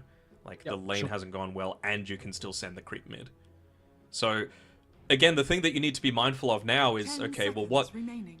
what cores can we actually pick that are going to be able to farm without 5 seconds potentially remaining. being mana burned, right, in lane? Yes, you've got the Nyx Assassin to be able to respond to it if it is indeed that sort of situation. I gotta feel like the Darkseer is the thing that you're being mindful of here. You know, again, AoE damage, I guess you might be able to go into like a Satyr Banisher on the Chen, just convert that one over, and then use that to get rid of the Ion Shell, but I mean, you're being paired together with a Nyx Assassin. Darkseer seems pretty solid. yep. I like the Storm, Ben. Like, you had no ability to be able to draft this yourselves, considering the Nyx. So, of course, this is something Azure were looking for, and I know you 5 said last game, seconds like Ori and his Spirit Heroes, so... Of course, makes a lot of sense with that being banned out. We'll see what Azure look to get rid of as well. Still, some of the supports that have been very strong currently, but, you know, getting a lot of the Clockwork, a lot of the Dark Willow. Kinda is going to be removed, though. Could certainly see that coming through. I mean, I'd be a little worried if they go the Willow, just because then Team Zero can potentially pivot into, like, full-on aggression, right? Because you've already got a Nyx Assassin. Yes, it will stop 10 one seconds Chen creep remaining. every, 7 seconds? They nerfed the cooldown of it. 5 seconds But remaining. what are you going to be able to do against the rest of the Horde, right? And I feel like that's something that you do need to consider, like having a way to be able to consistently contest against a Chen once he's got that army going. Because Chen, I can't think of too many other heroes that have the same Radiant power team spike at pick. like the, let's say, 11-minute mark. And they do end up going the Wyvern. This is good. They've got ways to be able to address many creeps pushing forward. They've got a delay as well. They've got, you know, Winter's Curse with all the Chen creeps as well. Radiant Feels really team pick. solid. I like it. Mereska has arrived. Okay, we get 70's Ursula by the looks of it. Mm-hmm. This is something that we were seeing him play a lot with some of his previous teams before joining Team Zero. Very comfortable with the hero into the mid lane. You've got Polo on his Dark Willow. 10 So a seconds bunch of remaining. bursts, and they're just going to look to play very aggressive early on. Something that can be a bit of an 5 issue for seconds Azure. remaining. Like Nyx Assassin, kind of weak early and a pick off style hero, and Winter Wyvern having a bunch of magic damage might be a little bit vulnerable to that as well. Mm-hmm. Regardless of what they pick, it needs to be something, again, that builds into the pipe, right? Like, that's going to be such a big deal. They can't do it. Well, maybe they can, considering the lifesteal is banned out, but you might be worried about getting Ursid. Underlord, again. Like, yeah, you do some damage against the Willow, you can keep her held in with a Pit of Malice, you can stop the Earth Spirit from rolling around in a lot of these fights, you've got the Firestorm to be able to delay out against the Chen. I wouldn't hate it, necessarily, just because, you know, you are that pipe builder, or who knows, maybe they just still commit to going the Darkseer, right? Azure Ray's turn to pick. More AoE, don't hate it. And would like that aura builder even more now with to be able to amplify the lash. And I feel like this is the sort of game where you don't go the, I think it's called Dragon Sight, the attacking Wyvern facet. You go the one that provides mana 10 when you're using the seconds heal. I mean, remaining. if your Leshrac is able to commit into the middle of a team fight, just, you know, 5 use the Cold seconds Embrace onto him. remaining. If multiple people are stunned up, you give him back, obviously, the heal and some mana as well. One thing to mention so far, we have seen Azura actually lead Bark's hero till last in the draft, so wonder if they'll give Low his carry or not. I know we did just mention some like auras for the Lesh. If you go down that route, there's going to be a concern of like you don't really have ways to start fights, so I think I actually kind of prefer the axe for them. They are really trying to address this Chen, though, aren't they? They're like, we are not getting run down. That is just, regardless of what happens, we're going to bank on us to be able to outskill. We're not getting cheesed, boys. We let this Chen through for a reason because we felt like we had ways to deal with it. A, for the lane with the Nyx, and then, you know, all the 3 remaining heroes so good at being able to deal with that eventual push. So something like the Razor is good. You don't need to commit super heavily into the team fight early on. And of course, just for the laning stage against the Axe, it feels quite nice if it indeed is going to be played in that position 1 role, although we have seen Beyond play it from the off lane as well. Just depends on what the last overall pick is. Did like the CK though. Like, you've got a little bit of AoE damage, but nothing really that's going to be able to very quickly clear out all of those illusions. So what do they feel like they need? I mean, Axe certainly... Well, Axe kind of feels like counter-initiation, right? Not necessarily the primary form of being able to jump in. You need something that's going to be able to distract away from a lot of these team fights. So it's just a matter of what that's going to be. Like, I don't know if you can get away with a Faceless Void just because, again, you're up against a Chen. But maybe you feel like you've got the other heroes to be able to deal with that, right? But you do need to be mindful of just not getting static linked up and being rendered useless in a lot of these team fights. Yeah, and I'm trying to think of any carries that don't particularly care about static link. I don't know where PA sits. Not good. I haven't seen any Sven. Morphling, meh. Yeah, and I don't know how I would feel about a Morphling. Ricky, meh. 5 seconds remaining. So I'm intrigued. I want to see what Low has in mind. Certainly doesn't feel like a Wraith King game. I hope not. Even though it is, of course, one of the specialties. I mean, who knows? Maybe they just troll Warlord again, right? Like, I feel like you don't have amazing kite ability. I know that feels kind of weird going up. Well, okay, now definitely not. Going up against a Razor, that feels a little bit more awkward. But at least for the laning stage, you should be able to stay away from the static link, right? And then beyond that, you've got the lockdown to enable your troll to actually lock in onto the right targets. But against the Centaur, I think it's just a little bit too challenging. 10 seconds remaining. So... Could they Urs? No, Urs is banned. Okay, good ban. Monkey... It's okay. I mean, more stuff, just a little bit of that frontline lockdown. A Weaver. Okay, yeah, this is pretty good. And I wonder if he is indeed going to stay the skitter step as well. Probably is going to be the case, but just to have all of those bugs onto the Chen creeps will feel quite nice. I haven't really looked too much into the Earth Spirit facets, I'll be honest, so... Let's have a quick review of them now. So Resonance, I believe, is the one that he's got at the moment, which is magnetizing a Stone Remnant gives him bonus attack damage. So as a core, obviously makes a lot of sense. Means that you're not as completely reliant on just having your... I guess it is still kind of tied to your ultimate, right? But and what's the other one? More Remnants, basically. And it has a fixed cooldown instead of charges. Okay. I think that's the one where a lot of people were saying it's pretty... some people have been very vocal that this is one, like, a garbage facet, yeah.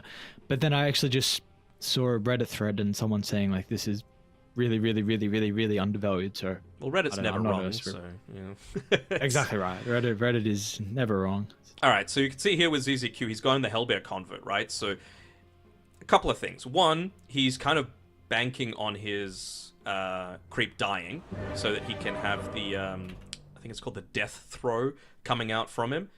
So that increased attack damage, I think actually attack speed, sorry, 100 for 5 seconds. So you're going to be able to get a decent amount of harass off in the lane as a result.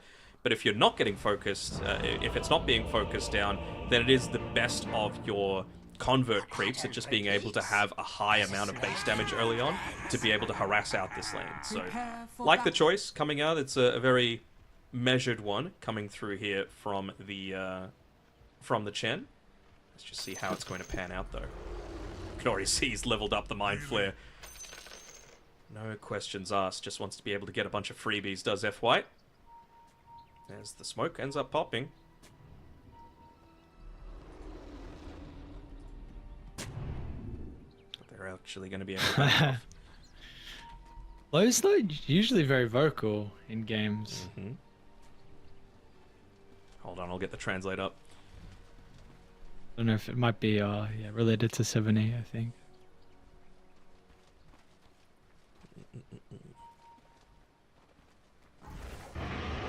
It's nice little banter between the two. See what it is. They have already found the Chen creep, so yoinks it. Some nice experience. That is 11 for them.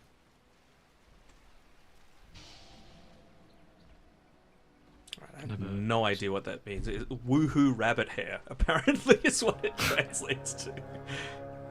Does 70 look like a rabbit? Real life? Sure, let's go for it. I mean, we've already got the neck god in the Chinese region. Let's get the rabbit as well.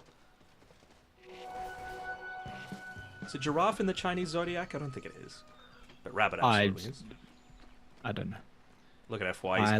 He's hunting. I think this is the best place to be, though. He's got the TP available at least if he needs to. I mean, you kind of need to get out of here, FY. You don't want to be giving up the first blood. I don't know. I don't know what just happened.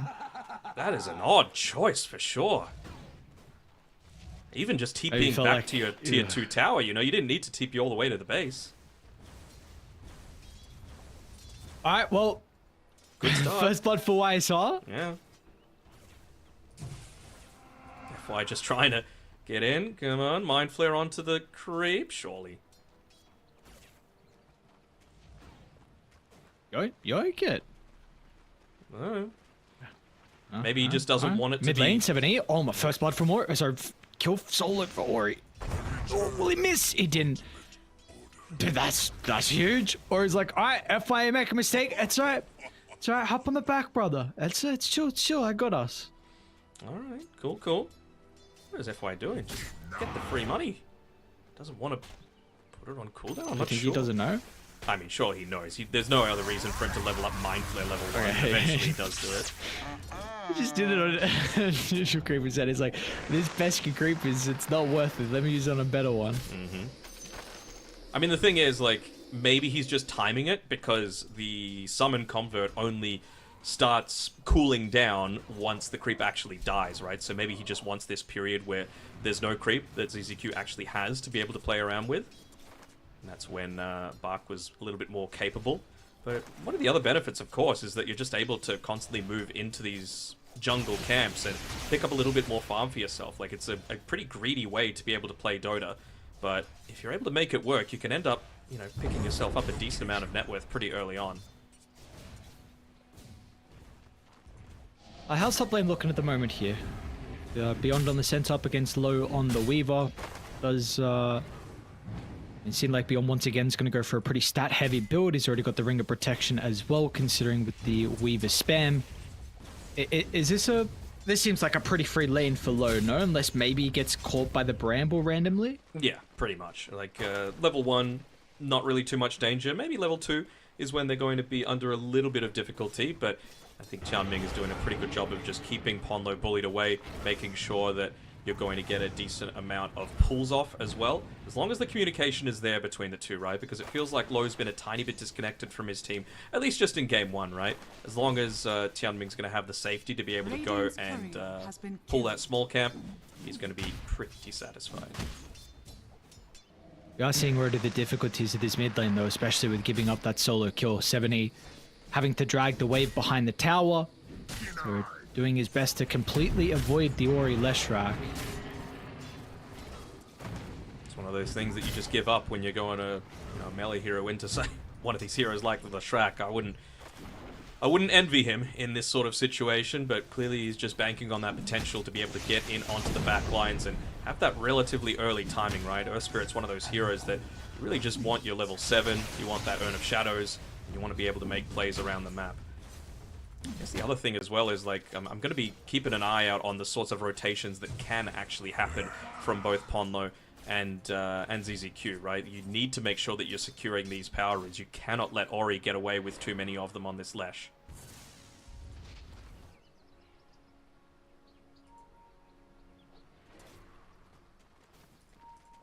wonder even besides that, like FY, how he's going to continue to play once the lane dissolves. Like you're saying, like trying to secure some of the runes, but also is he able to make any stacks for Bark? Hold on. Definitely one of the worst heroes at doing so. 17, nice sidestep.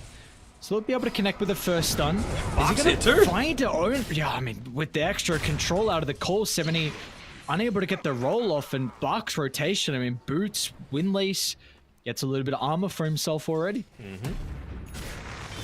Top, a little bit of that, you know, damage being done onto low up here. Ended up getting caught in the brambles, but should be able to slither on away. And of course, Chanming, he's going into a tiny bit more of a conservative build. I feel like they don't need they're not expecting to get too many kills up here on Azure. If anything, they're just trying to soften up Beyond as much as possible, but I feel like the time for that is kind of gone. You know, he's got 2 points into the braces. Is he actually in a little bit of danger now on low? No. He's got the 10 stick charges as well, right? So he's going to be A-okay.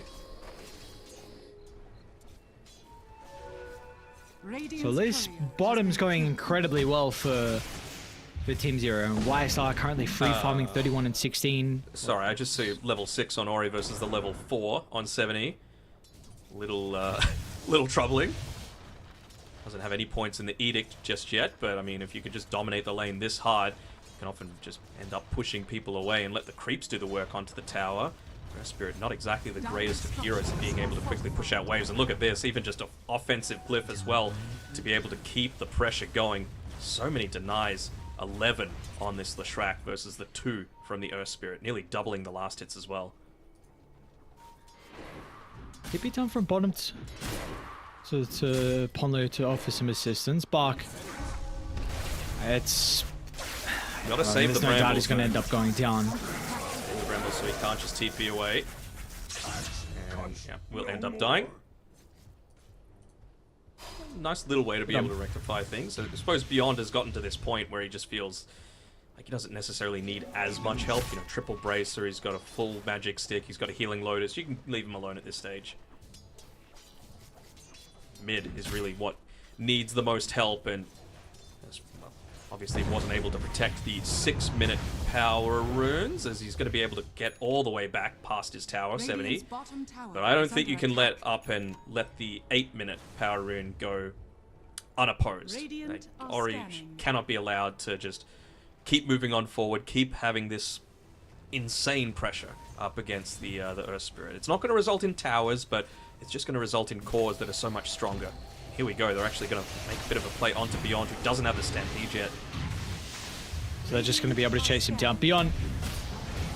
Oh, where to run, we'll try and just waste a little bit of time, potentially kill the creeps. With the full catapult wave and a second wave as well. Only 1 point in Edict. It does look like this tower is going to go down. At least they didn't lose the Wisdom Rune. Ponlo with the TP to the Tier 2 tower to be able to protect it. But, I mean, this is a night and day difference from Azure compared to some of their Game 1 questionable plays, let's call it. They just, it feels like they're so much faster than Team Zero at this stage, right? And that's not what you're wanting when you're playing with a Chen lineup yourselves. It's not even like the Chen has got too much farm as well. Similar net worth is actually FY, but I would say probably the...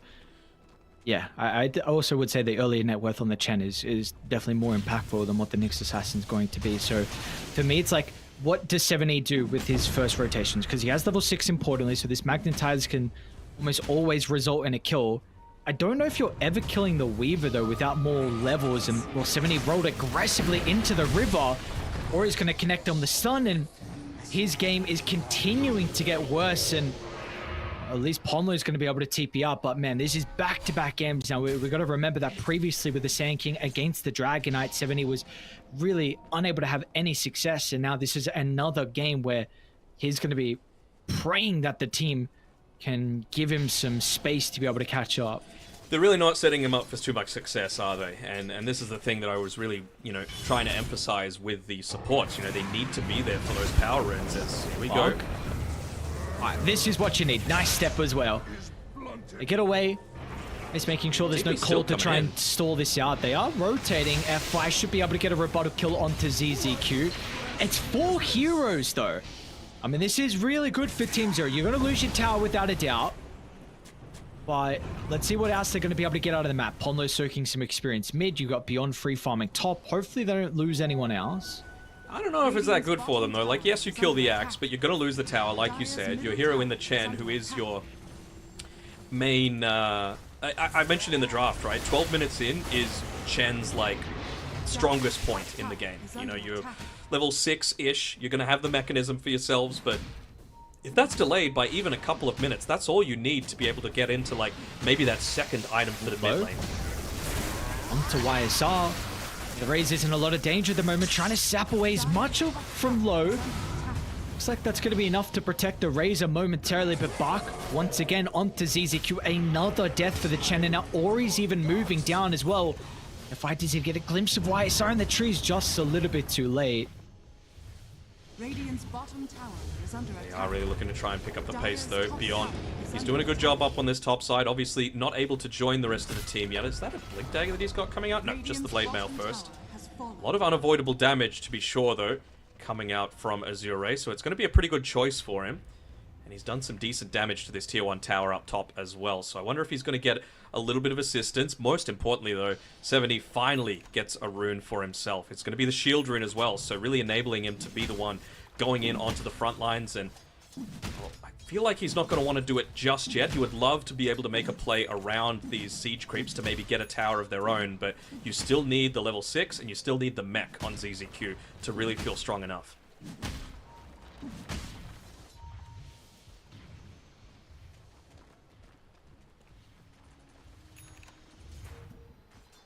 Speaking of blade mails, though, Bach's got his picked up, and he's going to try and accelerate his way into the Blink Daggers, making some stacks of his own. Should be very nice, and this is the sort of period why it is so unfortunate that ZZQ has been picked off a couple of times, right? Like, you're picking Chen for the early game. He's got the mech coming out to him, but if they're not getting kills and they're not getting them soon, this Axe is going to have a very early Blink Dagger, which is not what you want against this, like, ball up and go lineup. You don't want that surprise factor. I saw bottom lane. Oh, he has the Eye of the Storm going. They'll try and help out with a Stampede, but the chain control was perfect. And we'll get 70 in a position to counter initiate. Ponlo as well. That extra assistance out of the Bedlam damage. And it's just FY though. They didn't get a juicier target. Found him. 70's gonna try and get some revenge onto Ori. Ori's okay though. Curse with the call. Moments of peace. Tries to turn around with the stun, and now with the cold embrace, Ori's not even gonna die. ZZQ will TP up. Ponlo, he's in some danger though. Bach sidesteps to terrorize. And he should be able to have the movement speed. Oh, blocked in by the trees. A little bit awkward there. Somehow they actually landed the slow. I don't think it's going to mend though. Ponlo should be able to escape. Should be able to, yeah. Doesn't quite have the Blink Dagger yet on Bach. It gives him the high five on the escape. Again, though, like, maybe just overestimating the strength of that shield rune. It was a little bit of a disconnect coming through from ZZQ. You waited all this time to be able to get the mech, but it wasn't anywhere close to being in range of 70. Can't necessarily put all the blame onto him for it, though. Maybe 70 just diving in that little bit too deep, but he found the connection onto Ori, and you may have had the stuff to be able to take him out if you just had a couple of boys there to be able to help you out. It's actually shrinking, though. Yeah. With all things considered. I mean, Beyond is free farming on this top side. That's the big difference, right? And I'm sure YSR is going to be a little bit more mindful of the fact of not just having that Eye of the Storm going randomly, because that's what enabled them to set up for the initial kill onto the Razor, right? It was just a walk up into a Spike Carapace, guaranteed Impale stun coming through from FY.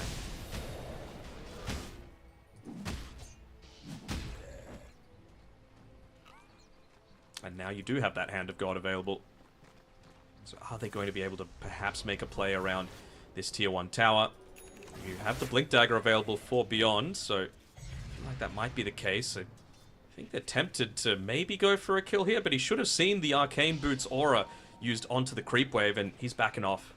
He saw just those tiny little visual cues enabling him to make this sort of play. But here we go.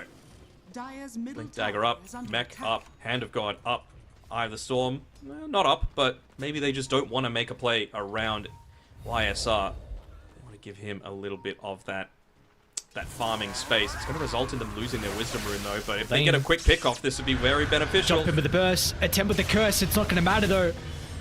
Ori surrounded by 4 heroes.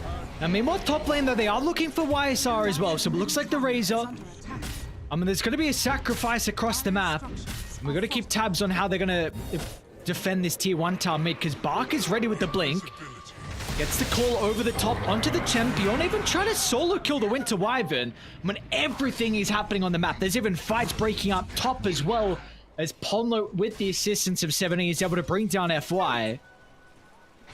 Alright, so yeah, could certainly be a whole lot worse for Team Zero, right? They get 3 kills for the price of 1. Yes, the 1 is your position 1, but he was able to buy up the components, most of them, of the Maelstrom. Before that, they didn't end up losing their Wisdom Runes, so they're looking to start scaling fairly reasonably. Now, also a couple of points into the Cursed Crown for Pon, though. He's almost got the Yule Scepter as well. That's going to be so important in just being able to make some space away from the Leshrac.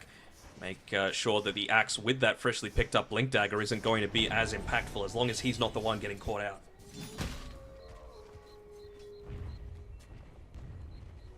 A golden thread. So far, relatively impressive with how they've been able to stabilize the game on Team Zero. I guess the concern though is like, how is 70 going to be able to continue to scale? I think he's done a pretty decent job to still have impact in the early game, continuing the rough lane. But this has been known as a hero that can have some difficulty in the mid lane with being able to still have value as this game goes on. I agree. In the previous patch, this time around, just because of that facet, you do have that scaling potential, right? Like plus 40 attack damage is no joke, and well, he's only 2 levels away from getting that plus 80 damage in a lot of these team fights. And Spirit's one of those heroes that has really good strength gain as well, so that those right clicks can really start to beef up, certainly. Okay. We also get to see like how the supports are going to play a role this game. The Nyx Assassin's incredibly farmed. What's the build from FY is actually your Blink mech, so no like Dagon crazy solo pickoff potential. Again, the Chen auras, like we've been saying a lot. What's he gonna try and build to help the team? 70 gets at least the vessel onto a Bark, and that's really all they need with this strong axe. Nice Make sure he doesn't get connected. I mean, Tianming. Good curse, but not good Curse enough. over to the left side. Tianming, is he going to be able to TP up with the damage from YSR? Almost able to bring him down. What's happening with Beyond, though? I don't know if you can get this kill. It's a pretty beefy Centaur. Just like that. I mean, even just some of the responses that they have to, the sustain here on Azure, right? You've got the Cold Embrace. It's got 3 points into it. You've got the Bloodstone pretty close to being picked up by Ori, but that Spirit Vessel is going to come in handy, and they've got a lot of magic damage as well that's going to be able to go through the Cold Embrace as well. So you actually can't just afford to fully commit yourself to the middle of these team fights prior to having the BKB for yourselves. Is this too crazy? A little bit. Maybe. I don't know. I mean, Bark, yeah, he's gone. Are we really going to try and protect him? Terra's in the back line, onto 370. He gets out with the roll. Power of the Chen. Lowe's on the prowl, though. This Sakuchi Weaver trying to catch up, but 70 is going to be able to repair some of the damage, and okay, well done. They got that Center Corsa aura. I mean, look at all the auras that are actually just following around ZZQ at the moment. Even just a little bit of HP regen. That was the Hand of God and the mech being popped. And from the trusty shovel, he's got a couple of these healing salves just constantly ticking on him. So he's ready to go again if they really want to. Of course, they're not going to have the Hand of God available, but mech up in 15. You've got pretty close to picking up the Eternal Shroud, actually, on Beyond. Yeah, if they wanted to make a play, they absolutely could. The only thing that they need to be mindful of right now is that Winter's Curse. Are they going to deny the... Oh, they didn't. Okay. They're onto Weaver, Ponlo. You also be able to set up for the Bramble. Beautifully done, Ponlo. First little bit of control, and then the burst came in quick succession with the Earth Spirit. He's not done. 70 with the backline, but Bark, though, little bit split. Both supports break the formation. And now Razor, I mean, YSR's going to try and enter the team fight, but Ori's falling pretty goddamn low. Beyond still able to get the blink away.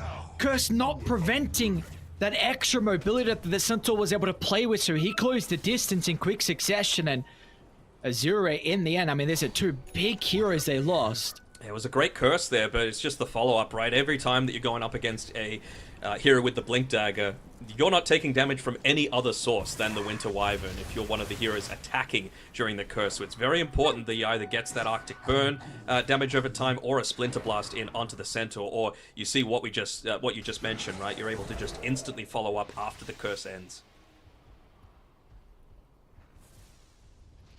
I won't jinx us, but I must say it looks like we're in store for a pretty good game. I was a little bit concerned on what was happening mid early on, but because we've had some blowout games in pretty much 95.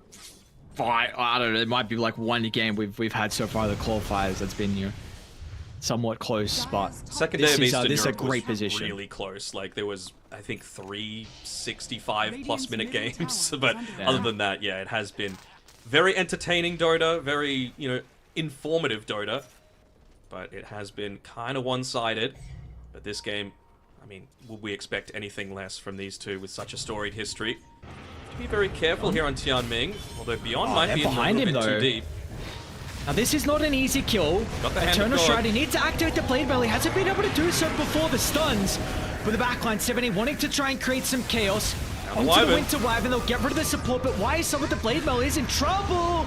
Might end up losing the Razor for the USF the last second. YSR finally will go down thanks to FI, and meanwhile Ori as well. 70 want to go back in. Track really starting to ramp up the damage with the Bloodstone going, along with all the extra assistance. He's okay, and meanwhile low Sakuchi's out too, so another crazy fire, but just a 2 for 2. Just a 2 for 2. I've been quick to sing the praises for Pondo a lot of the time. That time around, he didn't actually throw the Bedlam out onto anybody. And, when you've got the Centaur committing that deep into the fight, when you've got an Earth Spirit as well, willing to pop the Magnetize, when you're going all out with the Hand of God and the mech, you gotta commit with the Bedlam as well. It's just so much damage that you're able to output from a safe range, and a little bit of a misplay coming through from him there.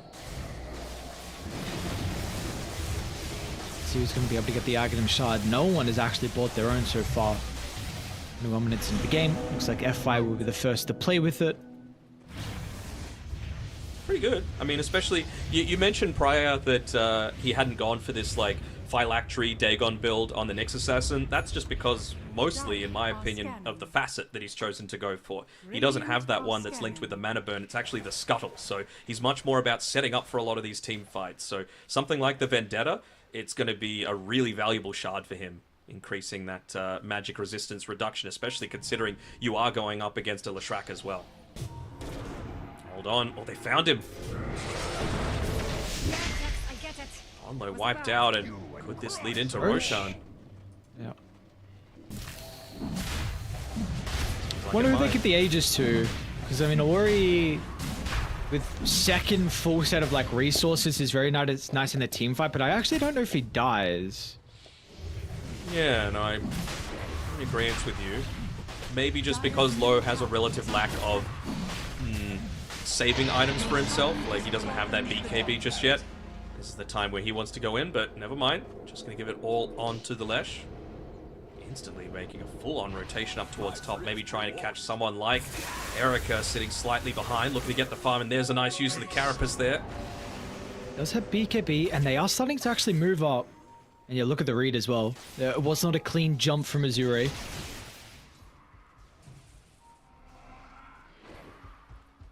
Greaves put on cooldown though, so there is something there.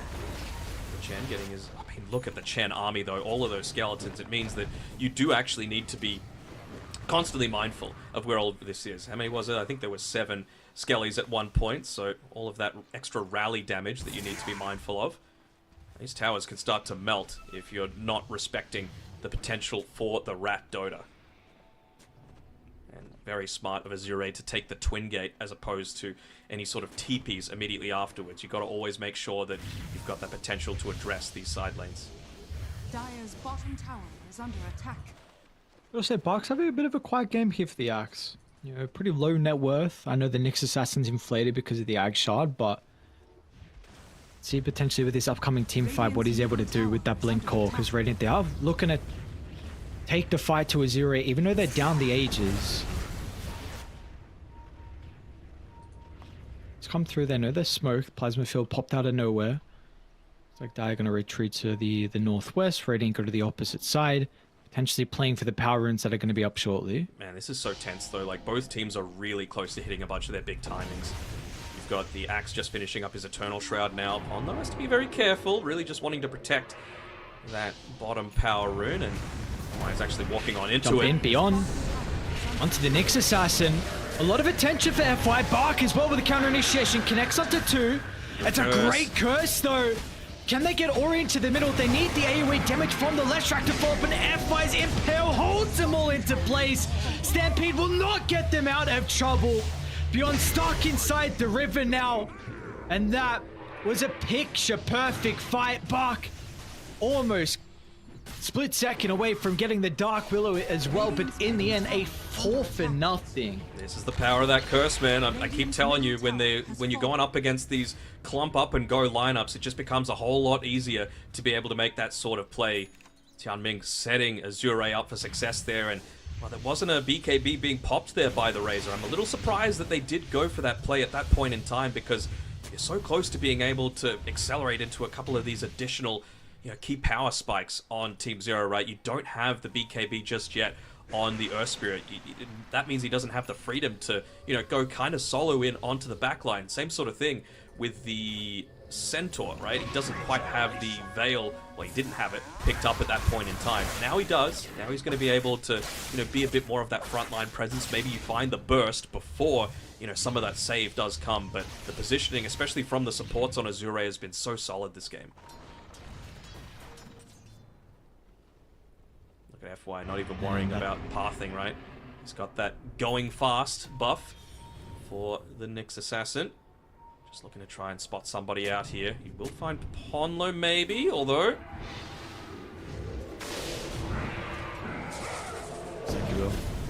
Another stack for Bark. Another tower being hit into tower as well, yeah. What's Weaver got coming out to him? BKB, yep. This is those power spikes that I was talking about, man. It feels like Buck just got the Eternal Shroud for himself, and he's already up to 2,400 gold to be able to play around with. So this is why you can't be predictable. You can't allow these big Winter's Curses to be able to find the front lines. I think they need to change tact a little bit on Team Zero. You can't just walk up into a lot of these big objectives. You got to go for that sort of wraparound play. You got to find the Winter Wyvern. It's going to be much harder now, though. Tianming, because of all of this success, has been able to secure himself a Blink Dagger as well.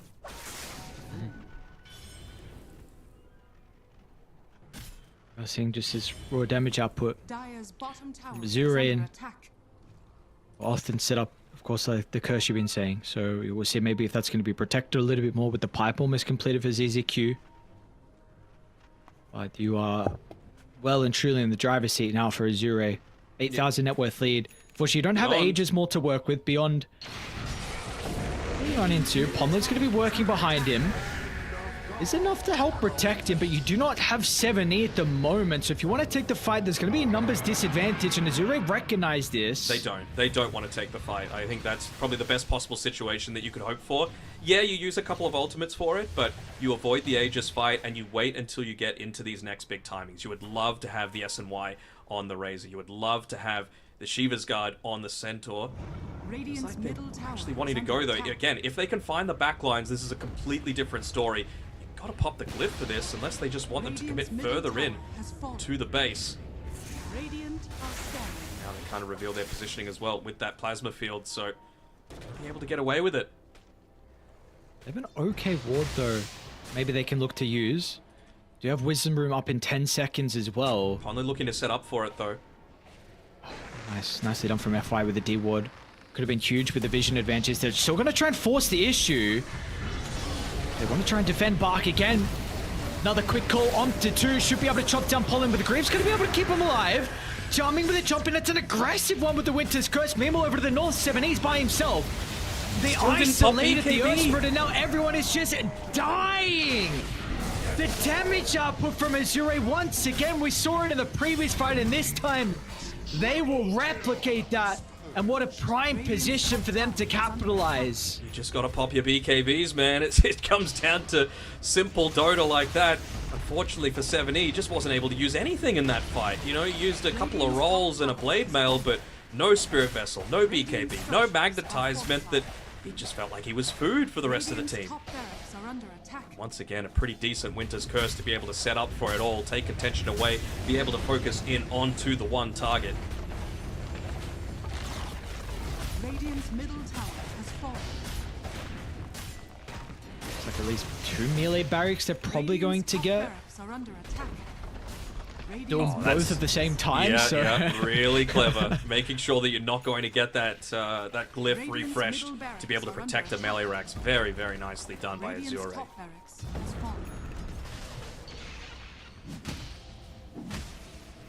Again, it's looks just like they want to try to take a fight out of the base. Look at Pondler getting out already to the tier 2 tower, dropping some wards down. I mean, sure, but again, like you need these items. You need these these next few power spikes to be able to take these fights Radiant's effectively. bottom tower is Erica under attack. finally is going to have the S&Y finish, so a little bit less of that control for himself. Radiant's bottom But tower I has mean, fallen. he has to sell the Wraith Band just to be able to afford it. This is the dire straits. This is how much pressure they're now under, and this is Azure not wanting to let up. Can even look to just move on in through the mid lane as well, right? They've got the Observer Sentry combination. They know exactly where everyone on Team Zero is right now if they wanted to go for, you know, a cheeky backstab, not just walking up the bottom lane stairs, but instead, I mean, Beyond should know that they've got vision of him here. They had 2 Observer wards removed previously in that team fight. He's going to be able to get away just in time. That's, again, you got to play right on the razor's edge when you need that Shiva's Guard. 400 gold away still.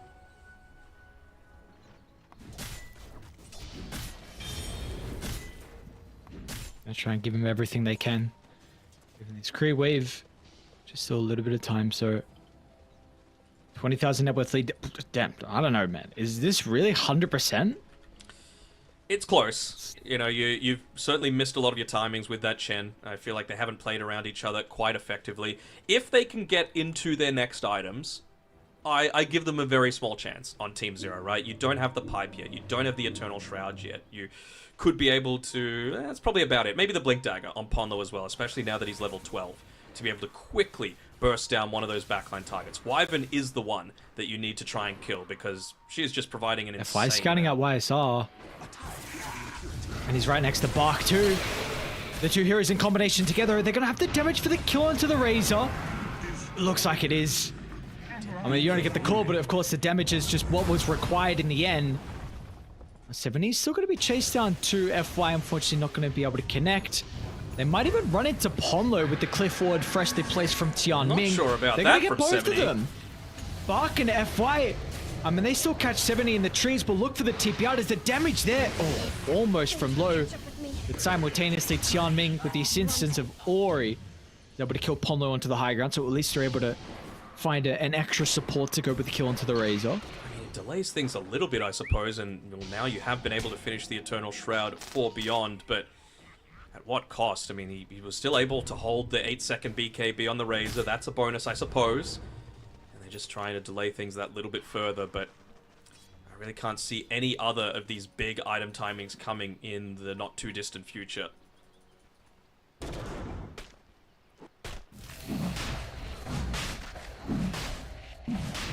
They're just going to play it really safe, right? Go the Roshan. Well, I mean, you already had trouble protecting the racks. Well, now you're going to have the Roshan's banner as well, right? And it's the new one.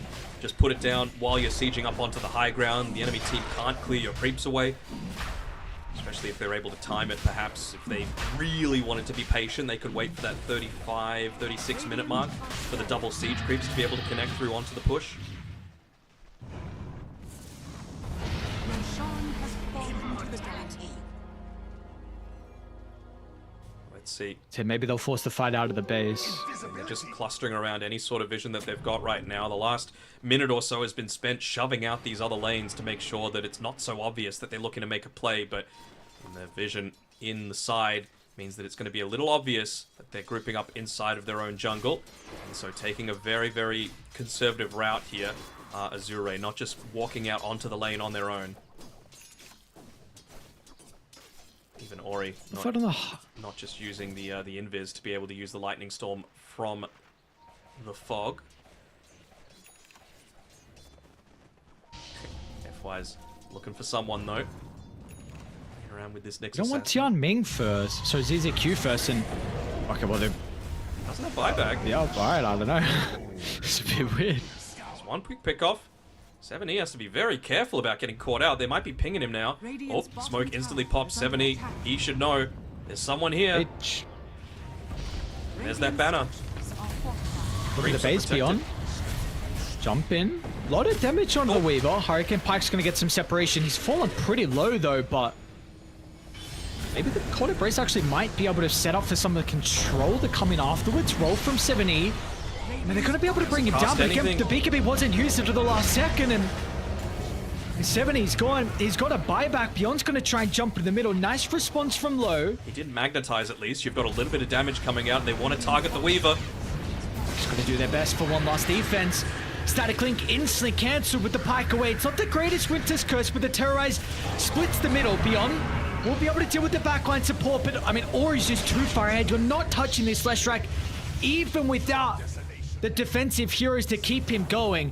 He's got all the items he would ever require as Azure a couple of kills away from booking that ticket into the qualification series.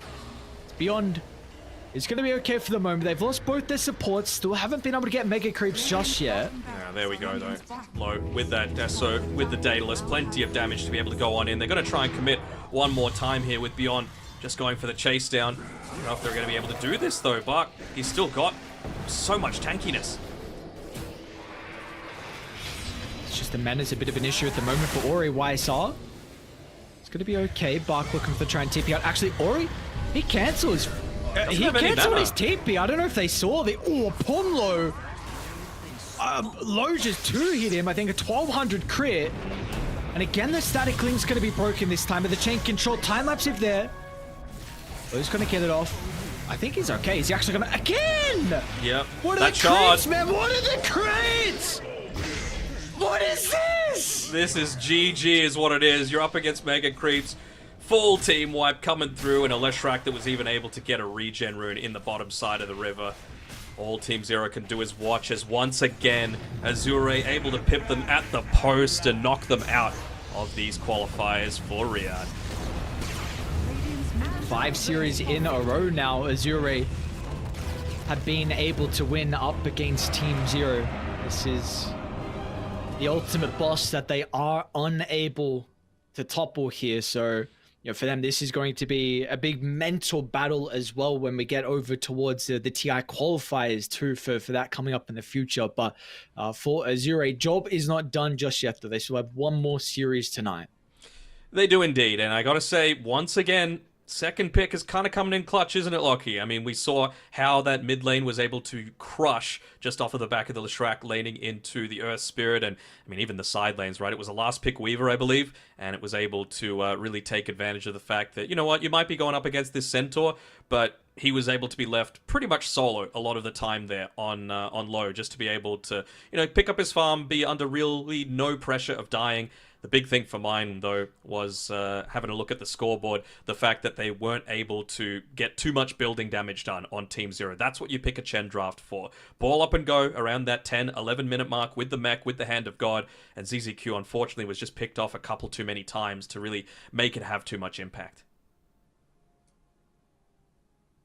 It's good to see those Azure nonetheless, because we have seen some shaky, well, in particular yesterday, like against LGD, you know, didn't have the games that they were hoping for. So you're able to still see Azure being able to have those good performances, and hopefully they can continue with that and give us a exciting lower bracket round 3 or lower bracket semis. Not sure if their opponent is decided yet or not. I know Kev were... Okay, it sounds like, yeah. So they're going to be versing the Team Kev. So we've got maybe the brackets finalized. Regardless, we can actually probably see the bracket when we come back from the break anyway. So looks like it might be. There we go. So brackets finalized. We get to see Azure have knocked out Team Zero, of course, and then Team Kev beat Spiky Gaming in 2-0 fashion. So that leaves 2 teams left for 1 slot, the Esports World Cup. not too much unexpected, right? Like Kev, they were able to participate in the Elite League. Certainly no slouch of a team. Team Zero maybe could have been said to be that opponent in that last qualification game, but obviously getting taken out here just slightly beforehand. So I think it was a pretty reasonably dominant performance as well from Kev, right? 29 minutes, but okay, an hour for game number 2. So Spiky Gaming certainly made them work for it, but it's certainly going to give them a whole lot of confidence that they can make the early game work and they can make the late game work as well. So just the one series left, Lockie, and it's going to take place in around an hour's time. So pretty good break, actually, for the players. Not too excessive. It allows them to reset, have a bit of research, have a bit of coach discussion, particularly because this is where it all counts, right? One last series for one last spot in the China qualifiers. Yeah, this is where it all comes down to now. So we already see there's going to be a lot of Chinese teams to represent them at the Riyadh Masters, and we get to see one more team as well. A gigantic prize pool and a lot on the line. You know, the caliber Dota we're going to see at this event is going to be crazy with all the teams in all the regions battling out. So we'll see if it's going to be Azure or we'll see if it's going to be Kev that joins everyone else to play at that event. But with us, we're going to send to a break. Like you said, we've got an hour until our last series. So until then, we will see you guys for the final series of the China closed qualifiers. We'll see you guys after the break.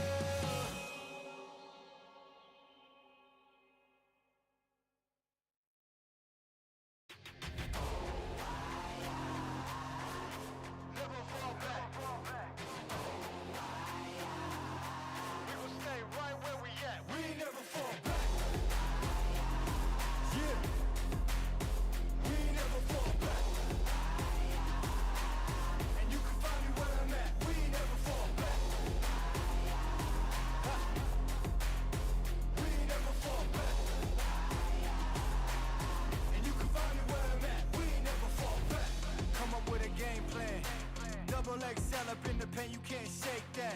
All the way gassed up, full tank, man. Moving too quick, keep the cameras in the playback. Dang, so tell me how you feel with it. You put a lid on it, I ain't got no chill with it. This right here your problem, you gon' have to deal with it. Lay it on the line, high risk, that's the meal ticket. Yeah, we ain't never fall back. Hold our ground where we at. Never fall back. No lies, no facts. We gon' stay right where we at. We ain't never fall back.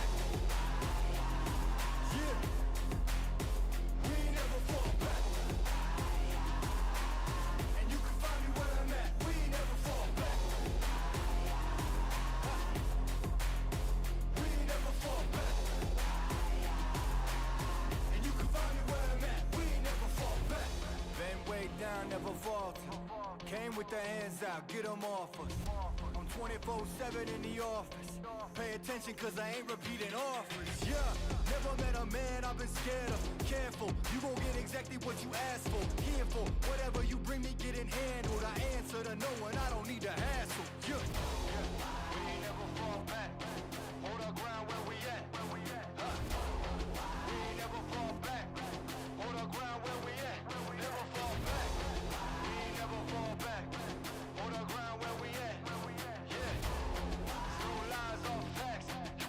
right where I'm at. We ain't never fall back. We ain't never fall back.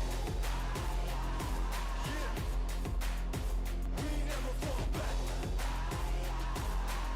And you can find me where I'm at. We ain't never fall back. We ain't never fall back. And you can find me where I'm at. We ain't never fall back.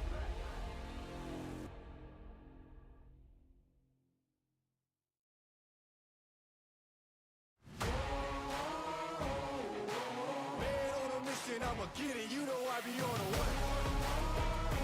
Yeah. You know I be on the way. Man on a mission, I'ma get it. You know I be on the way. Yeah. It's all hard, ain't no fear here. You ain't giving this to all, you steer clear. Never beat, I've been down and I reappear. You got some money on the line, you better put it here. Rolling in and doing that work. Check priorities, I'm doing that first. Checks big and I'm sure that hurts. But it's checkmate, we ain't selling short, know the work. Ain't nowhere to hide. You ain't gotta see me come and keep me on your mind. Cause I be on the way. Yeah. You know I be on the way. Man on a mission, I'ma get it. You know I be on the way. Yeah. Man, we coming for them things that they said I couldn't have. Get the team. I got a vision for the things you ain't believe. And here's the motto: hard work, this over everything. It's that comeback. I'm calling plays, hit the pass, then the run back. Yeah, I'm far ahead and gotta run last. But we ain't letting up, we never done that. Ain't nowhere to hide. You ain't gotta see me come and keep me on your mind. Cause I be on the way. Yeah. You know I be on the way. Man on a mission, I'ma get it. You know I be on the way. Yeah. I'm on the way. On the way. Yeah. On the way.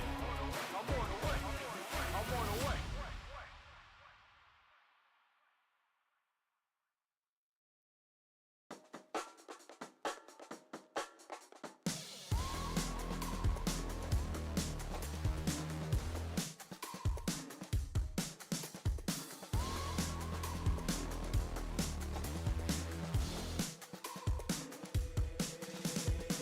They say that I'm such a weirdo. Tattoos from my toes to my earlobes. Was a role model, I never had a hero. I learned how to live through the stereo. Coming from where I come from, the inferior. Everything you see ain't what it appears though. Everything that I built, made that from zero, then added a zero. I am my hero. You couldn't imagine what it's like in my mind. It's beauty and catastrophe at the same time. Remember they laughed at me when it was game time. Now I know that they mad at me. I'm what you can't find. I'm not from the day. I come alive at night. I'm not what you used to. Couldn't recognize. They all on the ground while I'm taking flight. And you're welcome to join me. I promise I won't bite. Things they say, they're never getting in my way.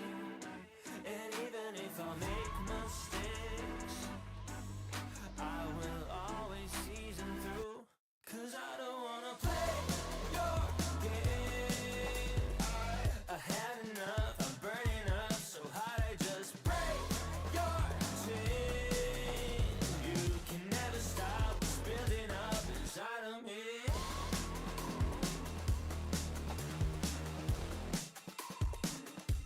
Inside of me.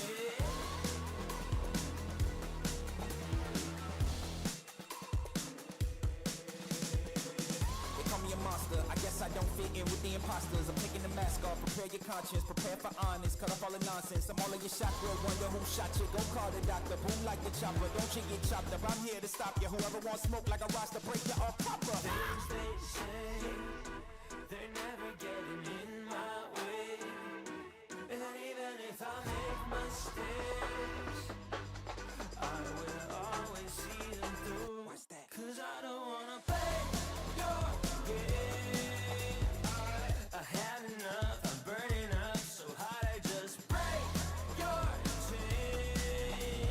You can never stop what's building up inside of me. Play your game. I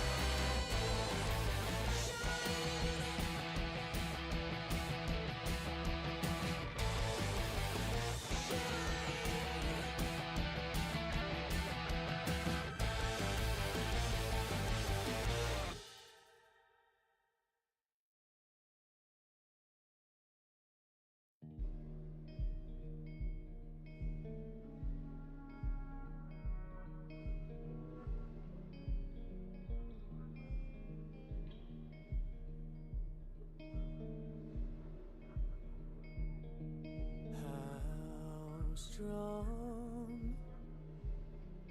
is the hammer in my hand. How long can you force me to dance? There's a crisis in my heart and in my words, and I saw you smile when I fell into the dirt.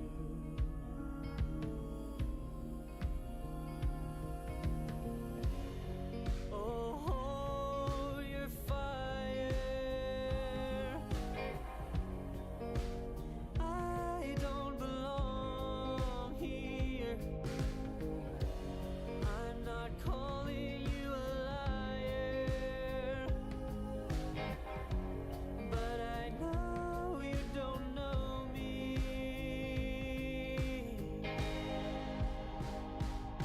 I'm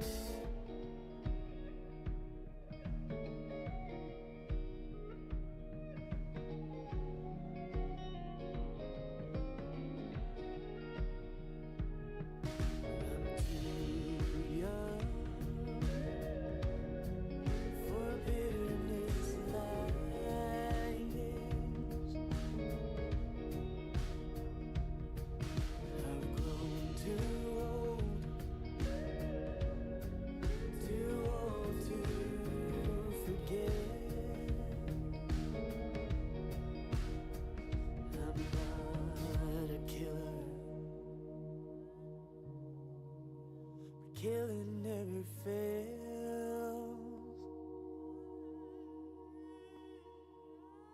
To a hammer, every problem's a goddamn nail.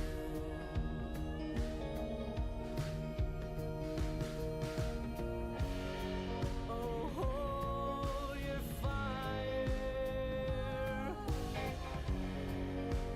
I don't belong here. I'm not calling you a liar, but I know you don't know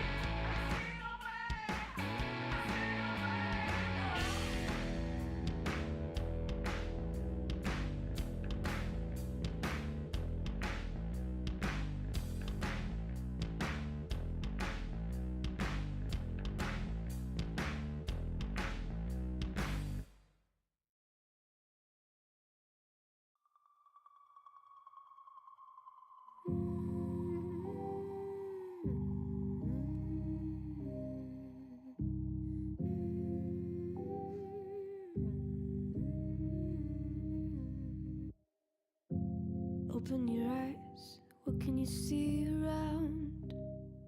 Wind of the open sky, over the siren sounds. This is a dream, getting the royal scar, holding a diamond blade, throwing it far. Holding your breath still, you jump the fire. We'll just sit and wait till you see me fly. You know they'll never catch me for it. See me fly, the way I put my finger on it. See me fly, you got it, then try to tell me you got the wrong guy. See me fly, you know they'll never catch me for it. See me fly, the way I put my finger on it. See me fly, you got it, then try to tell me you got the wrong guy.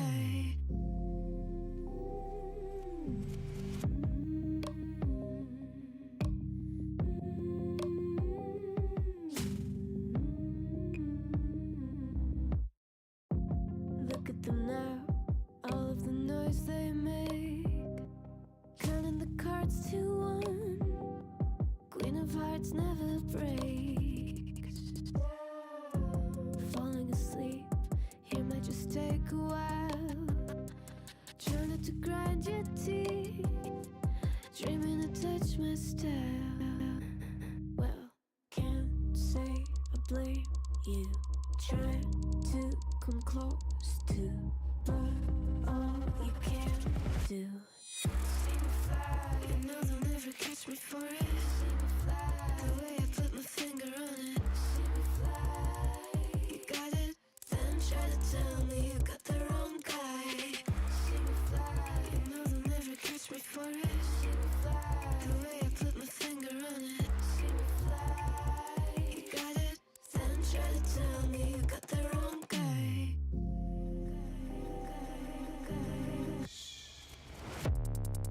Got the wrong.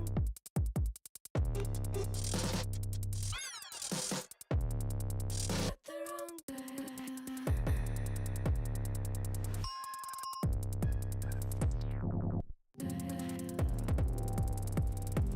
Then try to tell me you got the wrong guy.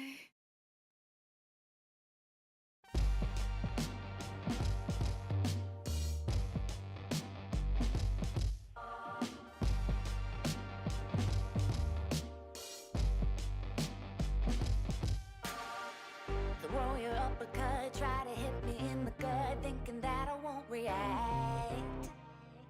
You whisper in my name, thinking I won't be the same. Turn fiction into fact. See what you didn't know, bruises that I'll never show, slipping on your every jab. So tighten up your fist, step into the ring with this. I hope your mama's got your back. First round, you thought you would've knocked me down. Fifth round, bleeding out the side of your mouth. Final round, pulling the sound of my name in the crowd. You didn't bust. Oh, oh, oh, oh. You didn't bust. Oh, oh, oh, oh, oh. Just 'cause I took a break, you're making a huge mistake, thinking you can take the throne. Look at you trembling, step into the lion's den. Bet you wish you stayed at home. Begging for mercy underneath your breath when I ain't even sweating yet. My legend's written in the stone, yeah. You're crying danger in defeat is now your only friend. Even your mama's gotta know. First round, you thought you would've knocked me down. Fifth round, bleeding out the side of your mouth. Final round, pulling the sound of my name in the crowd. You didn't bust. Oh, oh, oh, oh. You didn't bust. Oh, oh, oh, oh, oh, oh.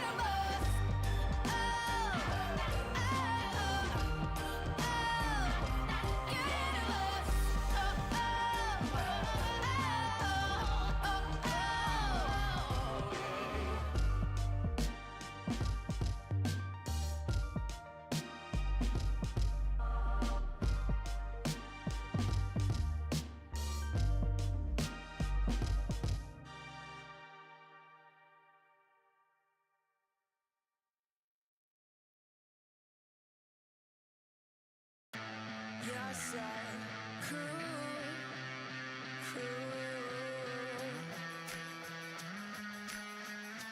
So stick around. You're so cool, cool.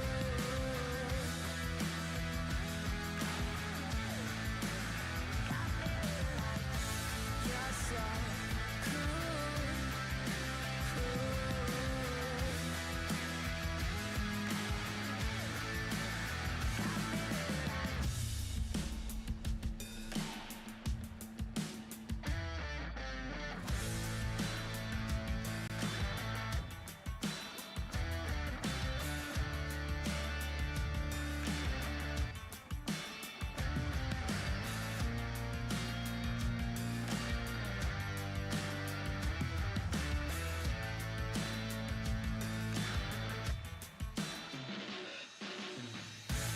You're so cool,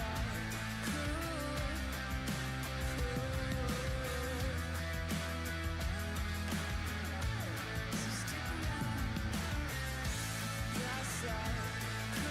You're so cool,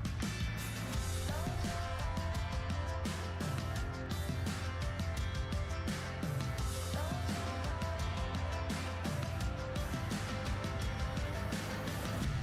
You're so cool, cool. So stick around. You're so cool, cool.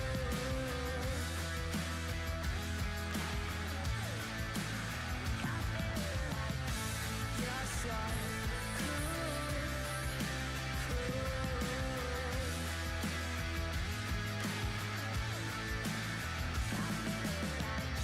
You're so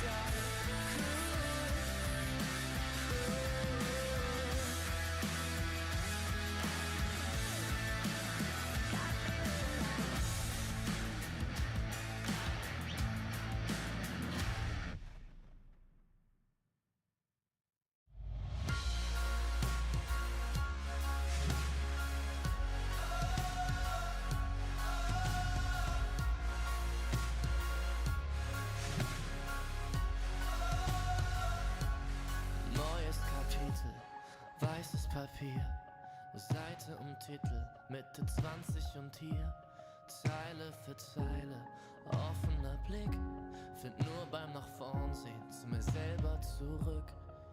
Und auch wenn's irgendwie nur eine Plattitüde ist, der Augenblick zerfällt, hält man ihn fest. Und wenn ich's richtig sehe und verstanden hab, dann sagt er selbst, wenn man ihn ziehen lässt, ich geh Einfach nur los, irgendwo hin, auf jeden Weg. Ob klein oder groß, wartet ein Sinn und wir haben's erlebt. Nein, ich hab noch nicht genug. Wart mal wieder auf die Flut. Schwimm oder schweb, Leben ist Leben, Leben ist Leben. Solange sich alles bewegt, solange sich alles bewegt. lieber neue Gedanken aufleisen sollen, statt ewig im Gestern mit den alten Parolen. Nun ist die Währung, der Weg ist das Ziel, kostet die Welt dann vielleicht gar nicht so viel. Und auch wenn manches davon sicher Plattitüden sind, man fühlt genau, wenn es stimmt. Ich geh Einfach nur los, irgendwo hin, auf jedem Weg. Ob klein oder groß, wartet ein Sinn und wir haben's erlebt. Nein, ich hab noch nicht genug.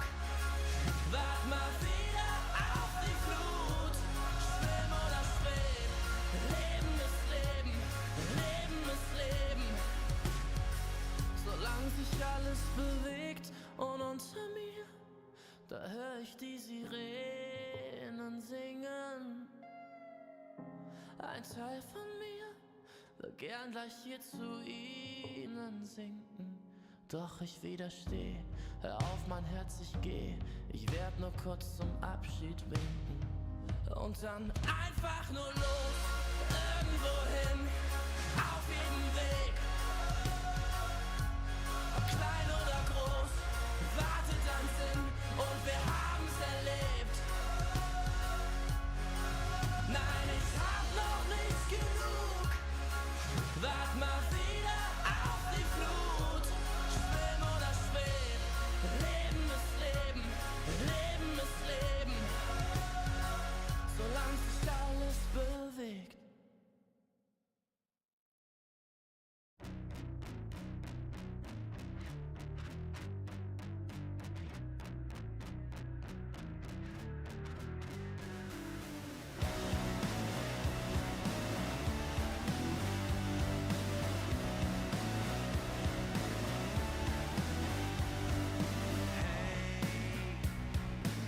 I saw you riding on the train today, and I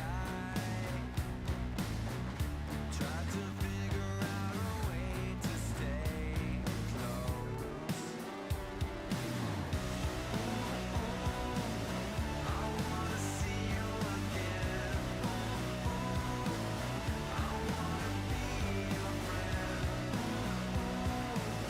I wanna see you again, again, again.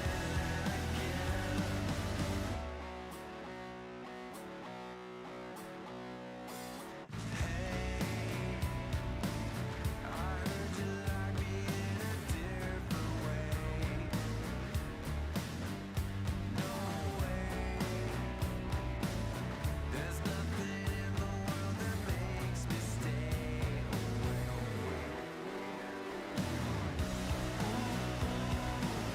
I wanna see you again. I wanna be your friend. I wanna see you again, again, again.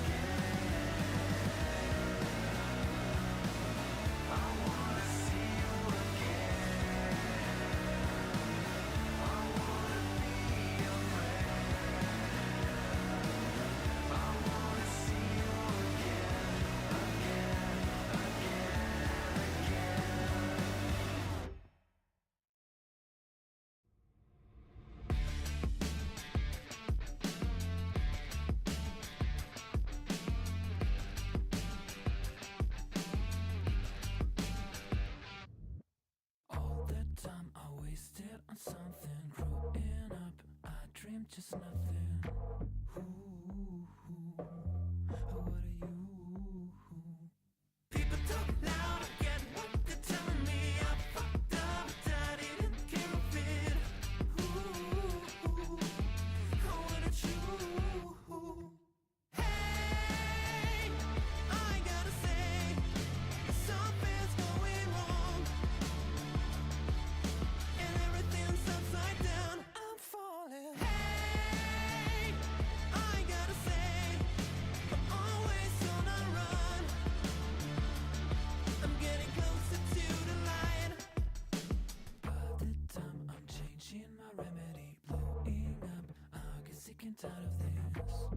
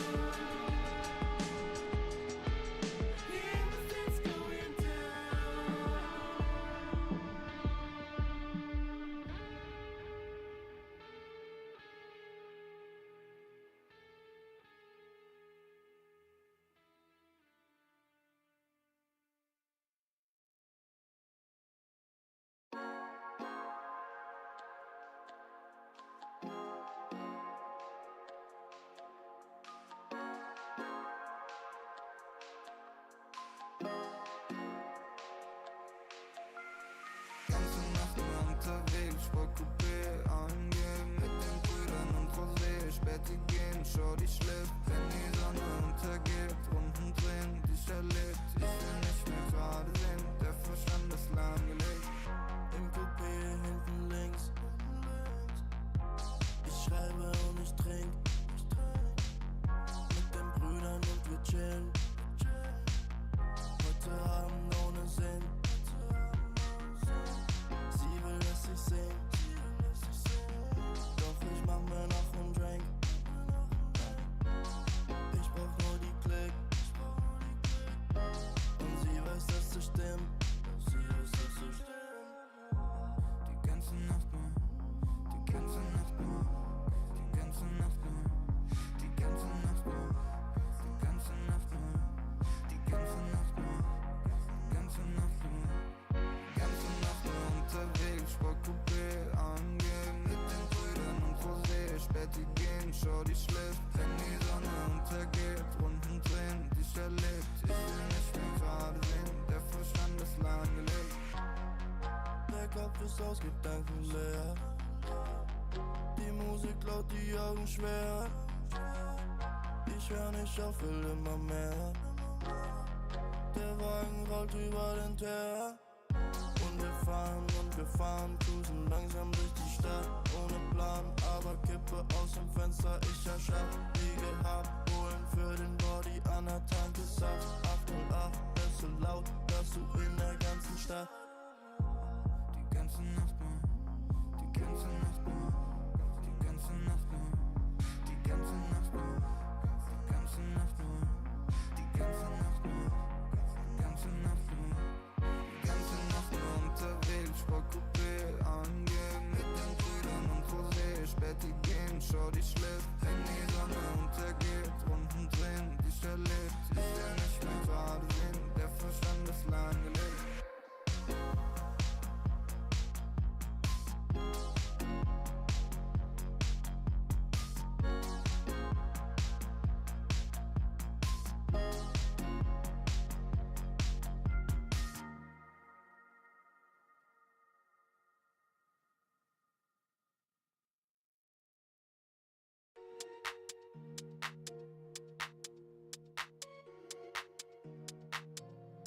Ich sitz auf meiner Fensterbank, die Nacht zieht vorbei.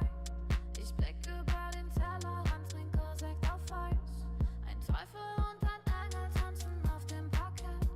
Vielleicht sind wir unsterblich, müssen nie wieder weg. Ich sitz auf meiner Fensterbank, die Nacht zieht vorbei. Ich blick über den Tellerrand, trinke Sekt auf Eis. Ein Teufel und ein Engel tanzen auf dem Parkett. Vielleicht sind wir unsterblich, müssen nie wieder weg. Backpack, Kippen und Drinks gegen Tristesse. Großstadtbild, komm mir nicht weg. Kopf fragt, mach kein Pisstest, nein. Ich will nicht auf deine Party gehen, nein. Engel und Teufel tanzen Schwansee. Von deinen Lippen tropft der Chardonnay. Ich küss ihn weg, bevor du schlafen gehst. Auf meiner Fensterbank, die Nacht zieht vorbei. Ich blick über den Tellerrand, trinke Sekt auf Eis. Ein Teufel und ein Engel tanzen auf dem Parkett. Vielleicht sind wir unsterblich, müssen nie wieder weg. Ich sitz auf meiner Fensterbank, die Nacht zieht vorbei. Ich blick über den Tellerrand, trinke Sekt auf Eis. Ein Teufel und ein Engel tanzen auf dem Parkett. Vielleicht sind wir unsterblich, müssen nie wieder weg. Faded auf den Wohnzimmerdielen.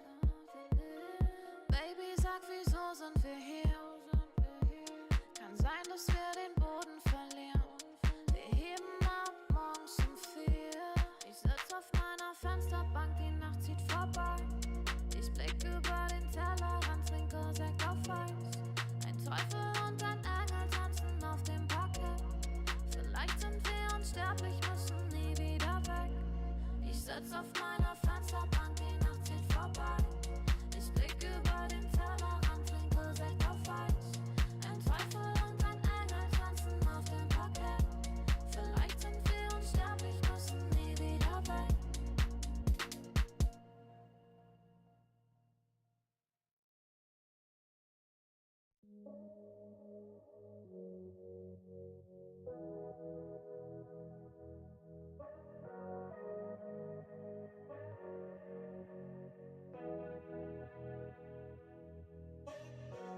Straße in den Süden, Kickdown, Moto Guzzi, Sozius, Traumfrau, Monika Bellucci, High-Res, Roadtrip, Neapel, Rom, Overnight, Truck Stop, Insta, Snapshot, Polaroid, 40 Love, Korken knallen, Karte Door, Spa-Time, Bubble Bath, Aftershave, Miyake Sport, Private Coach, Crunches, Lunch Break, Yacht Club, Seafood, Aperol und Lachsteak, küsst den Ring.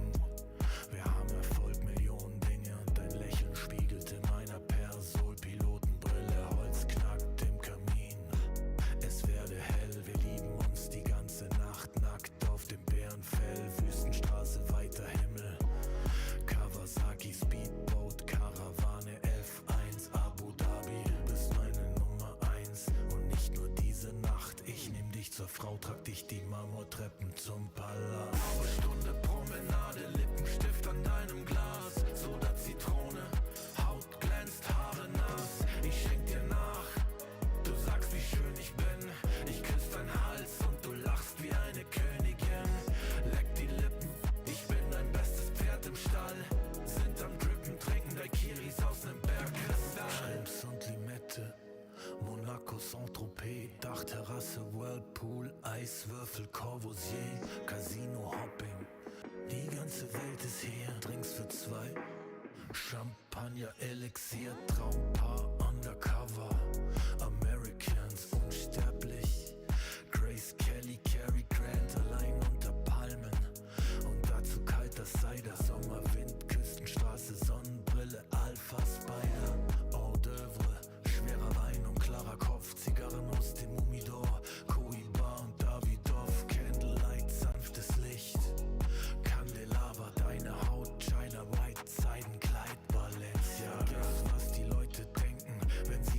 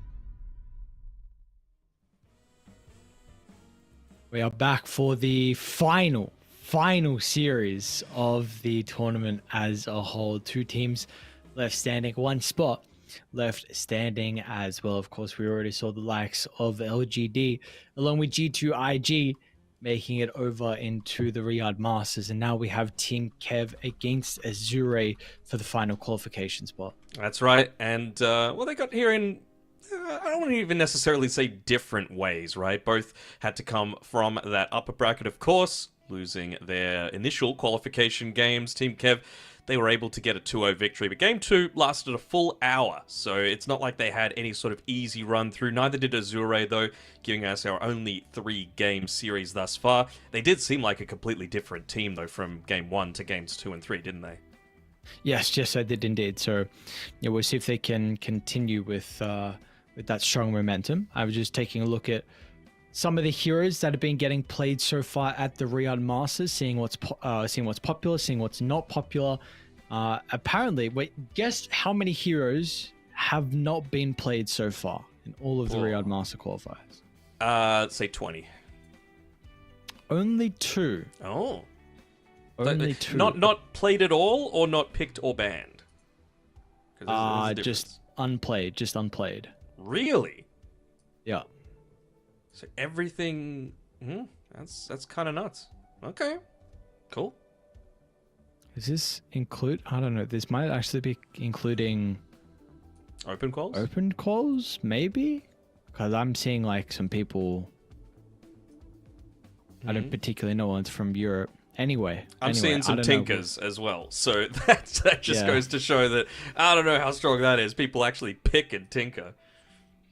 Yeah, I mean, I saw a Phantom Assassin to the very bottom. But apparently Nature's Prophet. Where's that hero, Denog? Well, what's going on? Nature's Prophet was popular for such a long time. What, people don't like to heal buildings? They see it's something like a tree protector, and they don't want to play the hero. Treant's just superior in basically every way. I mean, the big thing was they nerfed the teleport, right? Now you just don't have that gigantic damage output coming in, right? Where you just deal that burst damage when you land, and then you get the progressive armor as it ticks along. Now it's just, you get a little bit of a shield. Whoopee. It really doesn't make the teleport all that impactful. They did, I suppose, buff up the cooldown. Now it's actually a really quick cooldown when you've got it maxed out, but I'm happy for the hero to be dead. It just was so annoying for so long, so it is gone as we have a look at the bracket to once again show us how we got to this stage. And there we go, G2IG, LGD already qualifying, having beaten these 2 teams that we see. It's pretty fitting, right, that these are our last 2 teams fighting out for that last qualifier, given that, they have clearly been the 3rd and 4th best teams so far in these quals. Yes, definitely, without a doubt. And we'll see how they're able to perform with that final series. I guess these teams have only faced up against each other once recently. That was at the PGL Wallachia qualifiers. So that was Azure getting a 2-0 victory over Kev there. We'll see. Look, we'll see how different the outcome is going to be. It was a different Kev roster as well, so I'm not quite sure how much we can really make of that outcome. So I'm just trying to look back and see if we can remove some of these other heroes from the pool. No, okay, it still includes the open quals, I guess. But yeah, like I got excited when I saw Bounty Hunter. It's only been picked 3 times. 2 wins, though, but yeah, again, it has been in those open qualifiers. I want to see more Bounty Hunter, more Ricky. Just give me something a little bit juicy. What Kev did do is they picked the Dawnbreaker. It wasn't the support Dawnbreaker that I was talking about. It was a core Dawnbreaker that went for the non-Celestial Hammer using Solar Guardian facet, and it ended up working out for them, but yeah, just having that really strong laner, I suppose, is the big thing. It's not necessarily as big of a deal as it used to be with, like, going way back, the old map, where if you lost lanes, then it just didn't feel like there was any avenue for you to be able to come back into this game. We've seen a couple of comebacks so far, but both teams clearly want to just get off on the front foot. Yeah, why do you feel like we haven't seen as many comebacks in this tournament as a whole? Is it just kind of the big difference in the caliber kind of players from the teams. We're getting like really like tier 1 teams and then like tier like 2.5 teams that are clearly you don't have that same your star power in it, or is it or maybe the patch isn't particularly, of course, it's not worked out. We just came onto the new patch, so people don't have a good idea of how to play their heroes when they are behind.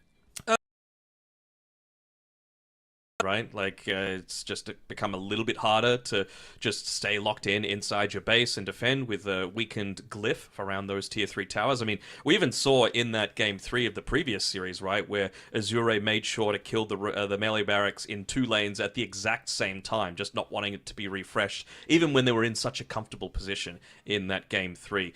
We have seen a few comebacks, just not necessarily within the Chinese region, right? I know Secret were well on their way towards qualifying in the upper bracket, but it was a big comeback from Entity to be able to pit them at the post. 3 games, which I think it was about an hour average for all of those. So Damn. A little surprised that they had a 20k net worth advantage at 38 minutes, and then they ended up losing it all away. So yeah, interested to see if we do get one of those big comebacks. It'd be a nice way to be able to end out these qualifiers.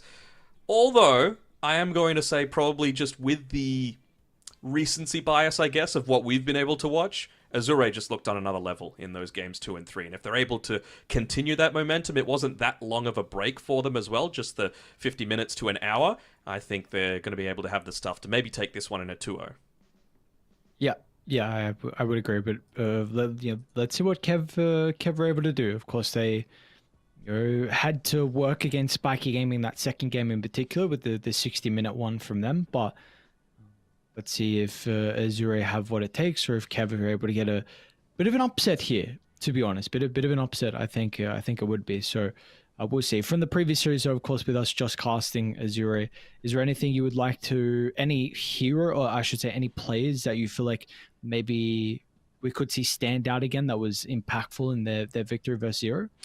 I think the big difference was like Lowe's performance, right, between his game 1 and 2 and 3. So if he's able to, deliver a similar sort of thing, that's obviously going to go a long way towards giving them a good chance to be able to get the dub. The big thing for mine is always just coming back to the draft as well, right? And surprisingly enough, Team Kev, I mean, there's 2 different strategies, right? You can have the coin flip, you can win, and you can pick what you feel is best for your team, or you can take away the enemy's comfort. Azure, every single time, have chosen second pick for themselves. They really want to set up those lanes for success, and Team Kev have just said, we actually want first pick. So not only are Azure going to have the pick order that preferences them, now they've also got a preferred side as well, choosing Radiant for themselves.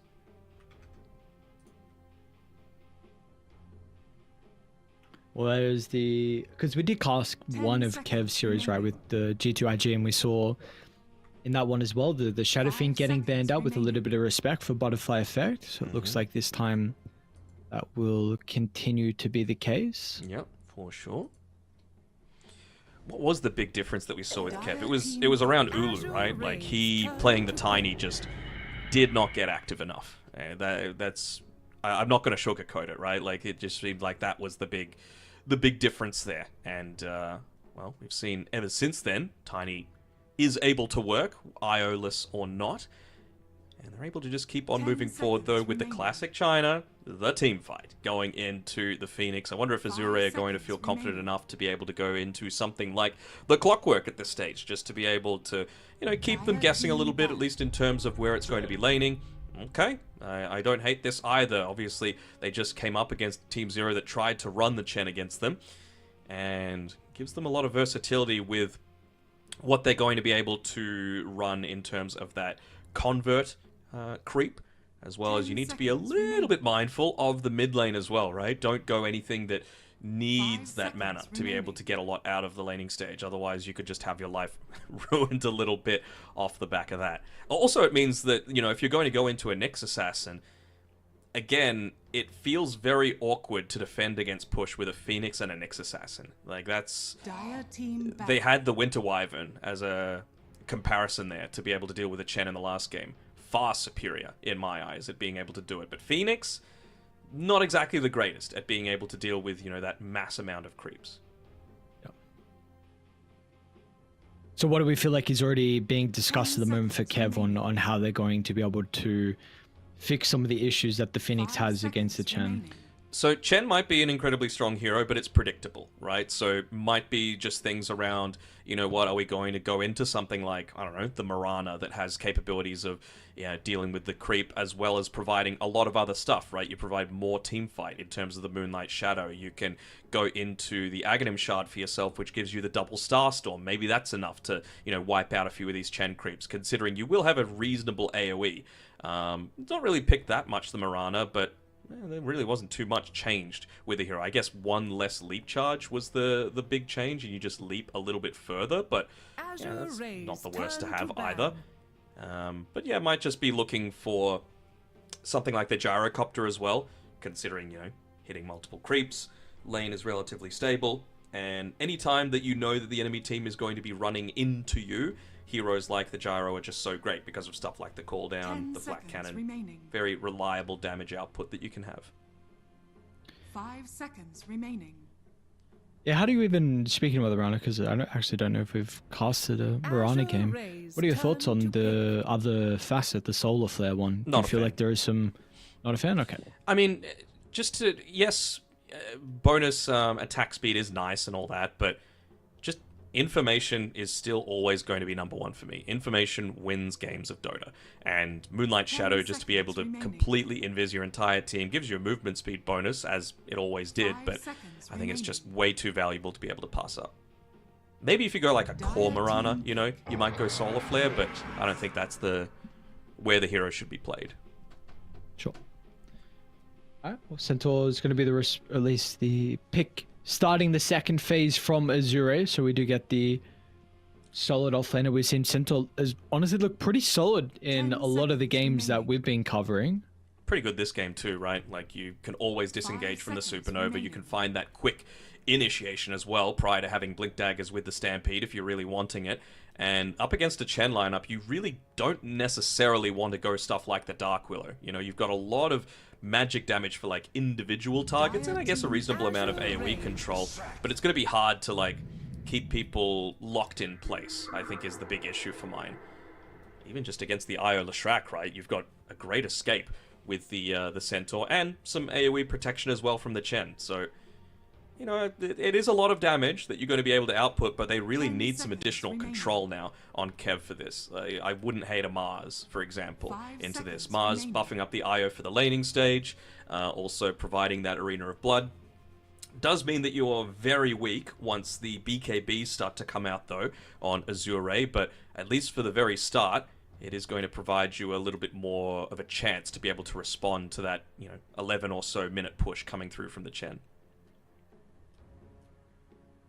Give me, yeah, Gyro Mars is what I would be kind of looking for here if I'm Kev. Azure Rays. Do they go OD? Okay. Oh, whoa. Something a little different here. Don't think that's been picked up all that often. Let me refer to the old Dota buff for that one. Yeah, I don't know. I mean, if it has, we definitely have not seen an OD. 5 picks and 60% win rate. How many of them were actual games versus open quals? Okay, was played in the NA quals. Nouns used it to be able to defeat the 4 Amigos, and Aurora actually used it against Neon. So, well, it's worked in both of those games. Okay. Let's damn. All right, let's see what the OD is able to do. What are our thoughts on this here? How do we feel with it with the changes? Because we've haven't got an OD game and not quite sure what the current position is of the hero. Yeah, I mean, you get 2 choices, right? You either get the increase to your maximum mana, basically just buffing up your Sanity's Eclipse a whole lot more. It's based on your Essence Flux, though. I think the Overwhelming Devourer is the preferred facet to be able to go for, just because A, you get the mana allergy debuff on whenever you're using the Astral Imprisonment. So basically, every time you cast a spell, you heal the OD for that amount. So it gives them a lot more staying power for the middle of these team fights, especially when you consider that you are going up against a very spell-dependent lineup at the moment on Kev. Yeah, you've still got 2 picks to potentially buck that trend, but certainly feels like it's going to give you a whole lot of extra value. Dire team ban. Axe. Get the axe out of Kev, so it gives you a little bit of initiation, which you were currently lacking.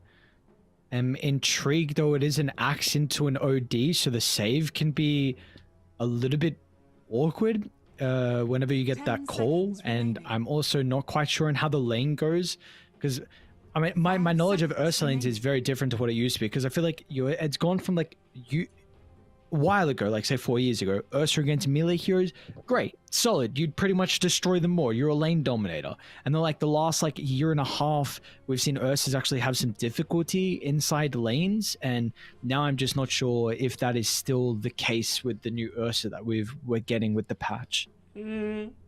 I think it's really dependent on what lane partner you've got to be able to play around with as well, right? Like, you need someone that's going to enable you to actually go for a bunch of these kills. Playing an Ursa together with a Chen's a really strong laner, right? So you might be able to provide a bit of harass through, let's say, a Harpy Stormcrafter that you're able to get. You can also use something like the Penitence to give that extra attack speed outside of needing the Fury swipes. So it means that you're able to really, outside of the overpower, to stack up those Fury swipes a little bit more quickly. Wonder if this is going to be, like, Axe isn't that mana-needing hero, right? But there's nothing really stopping you still going the Satyr creep and bringing it towards the mid lane, right? We talk about those heroes that do need mana to be able to get a lot of last hits in the lane. Leshrac is one of them. Dire team ban. Can be nice for Axe though, with Spam and Battle Hunger. I think. Sure. But maybe Chen there's has a lot the of kills. capability to jungle, right? And Ursa as well is not going to be suffering in terms of last hits too much. There's a lot of kill threat in this lane. Ursa with the Chen. Penitence for the bonus attack speed. Yep. So I don't know if there's actually a creep that you can think of that maybe Chen would want to consider to give you some more kill threat. Is there even any of them? Just the Harpy, you know? More sure. Harass down, get Axe down, get him softened up a little bit so that when you do use that Penitence, honestly, you can even do it at like level 2, right? Previously, it was like level 3 that you would put 2 points into the Holy Persuasion, but now you're essentially going to have an extra creep coming through from the Convert. What are these bans? Like, what is their read that? Who's support from Azure if they're banning Doom and Razor? Who's support on Azure? Oh, good question. Actually, not sure. I can understand the Doom a little bit. You can run a support Doom, and I can see that working, but not the Razor. Maybe they were just running out of time. They only had 5 seconds left on their reserve. Some AoE spellcaster. Is Hoodwink still there? Yeah. Maybe you can Hoodwink. Probably, I mean, there might be some better, but that's we got to deal with the CK. Could Wyvern. 5 seconds remaining. Pretty good at any sort of IO lineup. Great against CK illusions. Some percent damage to be able to deal with Axe, even if he gets 50 million armor. Would not be the worst. Also, even just with the Arctic Burn, extra attack range to be able to potentially start to hit the egg from far range as well. Feels quite nice. Just not exactly the greatest lane setup for yourself, I think, could be the main downside. But, I mean, if you feel like CK is just going to be right-clicking Centaur a little bit too strongly early on, just an early point in the Cold Embrace, and should be able to get away fairly easily. What happened to Tech is? Where'd that hero go? I think he just takes a little bit, like, too much damage himself, right? All of his facets kind of suck, to be honest. So, it's not exactly like you can... you have to choose, like, different aspects of what made him OP now, whereas previously you just got all of it to be able to start with, right? Yeah. Oh, he's got 3 facets. Very interesting. Mm-hmm. One for each of the techies. Let's see. 10 seconds left for Azure. So what's the call? Apparently Team Kev had a read on someone's going to be played as a support. Oh, sorry. Yeah, someone is already support and they're going to look for an offlaner, but not the case. Will be F5 and Sap, and I like that. Gives you a lot of AoE damage, which you were without a doubt requiring because of the Chaos Knights and burst potential as well. Look at that cosmetic Cool. as well from FY. Very nice. Big froggy. We do like that. I wonder if he's going to continue going Ricochet too. That's a bit of a Valve meme. I know you're a bit of a zoomer, so you might not know the reference, but never mind. Full bore coming through there from FY. It's good, right? You always want to be able to stay at long range in these lanes, and I feel like your Fire Snap Cookie, there we go, is just going to be used as like a defensive tool for this lane. Although, I mean, there is certainly some kill threat going back the other way as well, right? With playing alongside a Centaur, level 2 is what I say a lot of the time, but I think level 3 certainly is the one where once you've got a couple of those braces, once you've got 2 points in either the stun or the double edge, and 2 points, more importantly, in the scatter blast, even with, you know, an IO backing you up, you're going to get exploited pretty quickly. Yeah. All right, well, let's see how we feel about this. This is, of course, final series, so last two teams will see who's going to be able to qualify. Do we feel like there's a bit of an edge for anyone in this game one? I'm going to give a slight edge to Azure. I like the fact that they've kind of addressed their early game. They've got really strong lanes. The jury's out on the OD though, right? I legitimately have not seen it played a single time on this patch, so I'm going to be keen to see how it does against the OD. And I'm also keen to see what they actually do with this Chen Creep, right? You've already got the Summon Convert being able to be used for the Sated Mind Stealer. And I assume that he's going to be sending that one mid, just to be able to, again, make OD's lane even easier. Well, too bad. That was unreal. Alright, let's see. Let us see. Damn, I didn't know Low was a Grand Master Ursa. Okay. We went for the Grudge Bearer as well. So we saw the other one last time, right? With the extra control or whatever it is. Let me double check to make it the wording right. You're going to be taking a lot of damage during Enrage, right? Like, consider what you're up against. Diabolic Edict, Pulse Nova, potentially Battle Hunger, all, like, which one did the Phoenix go for? He went the Dying Light, right? So 1, 2, 3, 4, 5 different damage over time instances that can't be controlled. This Ursa could be getting like an absolute truck in team fights even before the Fury swipes actually get stacked up. And again, we haven't really been seeing too much Ursa, at least the games we've been covering, but I know there's been some in some other games, and I wonder if this is the build where you go the Octarine, but because of course, I mean, you want to be being in rage for as long as you possibly can. So without going for the D-Bus, we'll see if he does like still go for the Basher or not. Yeah. Battle Fury, of course, is going to feel nice this game versus the Chaos Knight nonetheless. Sure. I think it's still going to be very important that you get a reasonable timing on like a Blink Dagger though, this game, just because it's kind of hard to just walk up into this Kev lineup, especially, you know, important to the fact that they don't really have any backline dive at the moment. You know, you want to be saving that Centaur to be able to run away from the Leshrac when he pops his Bloodstone, to be able to run away from a Supernova, all that sort of thing. So someone needs to be able to get onto the backlines to be able to take care of the Io and the Phoenix, and I feel like Ursa might be the one.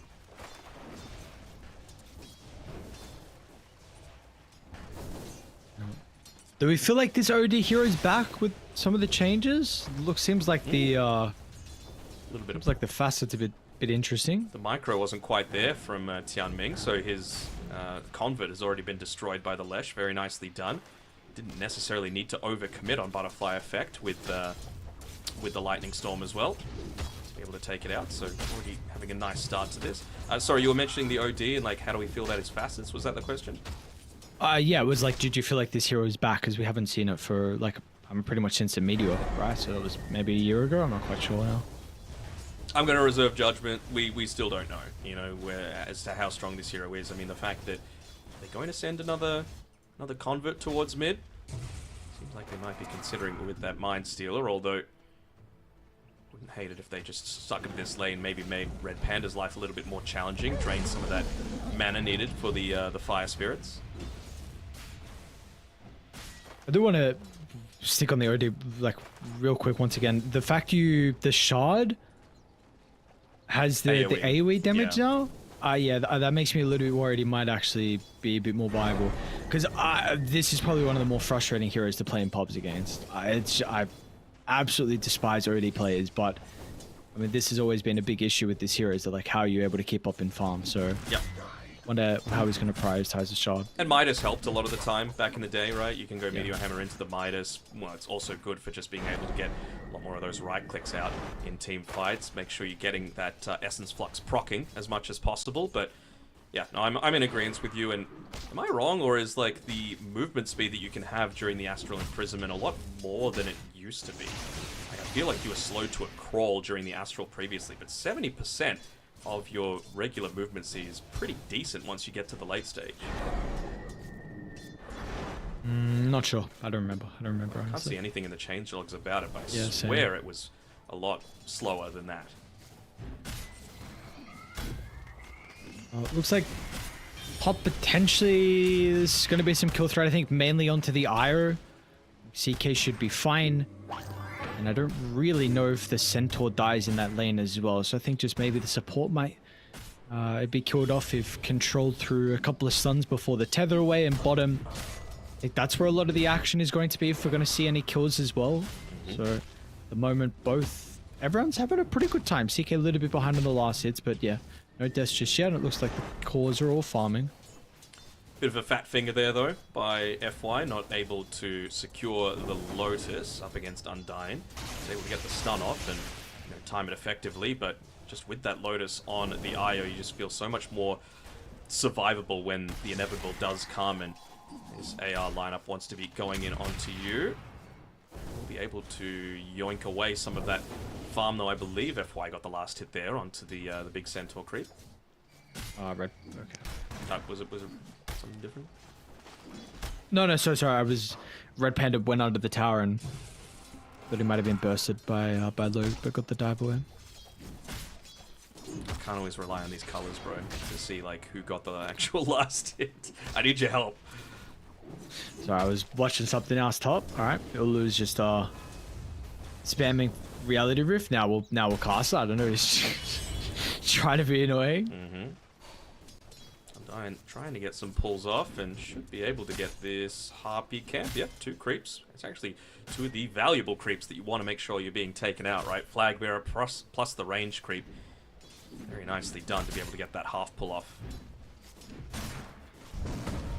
Butterfly Effect doing a really good job mid lane. Yep. 24 and 11 compared to the 16 and 5. Usually you would expect the OD actually is the one with more denies, just with, of course, the natural way the Astral is going to work.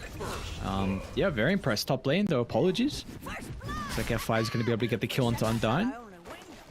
Maybe overestimating that strength off of the Lotus, right? But this is that level mark that we were talking about. Level 3 on a Snapfire Centaur lane is just a crazy amount of damage that you're able to output. And again, from the Snapfire, you don't even need to go into melee range to be able to do it. You can just have that really long range with the full bore to be able to just layer it down, be the true artillery for your team.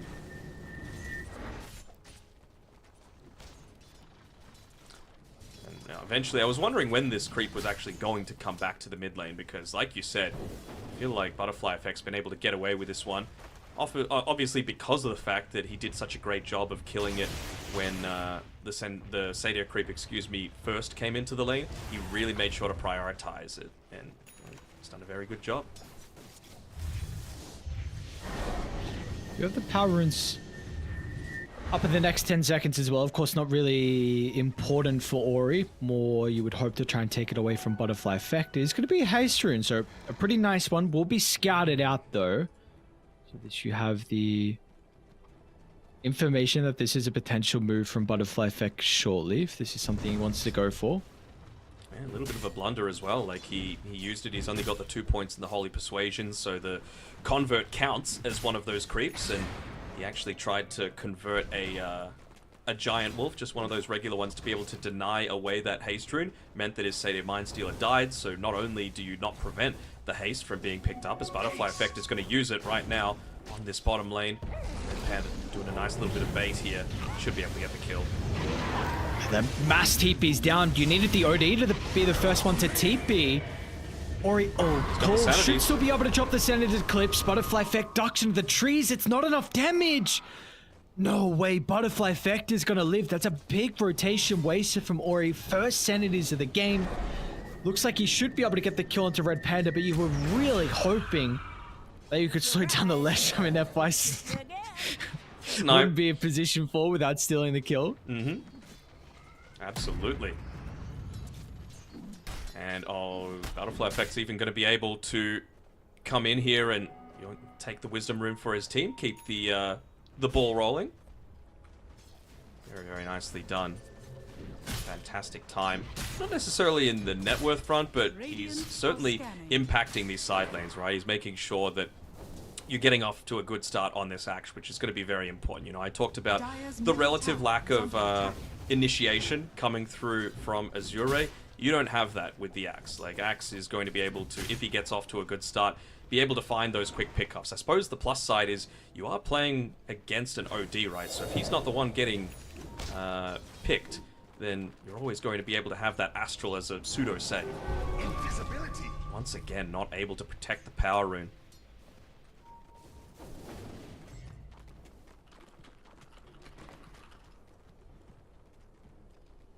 We saw success with the last rune. This time Butterfly Effect's actually going to use it instantly to try and get back up top with the resources. Looks like he has some stacks to farm. We'll do so together with Undyne, so... Bit of a chill start though. We are going to see a rotation through the portal, though Low making a very interesting move from the Ursa. Obviously they feel like it's required to kill off Ulu, and Ulu's going to run straight into the bear. Io's here, but it's not going to matter.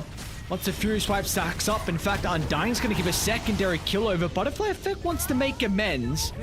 We'll chase down F5. Doesn't have the greatest mana pool, nor the health pool shortly, as well as AR. What a beautiful move through the portal from Low.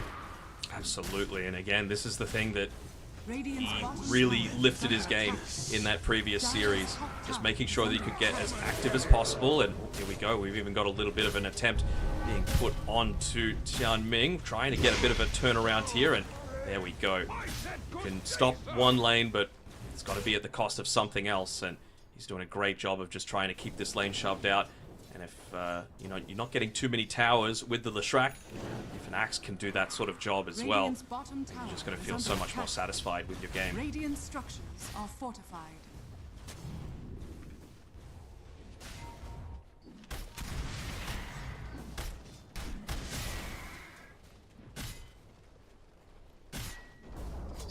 Axe is pretty goddamn farmed. Mm-hmm. Gonna be a good blade mail timing. Probably blink as well. Looks like Red Panda's starting to make some stacks back inside the jungle. Mm-hmm.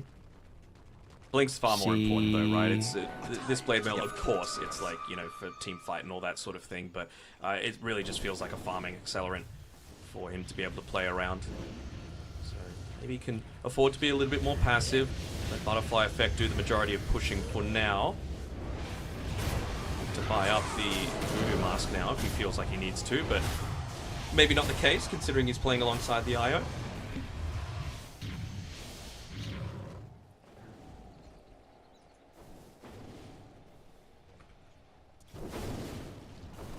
I like what we got though. Even game, 10 minutes in.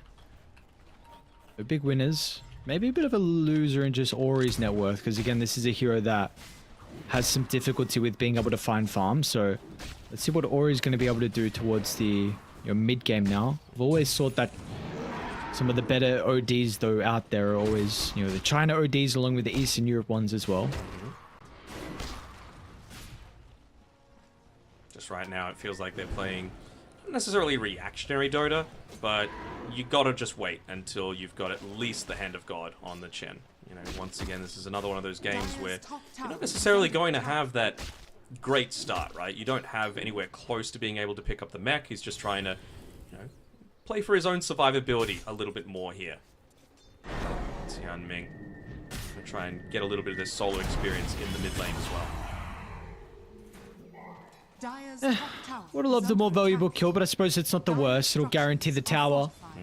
Give them a numbers advantage and really, really force Kev to avoid the area. This is something that they're not going to do now without their IO. This is, gotta say, a potential weakness of Radiant is how they can take objectives. I mean, Tianming really the only one, and we haven't seen the Chen currently group up with anyone. Yeah. Well, hold on, Stomp maybe? Oh, a little bit of miss micro there, just allowing his Centaur Corsair to get killed off by the Lesh AoE. Dire's top tower Gets a is under regen rune attack. as well. Like he could need anything else. You know, it sucks that the IO died up top. It sucks that you lose your tier 1 tower, but as long as we're not paying attention at all to the axe, that's exactly what he wants, right? He is just using this blade mail as a farming tool to get into that blink dagger, and that's when the surprise initiation is going to come.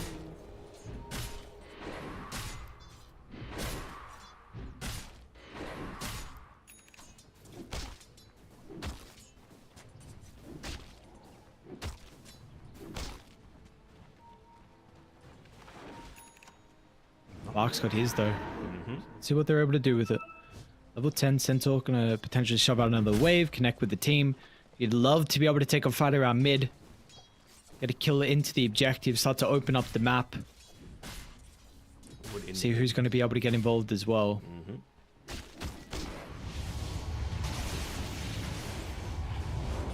Just look at all this, like, yes, about to say, I'm just watching FY. You talk about those supports trying to snipe a few things. He just basically sniped 3/4 of a triple stack there.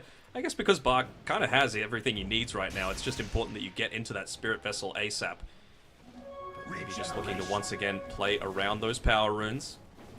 See if they can use that desire to be able to keep this Leshrac snowballing. For now, though, it's going to be a little bit until he gets into that next item, maybe going for the full path on through. Are they going to be able to reach there by the 14-minute mark is the real question. I think they've moved a little bit too late, and they're even going to go for the scan, which will just connect. Even if you get there in time, is this a place you want to take a fight? Oh. See if they're going to be able to blow him up with the kisses. Looks like they've got the damage. Shang-Chi's going to go down. Ulu will TP in as well, but yeah, you get the kill into the axe, but at what cost? Lo might be able to bring the egg down with the help of the Hand of God, but no, needed one more right click and wasn't able to find it. And it's a really, really risky place to take a fight. Felt a little desperate, to be honest, right? Like they felt like the game was kind of falling out of their hands, like they hadn't really made too much happen with the Chen as well. Xiao Ming now is looking to close in on the mech, but he's still a good 500 gold away. And, you know, despite the fact that he died there, you're going to have an axe respawning with all of your smokes available, and now he's got a blink dagger of his own.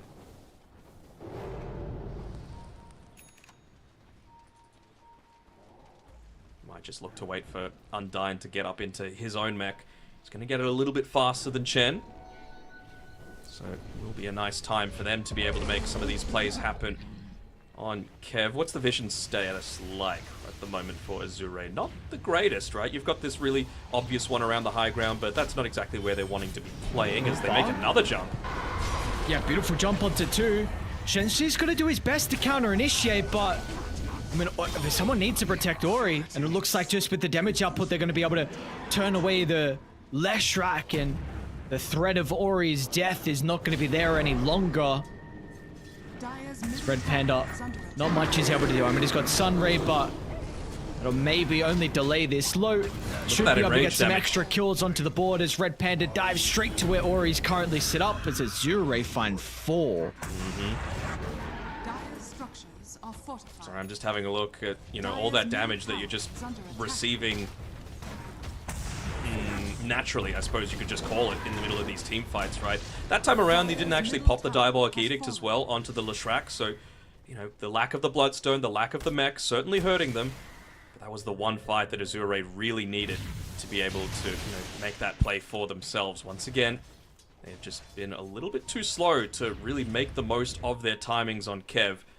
Only 5 kills thus far. They really need to be looking to try and play around this mid tower and, I mean, maybe even top, right? You got to protect the Roshan pit. You're playing against an Ursa, you're playing against an OD. They can really just tear through that Roshan. On top of the Kree wave, and with all the pure damage from the counter Helix, Bark's going to be able to get the Stampede away too late, though. A buyback from the Centaur. I mean, look at the importance on the team fight. They recognize if they win this, they can move to Roche. Egg's gonna go down. Bark looking to re-enter the fight. Now Ulu gets left alone.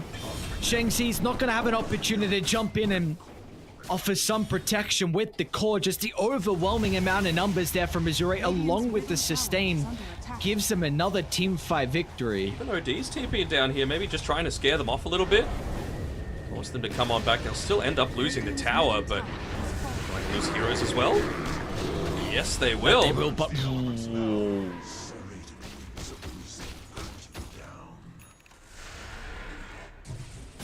Telling you, this Ursa bonus damage coming through from the Grudge Bearer really starts to rack up, and that was just when you had the Leshrac nearby, right? So imagine in the how hectic some of these team fights are going to be. Felt like they were just going for, you know, let's try and get something out of this lost team fight, but they just lose even more and still going to be on the losing end of this Roshan. See if it's going to be quick. Yeah, okay, it looks like it should be quick enough. Yeah. Should be indeed. A Blink Dagger as well being delivered now. Over to Low. So you mentioned that he's going to need to get one pretty damn early, and it's actually his first item after the Battle Fury as well. Love that from him. You don't have, at the moment, that way to be able to jump in onto the front lines. You know, Bark's been playing pretty well to be able to find those key targets at the start of these engagements, but he can't... It's going to turn around eventually, right? Like, you have a lot of these items to be able to make plays with, and they haven't truly taken a 5-on-5 team fight yet on Kev. Xianmin given over to the Stampede, unfortunately not enough. The core stack will get FY along with Bark out of the neighborhood, so through the portal they go, down to bottom to connect with Low. Just use the Edict onto this tower. I think that's what Butterfly Effect is pinging. Like, hey, it's a tier 1 tower. Who cares? There's no backdoor. Just going to be able to take this one pretty easily, not even needing to take any damage. The amp damage as well, making it die even faster. And just have a look at Max standing right nearby, just in case they tried to go for another defensive move. Defensive TPs coming through to protect it. I'm going to enable that a second time.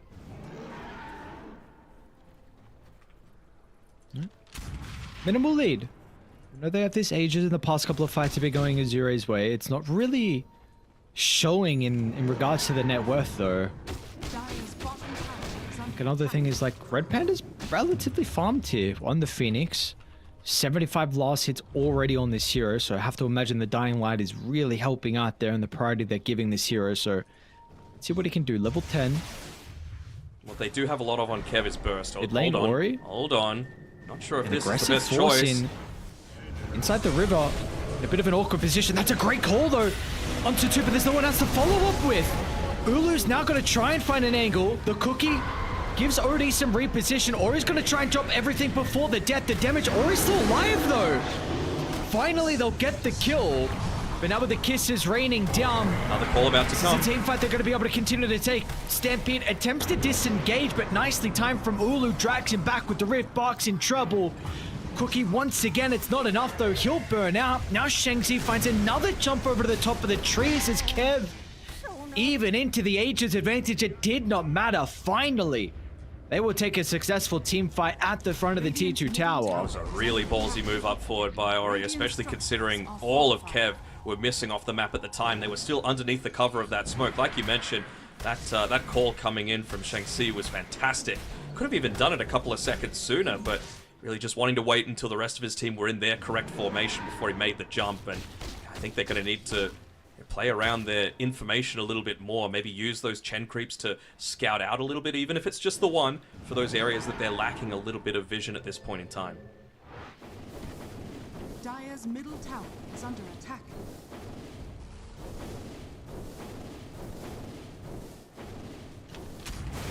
Playing this Tormentor for free, though. A little bit careful if you're FY, though.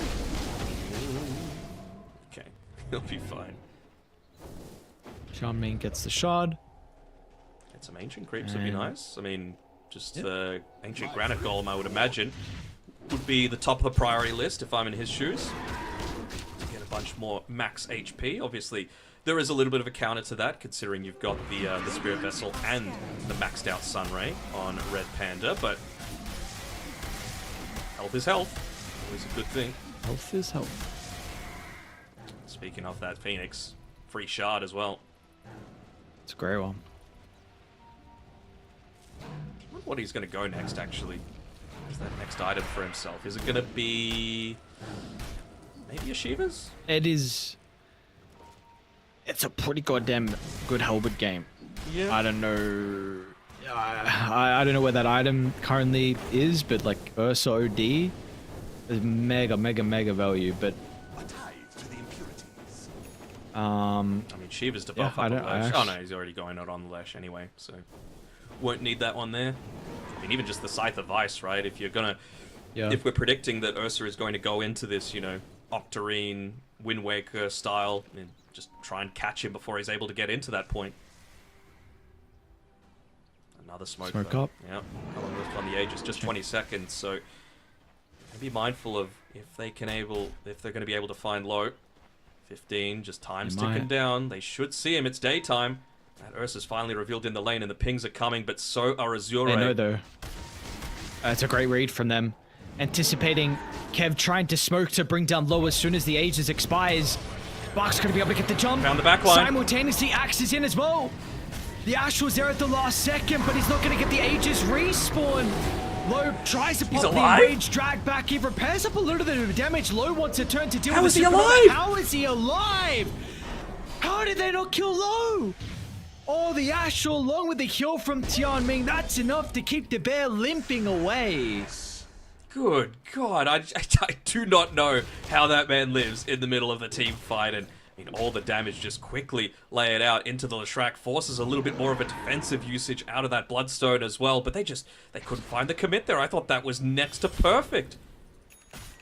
Radiant's courier has been Literally a split second away from Bach being able to land onto 2 with that backline hoof stomp as well. Ended up only connecting onto the Phoenix, wasn't able to grab the axe as well. The only thing putting them into that dangerous position, but good God, that was close.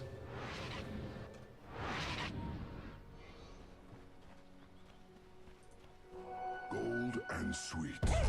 Big Arcane Rune though in the river as well. See if anyone's going to be able to pick that up, but it just gives you, I really think another important thing is just breathing room for Ori. Mm-hmm. That was your chance to be able to kill him, right? Yeah. Now he's going to have the Ags after this. He was the lowest net worth, I believe, out of the cores before that team fight. Mm-hmm. And got a big kill onto the Axe, has now been able to farm up enough to get towards his Scepter. So we will see it be much more difficult for him to be killed off inside some of these team fights. Another Arcane Rune though. Butterfly effect. Able to yoink that one up. He's closing in on the Shivas, so we're going to get... I mean, they've got a lot of minus healing at the moment to be able to, you know, deal with that... the Hand of God, especially coming out to deal with the mech. Maybe you are going to be able to burst down some of these targets.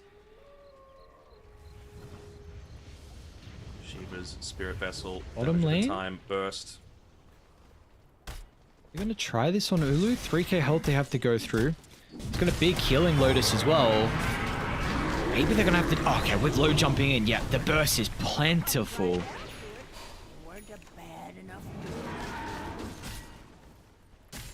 I'm honestly wondering, like, what is the target that Kev can go on now, right? Like, if you're not going on OD, he's saving everyone. But if you're going on OD, he's got the Aghanim Scepter. And he's also got, you know, eventually the Stampede to be able to save himself. You've got Reposition from the Cookie. You've got all this little stuff that's going to be able to save him. And eventually, it's going to get even harder, right? Because I'm still assuming Low is going to go for that Wind Waker build this game. It just feels incredibly good to be able to not only have that maximum uptime of the Enrage, but it's also going to be able to provide you an additional save. On top of that, you've got a save for whenever Axe is able to land a call as well. It just seems like it's going to provide you so much value this game. Dire's bottom tower is under attack. Fire off from Kev. Okay.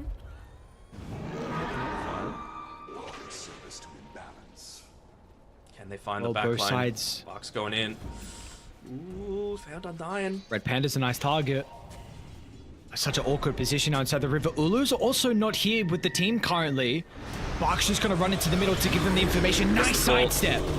Shang-Chi finally off the mark with his initiation. He's been solid so far this game, but without the cores, they're going to struggle. Or inside the middle. That freshly completed Scepter's not going to make this an easy kill at all, but Ori's still falling low, but the sounds... Oh, good call! Yeah, so that's a better call! Alright! Shang-Chi!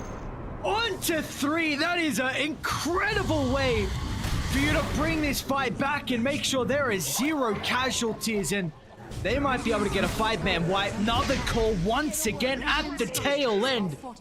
Have a bow, my friend. What a team fight. They're going to lose a lot here. I mean, you've got a tier 2 tower about to go down. That one creep ends up being able to be kept alive off the back of the Holy Locket, off the back of the mechanism coming through, and they even used an offensive glyph as well. They're sticking around. There's no reason for them to back off here. You're getting 1 tier 3 minimum. Ooh. Damage coming through there from the axe. More importantly, the control, though, just allowing them to lock them all in place. First call got nothing. Second call, everything. Got everything he needed. Wow.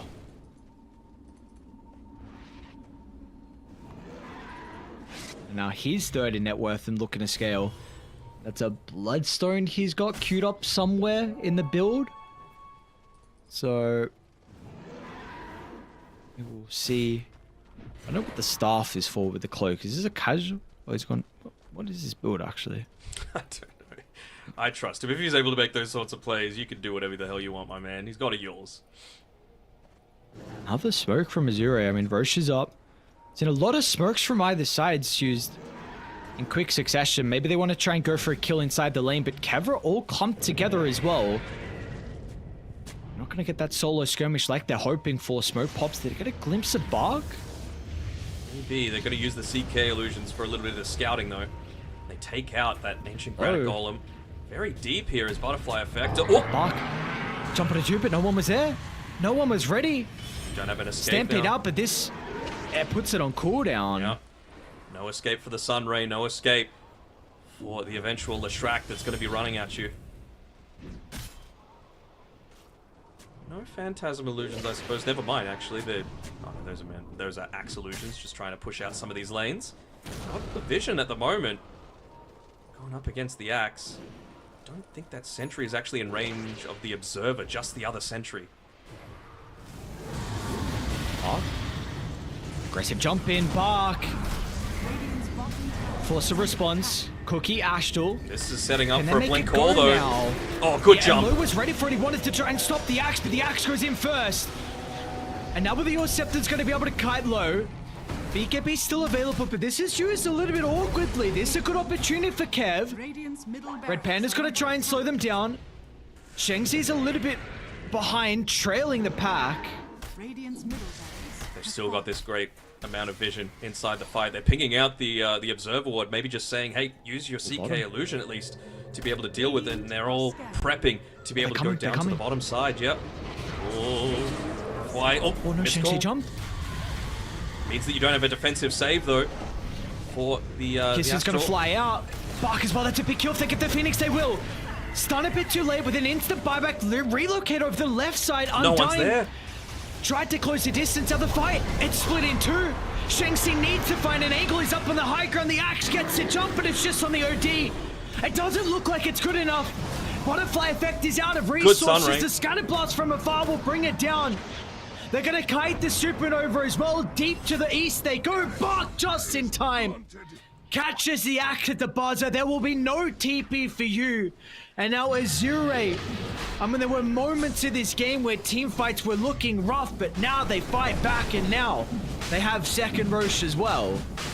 Indeed. I mean, we just have to go all the way back to that top lane fight, right? Being able to find that jump with Low, going in, I don't want to say fearlessly, I'm sure he was crapping himself just running into all this damage that Kev have the capability to output, but he needed to be there to save Bark, and you can see why. The man coming in clutch, looking to try and close out this game with some of those initiations. Got to be mindful of your base, though. This poor Bark's effigy has been removed. All the while that they're just trying to make the most out of this Aegis. Yeah, I guess one thing that could be said is the fact that, you know, with all that action going on top, the creeps actually got the range barrack. So, I mean, it's been about like a minute 30 now because that fight went on for a while. Yeah. Bottom tower is under attack. Someone's going to have to deal with it. Might just be the Chen creeps for now. And it's a nullifier as well, finished up by Low. Very So nice. what is the value with the nullifier Ghost this game? I Scepter. mean, you got the yours for the Lesh, couple of yours as well, actually. He's got to kill that IO. You know, we're seeing Okay. how squishy he can be, and I mean, you've got the burst damage to be able to take him out, right? Like, if you're able to just initiate onto him, get those right clicks coming through, he's probably going to be taking a few damage instances as well from the Leshrac, so the Grudge Bearer buffing up the Ursa that little bit, and an IO can die before the time that he's able to relocate away. 3.25 seconds is an eternity going up against this Ursa. So it's really big if they can get the Tormentor too. Not going to go down without a fight. Might want to fight into this. They need to go the really long way though. That AoE damage from it would have just stopped the Blink Dagger. See, Bach's just going to run up the high ground. Well, he gets the start to the Leshrac. Meanwhile, inside the lane as well, but the Ursa, he gets jumped as well. They'll deal with the Aegis quick and clean. Can they get themselves set up for round 2? I mean, they're doing a really good job to push away the heroes to protect Low, but Low doesn't care. BKB by Red Panda. That's a dieback, I believe, on the Phoenix as well, so no Supernova. And also Undying too. He's also got our both supports without a buyback. Yeah, with the Nullifier, wasn't able to use the Yule Scepter there in that fight, so forced to use the BKB defensively, and that's the last thing that you want as a Leshrac. You want to use it to enable yourself to move on forward without too much fear. They are finally getting their high ground sieged into. You know, it's you feeling panicked a little bit when the Aghanim Shard gets queued up for the Leshrac, and that's exactly what is the case. He's looking to try and get outside the base, farm it up as quickly as possible. Would have loved to get it for free off of that Tormentor, but like we've been saying, very influentially, it's Ori that was able to claim it. So a little bit of that AoE damage, but more importantly, allow yourselves to reposition a little bit with the Astral. Dire's bottom barracks are under attack. They are seeing kind of one of their weaknesses though with high ground siege. It's a little bit slow. But just get the melee barracks. Someone's going to have to go back to their base.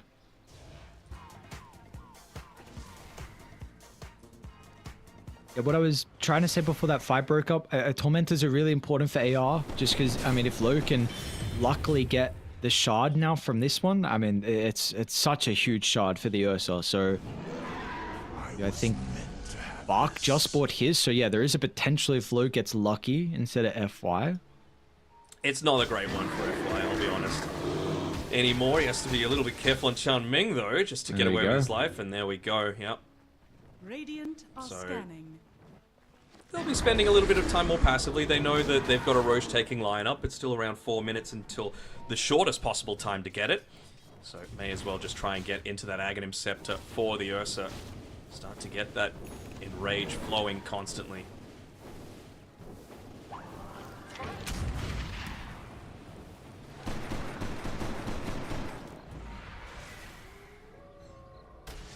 Feels like though these team fights are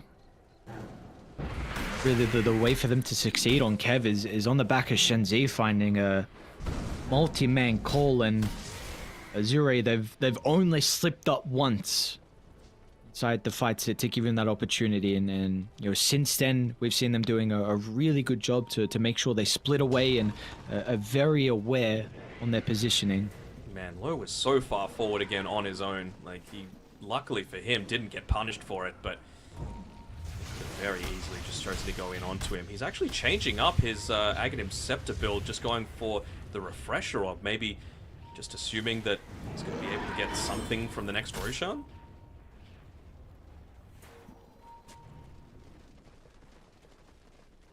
Double Nullifier, I suppose, double BKB. That's what he feels like he needs. They're going to be able to get the jump. Oh, jump in onto Butterfly Effect, but the core to be able to respond.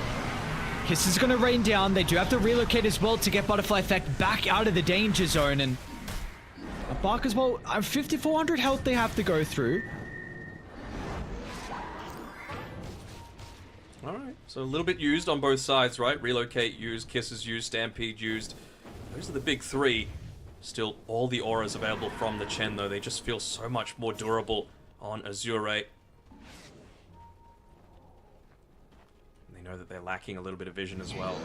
Once again, the sentry just out of range of that valuable observer placed down by Undying. Great positioning over there. Mark's Like looking you said, for the though, this time backline. no relocate. Oh, misses. He's not going to be able to find the backline. Butterfly effect, early use of the BKB from the Leshrac. They might be able to get onto the Centaur here, but they're looking to... Should be okay, surely. Cookie, Ashel. He's coming hard as well, just healing Ashel, up. Oh, here we go. maybe? Ashel. Ashel, Oh, he got no. silenced, he got orchided. Bark, anyone? Okay, yeah. Nicely done from Ulu. Lowe's going to be able to turn to deal with the egg. It's a bit of an opportunity now, unless Ori has something else to say. It's a big Sand, it is. It's a Ulu's big gonna be able CK. to chase down Lowe with the Bears in trouble. This silence proving to be an issue. Now with the OD as well, dragged back into the middle. Dire aren't done just yet. The chop is not enough. Ooh! Back from Park. On to 3 to set up for the triple cookie as well. Ori's going to be okay. Turn to the left. And the damage output. No way, they almost had a successful team fight. They were so close, but the buyback from Bark gives them that opportunity. Undying will try and tip you up, but a huge double edge shuts him down. What a call from the experienced offlaner. A big buyback keeps him in it. How much damage do you think that double edge did, by the way, at the very end of that fight? 600, 700. 866 damage into a Ghost Scepter when you've got a Centaur with all of his stat gain, with the braces, with the heart. They are now sieging into the high ground as well. Previously, it was one lane of super creeps up against one lane. They're going to make it at least the double and maybe back off. I wonder if they do give the respect, or if they consider potentially even going for these tier 4 towers. Actually, I should say tower. Creeps have been able to wipe out one of them in the meantime. Roshan just 20 seconds away from coming up, and I would imagine that is going to be the main priority. These offlaners, man, if you needed any more evidence that this was the most important role in Dota now and for what feels like the past few years, it's this game, right? Both Shang-Chi as well as Bark have completely turned this game on its head multiple times. But just seeing though, unfortunately for Shang-Chi, he's we've seen it some fights, but unfortunately not enough from what Bark has been doing. 20,000 net worth lead now. You got Hex on Ori. Lowe's almost got enough gold. Well, actually still 1,000 away from having the buyback after the refresher. See if he's going to be able to get enough farm before Roshan, because it's going to be up in a minute 30, and that's probably where that next big fight will take place. Hold on. Bark's moving in a little bit on his own here. Don't know if he's got the rest of the boys quite yet behind him, and yeah, ping's being put up on the high ground by FY saying, let's not fight into their vision if we don't have to. It's still nighttime, we'd be fighting at a huge disadvantage. Trying to think of some of these next few items to come. I mean, now you've got the Scythe of Vice as well on the OD, so wants to be able to jump in onto the back line. Phoenix would be the one that they want to claim, and he's going for his own Scythe as well, but just about 600 gold short for being able to pick it up. It's going to be another Roche fight, it seems. It's going to be breaking out. The downside, of course, is that this lane is just going to be passively pushing in. They've only got a certain amount of time to be able to do it. And Fight Tiaming. Oh my god, the response again, the call. The reactions are just too quick. Back in. And now Bark's going to be able to hold multiple people down. Low over to the right side, looking to try and deal with the Supernova. It's a bit messy from the Ursa. Has to use the refresher with the call. Oh my god, Shang-Chi, this time it's better. Low used almost everything to try and deal with the Phoenix. It's going to be up to Ori to try and get him out of danger. Bark is still in the middle as well. He's got 10,000 health. Shang-Chi call onto 2 heroes.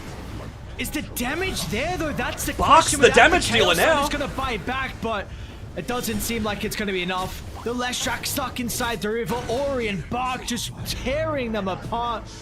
Buyback after buyback. Bark jumping over the top. This Centaur War Runner. 9,600 health. It's crazy the amount that he's able to do. You know, so many double edges in that fight. Look at the damage! 14,000 damage that he was able to do with that Aghanim Shard into all of these double edges. And you know what else is on top of everything else? The Havoc Hammer, which also increases everything by your strength. So such a perfect combination. Pulling them into each other. They're going to go for the all-in play here. They want to try and get a huge call once again with Shang-Chi. Just being interrupted. Putting the creeps onto the front line to delay things out that little bit. And look at that, even giving... the fight though? Ooh, here we go. They put Bark on the front wants line. the fight. He's got the doesn't Aegis. care. We saw what he was able to do prior. Butterfly Effect ball this back. Man's ready to go. Stampede, look at the damage with all the strength. Butterfly Effect needs the IO. Meanwhile, the call. You can't again, focus the Sheshe Centaur. just hasn't been able to do it inside the team fights. The Astral response. They're too quick on the fingers. Ori's got another round of the Hex. Meanwhile, Barker's just soloing Ulu. This Centaur War Runner. Mm-hmm. And they just call it. Fight's not even done. Oh my god. Bark just single-handedly carried back-to-back team fights. What a goddamn performance from him. This man wants to go to Riyadh. This man was the MVP in the first ever Riyadh. Remember back when LGD were the first ever champions back in 2022, and he's hungry. He wants to be able to make it happen a second time. So, whew, what a performance. I want to see this scoreboard screen because it is a crazy amount of damage. I'm sure that the Centaur War Runner was able to output in that fight, like just constantly at just an unattainable amount of HP that they were able to rip on through. And there it is, more than a Leshrac on a Centaur, tanking up all the damage, being the initiator. You need to get your eyes checked if you don't think that Bark was by far the MVP this game.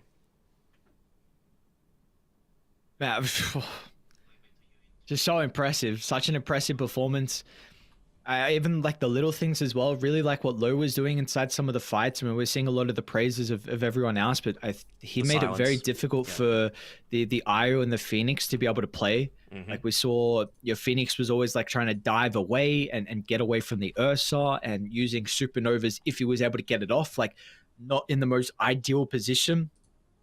And even just like, and how many times did they blink out a call or astral the call or just instantly respond? And this is something we brought up when we saw the Axe picked into the OD. Like this has been an old traditional counter, like OD, SDs, any way to put someone under through that long duration stun is always going to prove to be an issue. And I mean, Axe gave them one incredible team fight, but you compare it to Centaur, unfortunately, there's a very big difference here. So we got to see Shang-Chi, he sees what can be done in the offlane role, and he's really wanting to try and give them a game 3 here on Kev. Absolutely. I mean, he did a few times in that game, right?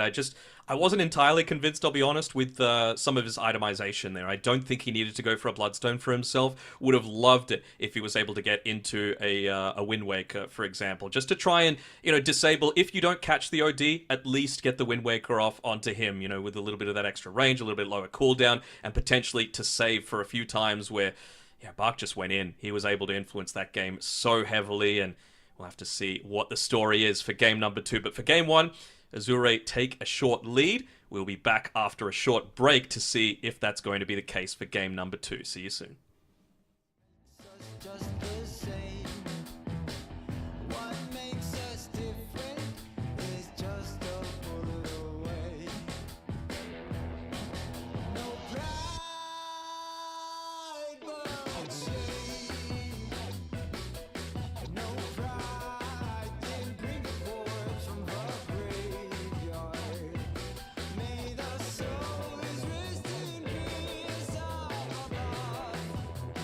Some say we're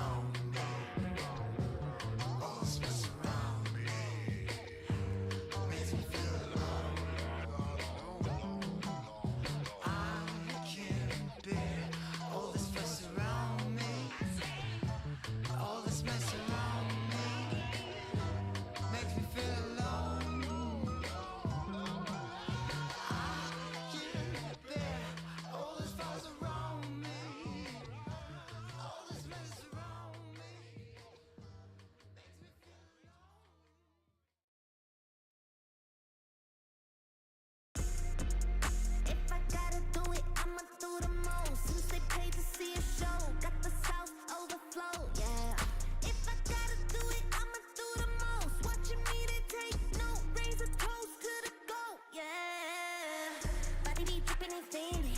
Pat on my nose with that fancy. Money on me, I got plenty. Hundreds, 50s, and 20s. Stage set, lot of them. Rags, house by the lake, bought that. Ops to the brakes, draw back. Paddock on my wrist, I'ma hit 'em with a drip. They gon' pay the VIP to get a pic with me. I'm a star. Brand new keys to the car. I'm the boss and the king of the czar. Got 'em so high, so addicted. Telling me I'm the only queen of his heart. Guess I let you co-star. Gotta do it, I'ma do the most. Since they paid to see a show, got the sauce overflow. Yeah. If I gotta do it, I'ma do the most. Watching me, they take no. Raise a toast to the goat. Yeah. If I gotta do it, I'ma do the most. Since they paid to see a show, got the sauce overflow. Yeah. If I gotta do it, I'ma do the most. Watching me, they take no. Raise a toast to the goat. Yeah. If I gotta do it, I'ma be the best. You can bet I got the recipe. Mastermind, creator of this high vibe energy. Only thing I'm loyal to is building a legacy. So quit testing me. Lot of commas in the bank, I'm a provider. Tell the amateurs stay in they lane, ain't no outsider. Bought a mansion in LA, right next to Mariah. Write a song, get filthy pay, price going high. Yeah. If I gotta do it, I'ma do the most. Since they paid to see a show, got the sauce overflow. Yeah. If I gotta do it, I'ma do the most. Watching me, they take no. Raise a toast to the goat. Yeah. If I gotta do it, I'ma do the most. Since they paid to see a show, got the sauce overflow. Yeah. If I gotta do it, I'ma do the most. Watching me, they take no. Raise a toast to the goat. Yeah. It takes a lot to be the best.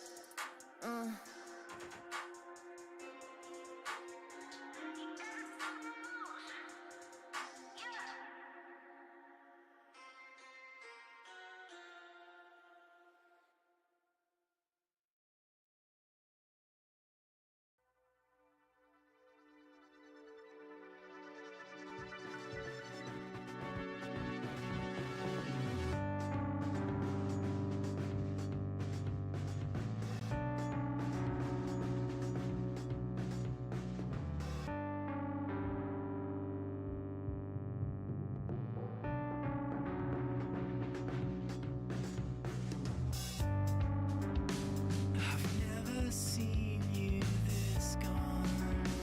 You're further than you've ever been, and you're fading out.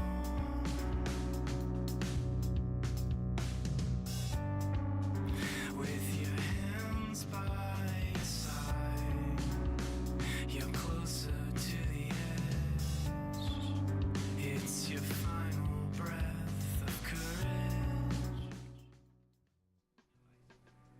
All right, a crazy game one in our final series here in the China qualifiers. Let's see what we have in store for us heading into this second game. If we get any more, crazy performances from the Centaur, crazy performances from Bark in particular, and what Team Kev are going to be able to do as well to hopefully send us to a game 3 and a deciding game for the all-important last slot to the Riyadh Masters. That's right, but I mean, if Bark has another performance like that, I don't think we're going to be waiting too long to see who that third Chinese team is. I mean, it was a really good Centaur pick, even, when they were able to get it right. It was in a counter to the... Actually, was it picked after the Leshrac? I kind of feel like the Lesh was picked after the Centaur as well, which certainly didn't make things easy at all. And, they were able to really just be on the front foot, it felt like, on almost every single team fight. It took some crazy calls by Shengxi to even give Kev a small chance of coming back into that game. Yeah. I think even there were some moments as well, right, with like Ulu and what he was able to do with some of the orchids inside the team fights, and like just the Chaos Knight running some of the illusions, the squishy kind of backline heroes to prevent them from freely being able to spellcast. But let's see what happens a little bit differently heading into this game. There's some heroes that we want to see like avoided as well from game one. Was this Chen a big enough issue for you just to look to try and ban it, or do you feel like that wasn't something that was as big of an issue for them? No, I didn't think that was a massive issue, to be honest. I thought they addressed it pretty well. I, again, was really impressed by Butterfly Effect and his performance in the lane itself. I just don't think they got active enough around their timings, right? You got a pretty early blink blade mail on the axe, and there were just a couple of times where they were about 200 gold short from hitting that next big spike item, but they just weren't able to convert onto it, right? Whether it be to win a team fight, to steal Roshan away from an Ursa lineup, even just to take towers, right? To reduce the amount of space that Ursa had to be able to pick up some of that additional farm, and we saw how effectively that was punished, right? As soon as the OD got into the Aghanim Scepter, you just didn't have a correct target to be able to go on. Centaur was unkillable.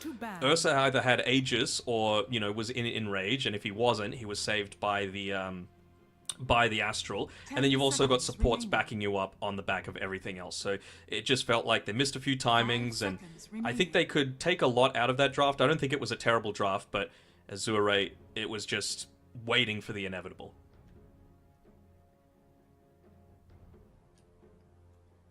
Alright, well, let's see what gets let through. Heading to the first phase here. Storm, Zeus, Phoenix, TA banned out from Kev. Io, Shadow Fiend for Azure. So if they want to get the Chen once again. Chen, Clock, Willow. Just starting with Centaur, but the Dragon Knight, the Slardar, all options. Radiant team Azure actually went and chose first pick, and yeah, I was wondering if they were actually going to go for this again. Clearly feeling like it's a comfort pick for Tianming. It's a good hero right now. When the patch just dropped, I think it had 58% win rate or something like that. It was looking real strong. Slight nerfs ever since then, for sure, but really just is an incredibly good spell. It doesn't matter what you do, just that... I feel like area denial spells become so much stronger this patch, right? You've got the Noxious Plague, you've got the Lich Chain Frost, which lingers on the last target that it hits if there's nothing else in range, and now you've got the Winter's Curse as well, right? Even if, you know, the target gets removed from the area and the target dies, it's still got that little taunty area just on the ground for its full duration, which feels pretty damn good, to be honest. So, I like this hero. I think that's no surprise to anyone, but let's see if Team Kev are able to abuse it. The way that you do that is a couple of ways. You either have tons of magic damage, tons of pure damage, or you're able to get on top of her consistently, because you just have so much impact as a position 5 in team fights, and all you need is, you know, a split second. So the sorts of things that can do that are your Timber Saws, your Blink Stunners like your Dragon Knight. I honestly wouldn't even hate to see it, if the lane is good, for a Night Stalker to come out here for Team Kev. That is Winter Wyvern's worst nightmare. Okay. Well, let's see if they're going to continue to double down on some heroes that are able to jump the position-based Winter Wyvern. Are you even looking to try and ban some, or are there some other things that probably have importance?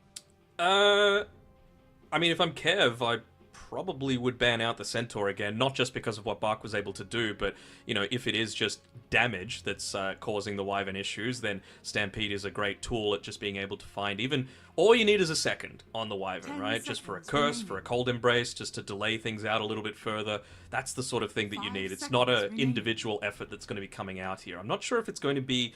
I mean, I wouldn't be surprised if you might want to try doing the OD again, right? I mean, into the DK, it doesn't feel that terrible. And it also gives you, again, multiple facets of being able to have that save, right? Cold Embrace, Winter's Curse, and the Astral Imprisonment. Were you impressed though with the OD last game? It did feel like it was probably one of the weaker heroes on their team. It felt like, you know, if maybe some of the early team fights went a bit differently, then we would have seen this slow farming hero be a bit of a liability. Felt like it transitioned into being that little bit of a supportive role, right? I know Aghanim Scepter is a pretty standard build-up for the OD anyway, but that was his role that game. Save the more valuable targets when they get gone on, and they don't have their cooldowns popped, or just don't die, right? So I liked it. I think it was totally fine for that game in particular, and it also allowed you to, in addition to the Stampede, find a way to be able to create space away from the Leshrac if you were using the Astral offensively as well as defensively. So Willow, there is that magic damage that I was talking about. So, you know, 10 toss the seconds Bedlam onto a DK that blink stuns onto a Wyvern, you could probably kill her before she's even able to get 5 off something like the seconds Cold remaining. Embrace.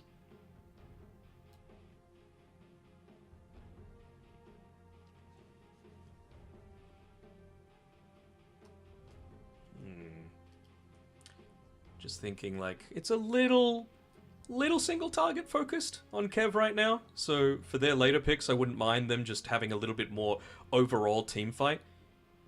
So something like a Glimmer Cape is going to be really valued this game. You know, having DK's not the worst against the Wraith King, right? You pop your ultimate to be able to kill him not once but twice. But Willow, certainly the toolkit falls off unless we're talking uber late and you're getting into your Aghanim Scepters on the hero. Of course, it is a low comfort. 10 seconds remaining. Yeah, they put a lot of priority in the series yesterday versus LGD, right? We saw game one, they drafted it later in the draft. That was 18th pick, so to close out the second phase.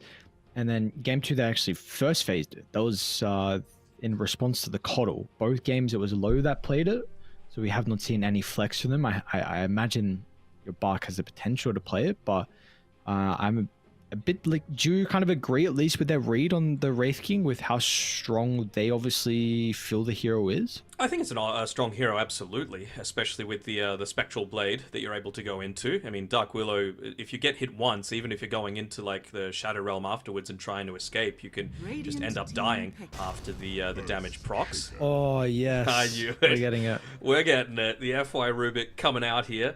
Clockwork has been banned out as well. All right, cool. Maybe a Rubik could be coming for Kev. I mean, stealing the Winter's Curse feels pretty good. Having some repositioning against the Wraith King feels pretty good. Of course, Fisher steal also feels pretty great. But the thing that I'm really looking for is I want to see some... it's okay. I want to see an Illusion hero come up here against the Wraith King, right? Because maybe they're saving that for the last overall pick, but Wraith King doesn't deal with that very well. Yes, you're going to have the Radiance eventually, but I feel like if you can commit into the middle of a team fight with a Naga Siren, it feels pretty good considering the Naga innate as well. Just all of that evasion that you're going to have provided. Yeah, you've got a little bit of AoE damage from the Shaker and the Winter Wyvern, but I'm just talking about pure core-to-core matchups, and I feel like Naga's going to come out on top.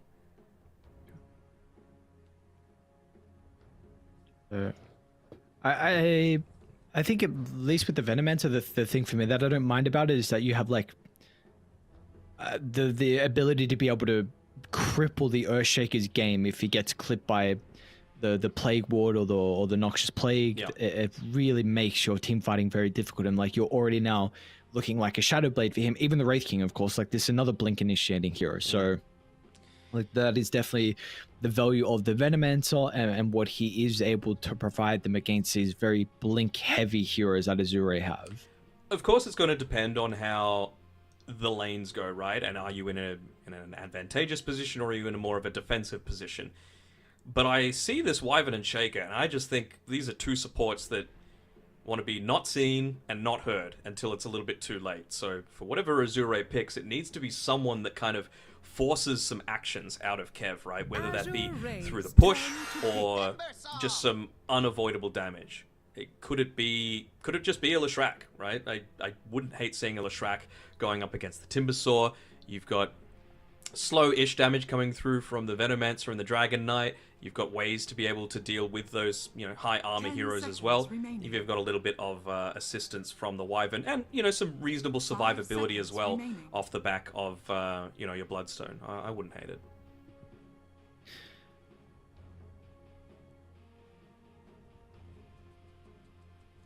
See if there's... I don't really like OD with the Shaker Wyvern, but the Timber DK, of course, had success with the last game. Okay, that gives you a lot of magic damage, and we saw they played it, right? They played it versus DK, yeah? So the Sand King botting the Dragon Knight earlier today. And I imagine it would do the same if the Timbers played mid as well, wouldn't matter. Yeah, mostly. Timber's one of those heroes that at least can pump out a little bit of damage the other way. The Sand King, at least at that stage, doesn't have the ability to just like regen all of the damage that you do to it because he's not going to have that lifesteal super early on. But yeah, again, any melee hero into that lane just feels so challenging to have to play against. And Really like this. sorry, go ahead. Sorry, go. No, you go. I was going to say, I really like the pick for the Sand King because I feel like there are some potential damage issues with the Earthshaker Wyvern, and I think the Sand King really fixes it. Yeah, that's essentially what I was going to like segue into, right? You're going to get to this point where, again, your Sandstorm has 100% uptime. Someone needs to go and deal with it. Otherwise, he's just going to keep slowly pushing down these lanes alongside the Wraith King, taking towers, and being this consistent threat. And as soon as anyone tries to go in onto him, unless you literally just make him explode in these team fights, you will have a response coming out from the Shaker and the Winter Wyvern, right? Like, it needs to be so much burst damage that you're able to output into the Sand King. And right now, they really only have the Timber Saw. I know the Bedlam is a lot of damage, but even that, I think, is a little slow for this Sand King. So, whatever one they go for it, I'm going to need to see some snap deaths here. Like, is it a PA game that they're looking to go for? Does that Can they Viper on Azure? Yeah, doable. Having break for both of these feels kind of nice. They won't know what hero they're going up into, but yeah, I could see a Vibe.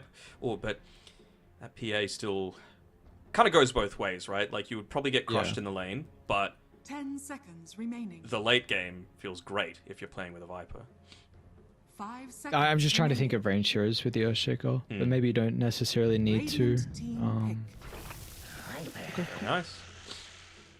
I still think it's PA. I know then you would have 3 cores that really don't want to be broken, but heroes need to pop in my eyes, and I feel like that's going to be the hero to be able to do it. I don't know how crap Wind Ranger is at the moment, how many changes there were to that hero, but if there's a potential to play at 1. Still feels a bit slow to me, the damage. Yeah. I know what you're saying. It's good against the Viper, but I'm worried about what this Sand King's going to be able to do this game. And it's against the DK again. So what did they do to the Wind Ranger? They gave literally just the AoE weird thing, which is not good. So Tailwind is the yeah, right. Did you demo it? I demoed it and it seemed actually okay. Yeah, but that's not really what you want the hero to do. The hero does, right? yeah. Yeah. But it seems like if there was a game where you needed AoE, then like maybe would I think it's sorry, okay, let me rephrase. I think it's a very, very situational facet where in the right game I'd be very intrigued to see if it could have success. Sure. Yeah, I can see it. Maybe what, against illusions or something like that, and you just go a Maelstrom, and you just got stuff proccing everywhere. Did they lower the cooldown of it as well? That might make it usable. No, I don't think so. No, I don't think so either. Okay, so it looks like the hero is pretty much the same. So yeah, they're just gonna go the Tailwind, which was the bonus movement speed. For all the allies. Okay, so nothing too crazy. The reason really this was brought up, right, is just, I mean, single target physical damage has always been the big thing versus the Viper. Yeah. So we shall see. I think Wind Ranger is a bit more of a like specialist hero, though. You kind of need to know your limit. See if Ulu has the ability to pull this one off, though. Anyone else that they really need to address with this? Sorry, I'm just looking for Yules/Nullifier builders as well, because they don't have any offensive dispel at the moment. For who? On Azure, they don't have any offensive dispel, but like you've got the Viper now to be able to deal with the break on DK or the Timber Saw through your Viper Strike. But nothing right now deals with the Wind Run, right? Ulu, this is sort of his game to try and run away with. But, you know, if Wraith King, for example, is able to get into an early-ish Nullifier, then, you know, GG, pretty much. Now, of course, there's also the fact that you're going to be racing against the clock of when is Sand King going to be able to get into that Aghanim Scepter, right? Because, again, unless you're blowing him up, he's going to have people to be able to save him. Even if he's just like, you've got the Ags, you've got the Sandstorm popped, and you try and go onto him with, let's say, Wind Ranger, just cold embrace him, right? You're probably going to get stunned up once, maybe even twice, during the attempts to try and kill him. So, I don't know, I just feel like the team fight is overwhelming on Azure. The tower taking isn't necessarily the greatest. Wraith King went the Spectral Blade facet instead of the one that summons the Skelly Boys. But I feel like they're just going to win a lot of team fights here. I think the other interesting one, I mean, we've only seen Vipers twice now, but the last Viper we saw went for the... Gonna get a first blood onto Lottie? Maybe? Just a little bit too separated, unfortunately, for them. Yeah, it looks like the Viper went for the Caustic Bathe or Bath Yep. instead of the other one, which was the Poison Attack. Okay. I mean, I'm sure the attack slow is going to do all that much going up against a Wind Ranger, and I'm not sure the magic resist is going to do too much going up against a Timbersaw, but you know, it does make you a little bit more of like just that standing turret. Who knows? Maybe the strategy is just like, I'm going to be standing on... low top. Okay, well, he's going to go down, and I think this time we're not going to see him get first blood inside his Skelly. Yeah, I wonder if they're, again, just going to be playing for that timing of the Aghanim Scepter on the Sand King, right? Then Bark builds a bunch of attack range items, goes for, like, the Grove Bow neutral item, goes for the Dragon Lance, and then you're going to be able to just stand on the back end of a lot of these team fights. And what are you supposed to do to stop him? Like, you have to pop the BKB, but when you pop BKB, maybe he just Viper Strikes you, and then you're slow, and then you get kited around, and you get Winter's Cursed, or you get set up for... with the Blink Echo, with the Blink Winter's Curse. It's just, I don't know, I'm seeing it being a very challenging game for them to be able to get on the front foot, unless they crush the lanes, and they're doing a decent job up top. But now, committing. Oh, wow. Okay, Shensi gets a kill, of course, gonna take a lot of damage, but not bad. I didn't think he would have that much damage, actually. I was kind of surprised. Oh, yeah. Certainly does.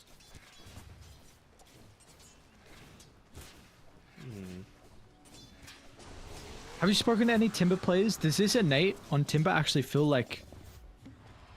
It's good. Like, it's good? Does it actually feel like, cause you know, does it feel nice to have, or is it like not really noticeable? It's super noticeable. I mean, you're already like one of the strongest heroes in the early-ish game, and now you just get even stronger. Like, you just get a second chakra for free, basically. I think the ones that are... wait, not the facet, the innate. Oh, the innate. Oh, I haven't really spoken to many people about that, no. Okay. So I was trying to work out, I'm like, I don't know, is this actually like... Is this a noticeable innate? I mean... It might, like, does he really need it to be, like, incredibly strong? Like, yeah, sure, it's not bad, but, like, I was just intrigued, like, if it's something like... Because we have so many other things to mention about the Timber, right? And you were starting to say with the Twisted Truck, I'm like, it's crazy. This is one of his spells now, when the fact it was his level 25 talent. I know it's not exactly the same, but it's pretty goddamn good regardless. Pass through the brambles though. Get away, so just not perfectly on point there was Red Panda, unfortunately for Kev. Seeing them really try and punish the weak leaning aspect that the Wyvern provides, though. Yeah, for sure. Red Panda... Oh, did he get that? No, he didn't get the Lotus, which meant that he didn't have the mana to be able to pop his spells a little bit sooner, which meant that he took the damage and died. Really thought that he was the one to have the faster fingers than Tianming. That's a huge kill, actually. Now the Wyvern's not going to be punished quite as much.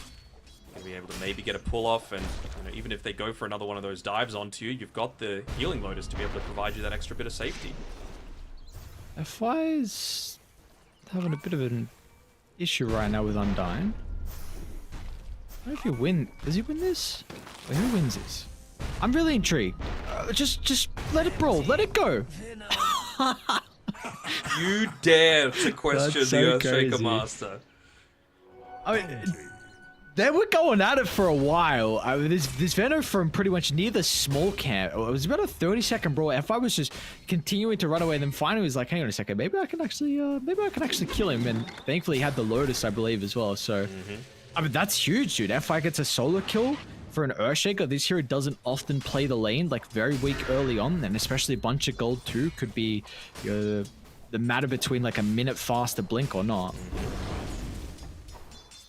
Is that just the... Also, what's going on mid?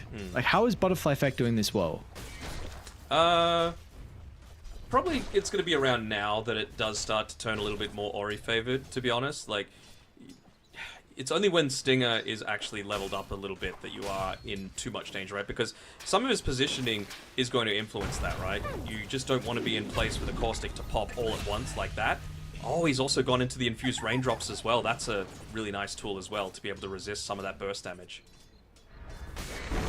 Bottom down, bottom lane, Ulu and Undyne able to combine together. Apparently mid lane as well, Butterfly Feck and Red Panda. As soon as I look down at the bottom to talk, Ori, he's going to go down. So this lane is going much better than what we saw earlier, and maybe this is what they were thinking was going to happen earlier today. Mm-hmm. I mean, raindrops change the game, basically. They enable you to actually just stay in that lane, make the Elder Dragon form, sorry, not the Elder Dragon form, the Dragon's Blood, start to come into effect nice and quickly. So, yeah, certainly. And I wonder if it's actually the right choice to go for the Stinger. I suppose that's what's going to enable you to more quickly, not even just pick have kill threat for the lane, but farm elsewhere if you are forced out of the lane. Even Undyne's showing up. Got some issues now. This is huge. This tower's gone. So what was... Again, now I really don't know if Butterfly Effect just outplayed or if the previous lane that we saw was supposed to be better. I think he outplayed for sure. Like, you just need to be on point with your positioning, not to die that early on, get the raindrops, and now he's fine.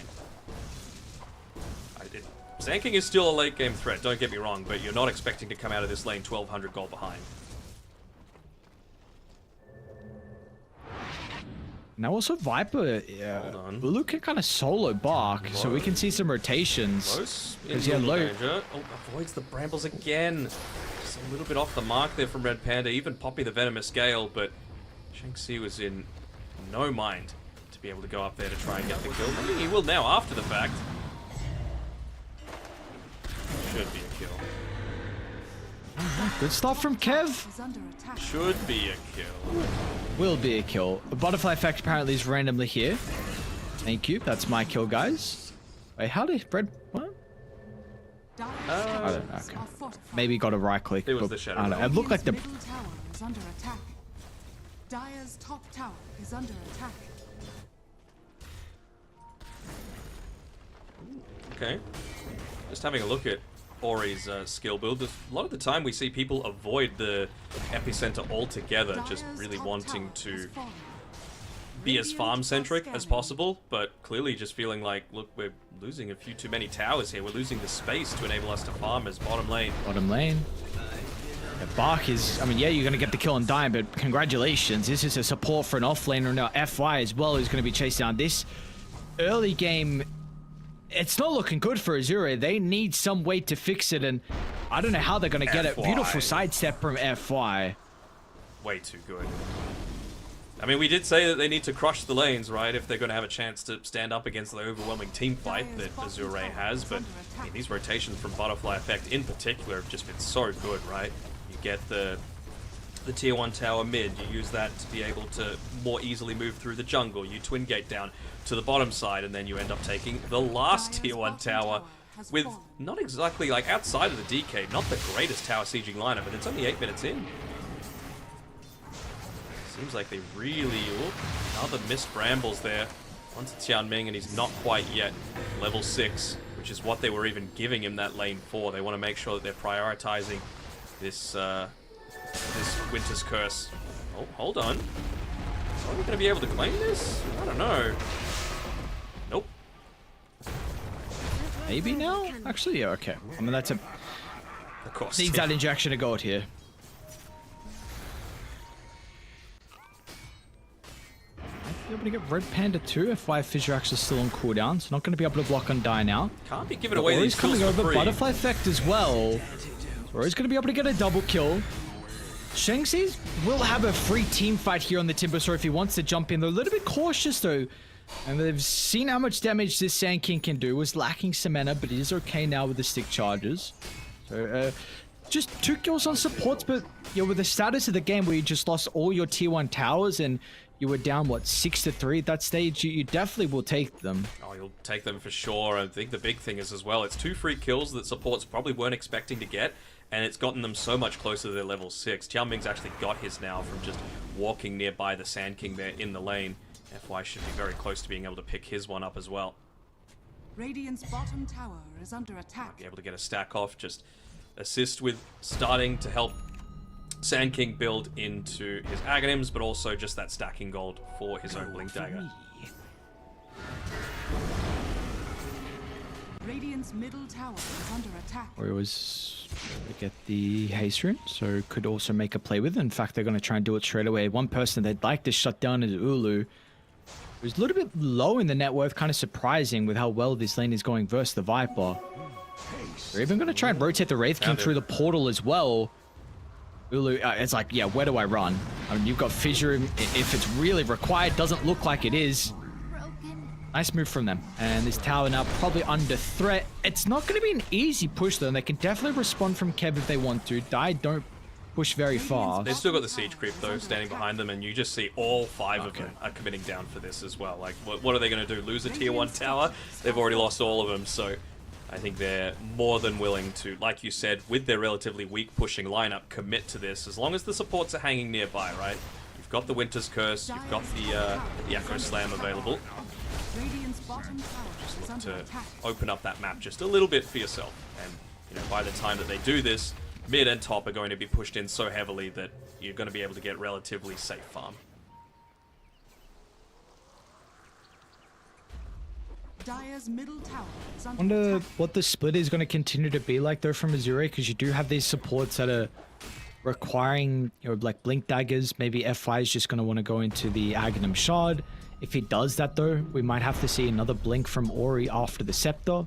I know you've been suggesting and liking the games you've seen so far with the Bloodstone straight afterwards, so intrigued on what the priority is going to be like and how they can split the map to try and give the support some love, because you're Radiant, they would like it as well. I guess Venomancer can kind of do it himself, Undyne with 2 points in the Plague Ward. We kind of see him sit up down bottom by the outposts and soaking up a little bit of farm that no one wants. Also liking Bark's decision as well. Oh, never mind. I don't like this anymore. He had a Blade Mail queued up. And, you know, anytime that you're going up against Willow or Timbersaw, and especially the Wind Ranger, that's exactly the sort of thing that you want. You know, turn her biggest strength back against her, but maybe just feeling like this lane went so horribly for himself that he needs some sort of way to be able to recover. Dire are scanning. Always going to be beneficial as well. Whenever you've got less map to be able to play with, then Midas is going to give you so much more benefit, right? Like, it just very efficient compared to the Battle Fury. I'm talking melee heroes here, just in terms of like pure farming potential, at being able to maximize a minimum amount of farm that you could possibly get.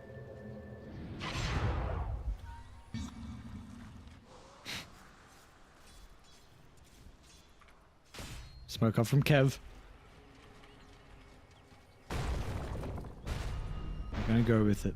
Shanksy has a... The mana Do you have regen a first item component. We'll speak about it after. And a little bit of push. They know they're on a timer. They see. Yeah, they got a glimpse of Red Panda. Lowe's actually just gonna run head first into Undyne. Noxious played. At least he's able to cast it before his death. Ori with the wraparound. Nice fissure. Means Red Panda's not going to be able to run over the wall. And 2 kills going to go their way of Azure. And should be able to get the D-Ward as well, because they scouted that one out. Would imagine so. Space for Bark as well. Was he involved in too much of that? I think he might have got a little bit of assist experience in gold, which is nice. And on top of that, is able to build into his Hand of Midas. I mean, the big downside for mine is he's not really getting involved in too much, and he's also not doing too great in terms of net worth. I'm talking about Ulu. Like, he still has not yet to finish up his Maelstrom. He's only been involved in 2 kills at the 14-minute mark. Like, the rest of your team is building Meteor Hammers and stuff to be able to try and, you know, get aggressive, get into the game before you're able to get into these big items, whether it be, you know, your Blink Daggers on your supports, or, you know, this allow the Midas to give you some value, or, you know, the Sand King even, just to have his Aghanim Scepter. If you're getting not active enough, then you can kind of be out of sync with the rest of your team. I'd be very surprised if he just didn't immediately book it to the rest of the boys as soon as he's got this Maelstrom. Dire's top tower is under attack.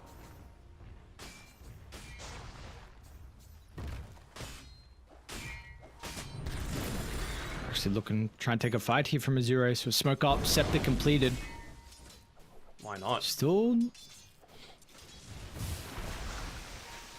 See how they start the fights. That's definitely. I think that might be an issue. It's going to depend on where kind of the smoke pops, and if they do have nighttime, I suppose, so it might benefit them here. Ori's waited for the sandstorm to expire as well. Never mind, he just recasts it now just to get a little bit of farm going. I suppose, you know, assuming that they would have been able to run into someone at that time, and well, they do actually see the fact that there is a sentry ward blocking there, so someone's going to need to get the D ward off. Don't want to give up that observer ward for free.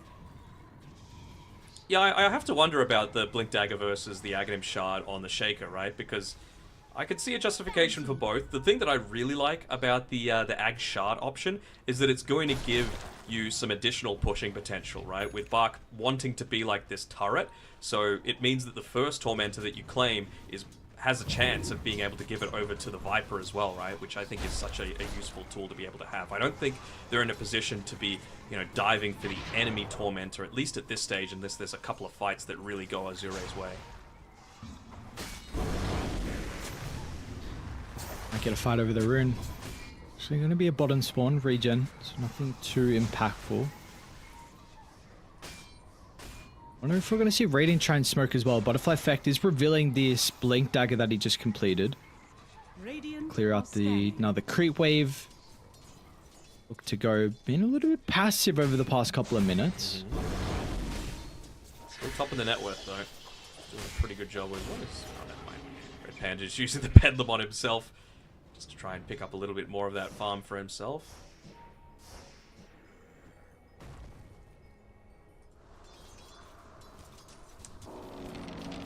Again, not the biggest fan. Sanking change is so weird. Yeah, not the biggest fan of this of Ulu just being a little bit too passive here. Like he's not even recovering net worth at like a really fast rate, and I feel like you're just again, Earthshaker wants nothing to be happening at this point.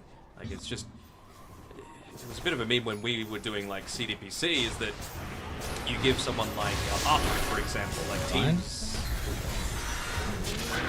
Oh, do you really want to go in? The team's coming. This Noxious Plague's going to be a pretty big issue. Popping again. Ulu's finally going to show up as well. Butterfly Effect with aggressive jump into the middle. No one's down just yet, but the lineup for the Shackle, nicely placed from Ulu. And Shengzi's going to cut them down as well along. They also get the finishing damage onto FY over to the right side. And this is where Ulu, along with Butterfly Effect, show up, and they're going to be rewarded for that great team fight with the T2 tower now. Very odd choice to be able to wanting to consistently go for that kill, especially after the Noxious Plague is already popped, right? Like, they're going to have the Meteor Hammer to be able to make these happen, and they didn't have the Blink Dagger yet on the Earthshaker, right? It just got delivered at the very end of that fight. Could have potentially escaped, but he had all that damage over time on him, so it just instantly got cancelled. Illusion. Very, very odd choice there by Azure to continue to commit to the fight. Looks like Lo is just going to go down the standard Radiance path. Still going to need an answer to that Wind Ranger though, right? Like, nothing at the moment deals with the Wind Ranger. To Roche they go as well. Feel like they're strong enough, and by the looks of it, they are indeed. See where the ages goes. Do you have a preference on who gets the second life? Not particularly. Just, I suppose the non-transformation hero is the main priority for themselves. He's wanting to be the one on the front lines. He's the, I suppose, the main sieger as well outside of the DK with that Meteor Hammer, so that's a nice tool to have.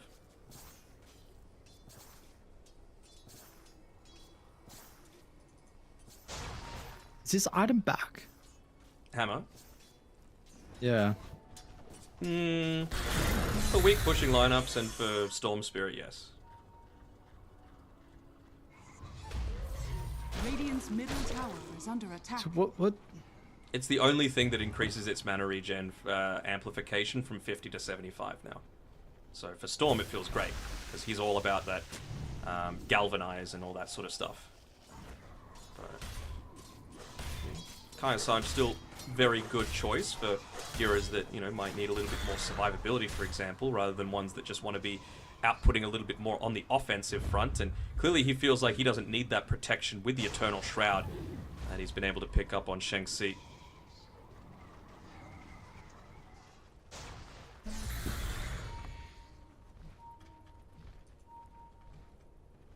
See, smoke up. Kev. Shangxi on the front. They are starting to come together, so it does seem like they're aware that potentially something is going on across the map. Cautious of venturing out one by one and giving some kills away. Now they know something is going on with that outpost being taken. Tier 2 to be able to play around with. Another smoke actually being brought out here from the Willow. They want to keep the pressure up. Maybe this is the time where they're actually going to go for that play towards the enemy Wisdom Rune. I talked about the importance of having that available for... Hold on. Timber's not the first point of contact you want. No, he's not. He's got the Aegis and not an easy kill with the Eternal Shroud. Low as well, the Secret Shop. Interesting positioning from the Wraith King.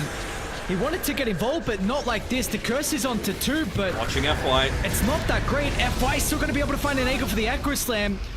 Breakers as well as on the Dragon Knight. Is the damage going to be enough to tick him out? Pings onto Bach. Butterfly Effect here's going to be okay, and now Shengxi on the respawn can look to fix the problems that they had. They'll chase down this Winter Wyvern Tianming in the trees, and just questionable target prioritization from AR. I mean, part of it is kind of reading exactly what Azure would be wanting to do, right? They know it's approaching that 20-minute mark. They know that Timbersaw, with the Aegis, being the tankiest hero on the team, is not exactly the one that you want to be going for. So he's the one that they put on the front lines. He's the one that tanks the gank a little bit, and obviously to great success. There we go. So they steal away that Tormentor that I said would have been super valuable for you to be able to just get a nice injection of gold for Faith Beyond. And instead, just pushes back his timings a little bit. You see how quickly they're able to burst him down. It was an instant ping as soon as he joined the team fight, and Red Panda just yuled him up into the air and very, very quickly able to focus him down.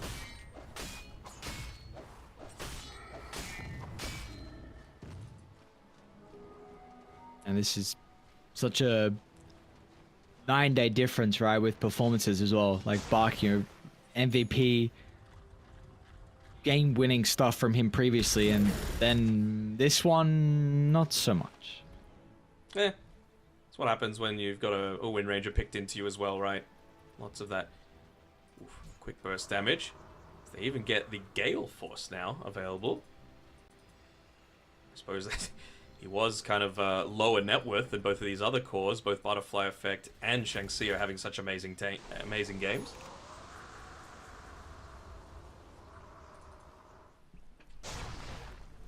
$10,000 net worth lead here in our second game. We're in a great position. See what they want to do next. So, of course, still a while until we have the Aegis, I should say Roshan, available to be reclaimed. Would we like to see them posturing a little bit more aggressively on Kev, considering they do have this net worth lead?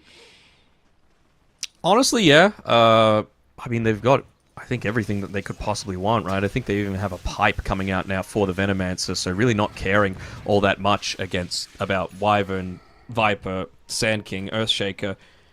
These are the main concern points for you. That speaking of the Shaker, they might be able to get a quick kill here onto FY, but not quick enough to be able to get that poison attack onto him before he's able to get the blink away. Radiant are scanning. Oh, gonna be looking. Bach's going for an MKB. I get it against the Wind Ranger, but I think he needs a lot more survivability. Like, to me, a BKB is the sort of thing that he needs. Yeah. Yeah, it's a bit of an issue when you need a BKB in this game when you've gone for your Caustic Bath facet. Yeah. I feel like everyone, I mean, you really want Wraith King BKB as well at your prime, but unfortunately it's going to take a bit too long, and they're going to smoke off from Azure. A little bit too late to get Ulu in the jungle before he connects with the team.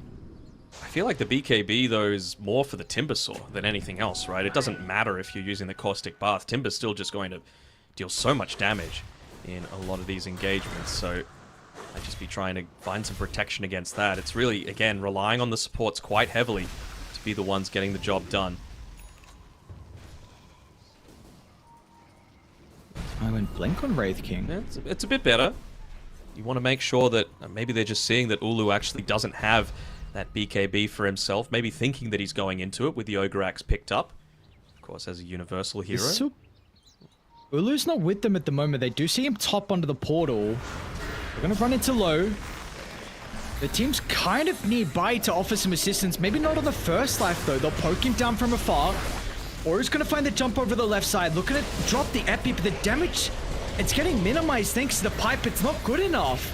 Meanwhile, low is just control. Cold Embrace actually protecting momentarily. Butterfly Effect. Still got the curse. Can you see an opening to jump in? Maybe Ulu. Shackle onto 2, sets up for Shengti. A lot of damage out of the Timber Saw. And now they're in trouble. I mean, what are you going to be able to do from Azure? This Timber goes uncontested once again in another team fight. Without the BKBs, you could just not stop the raw damage output. That's just all on the formation of Kev. It was fantastic. Never clumping up in the one spot. Always just leading with that Timber Saw, considering how strong he is right now. Shengsi topping the damage, 8-0-4. Hasn't died a single time. Most net worth in the game. And he's even helping out with a little bit of the push with that Meteor Hammer. So this is the game. I mean, we were raving about Bark in game number 1. Honestly, even Shengsi with a few of his calls on the axe. But he has got something to prove. Dire's middle tower has fallen. Dire's bottom tower is under No ultimates dropped there by the supports.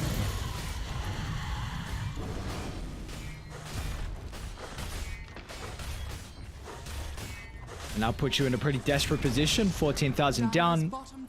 I believe they got 2 towers and all the outer ones.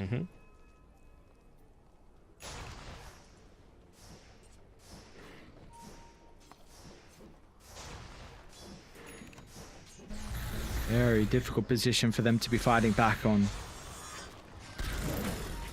Timber is... Do you think Timber dies for full chain control with the break used on him?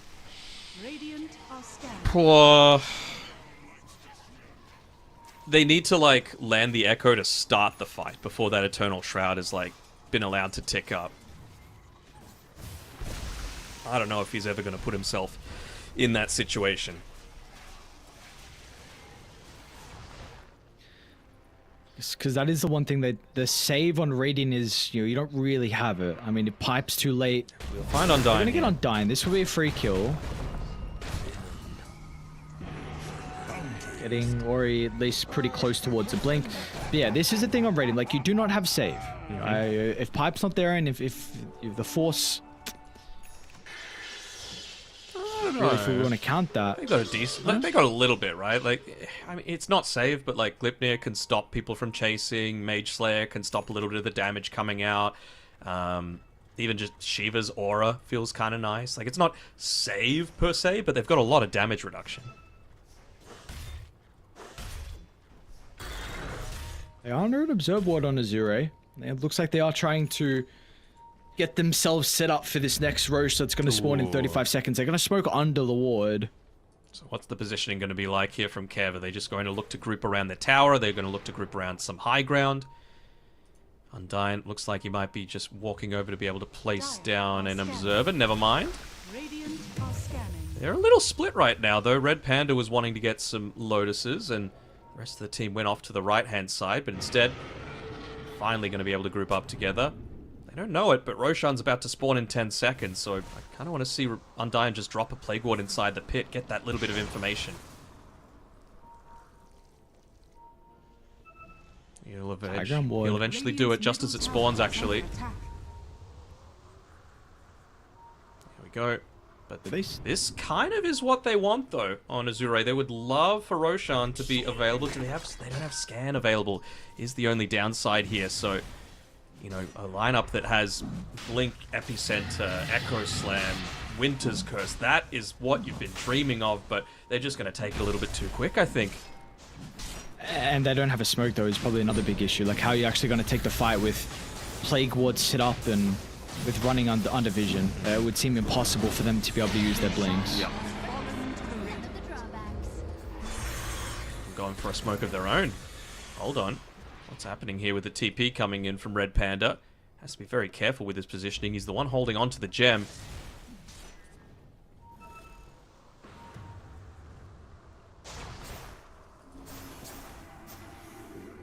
Low nearly got griefed by the tier 3 token dropping with a Spectral after he was trying to get out there. We'll give him an Elven Tunic though, so a little bit more survivable against the Wind Ranger. Has the Aegis now, and she's given over to Butterfly Effect. 2,000 net worth lead for Kev. Prime position here. I mean, send us to a game 3. In terms of effective net worth, Faith Beyond essentially has as much as this Dark Willow does, right? Like, he's changed up, he's not going the MKB, going to Skadi instead, but... Ori? Ooh. But even then, like, I'm not sure if Skadi's going to be able to accomplish that much, right? Yes, it is good against the DK and the Timber and the Wind Ranger, but maybe they're just valuing the amount of health that it's just straight up health going to provide to be able to let him survive for just a little longer in these team fights. Here comes the Siege. Level 20 Dragon Knight. And Fish is not going to prevent them at all. How are you going to be able to mount a defense here from Azure? Not sure if they're going to be able to. Even like that glyph, not the most efficient usage out of it. And he ended up clearing up one creep. Oh, there we go, they're in. That's just the Gale Force low. Doesn't want to pop a BKB early on. First tower's down. Doesn't seem like there's anywhere they can go. Ming would love to have a Blink Dagger, but just doesn't have the money. He's a position 5.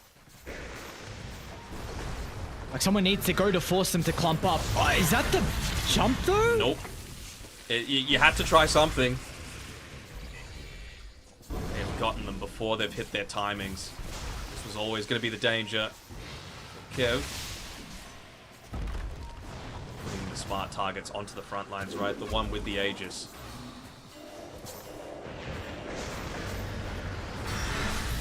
Oh, is he going to be in trouble? Look at the burst potential. Okay, he's just gone.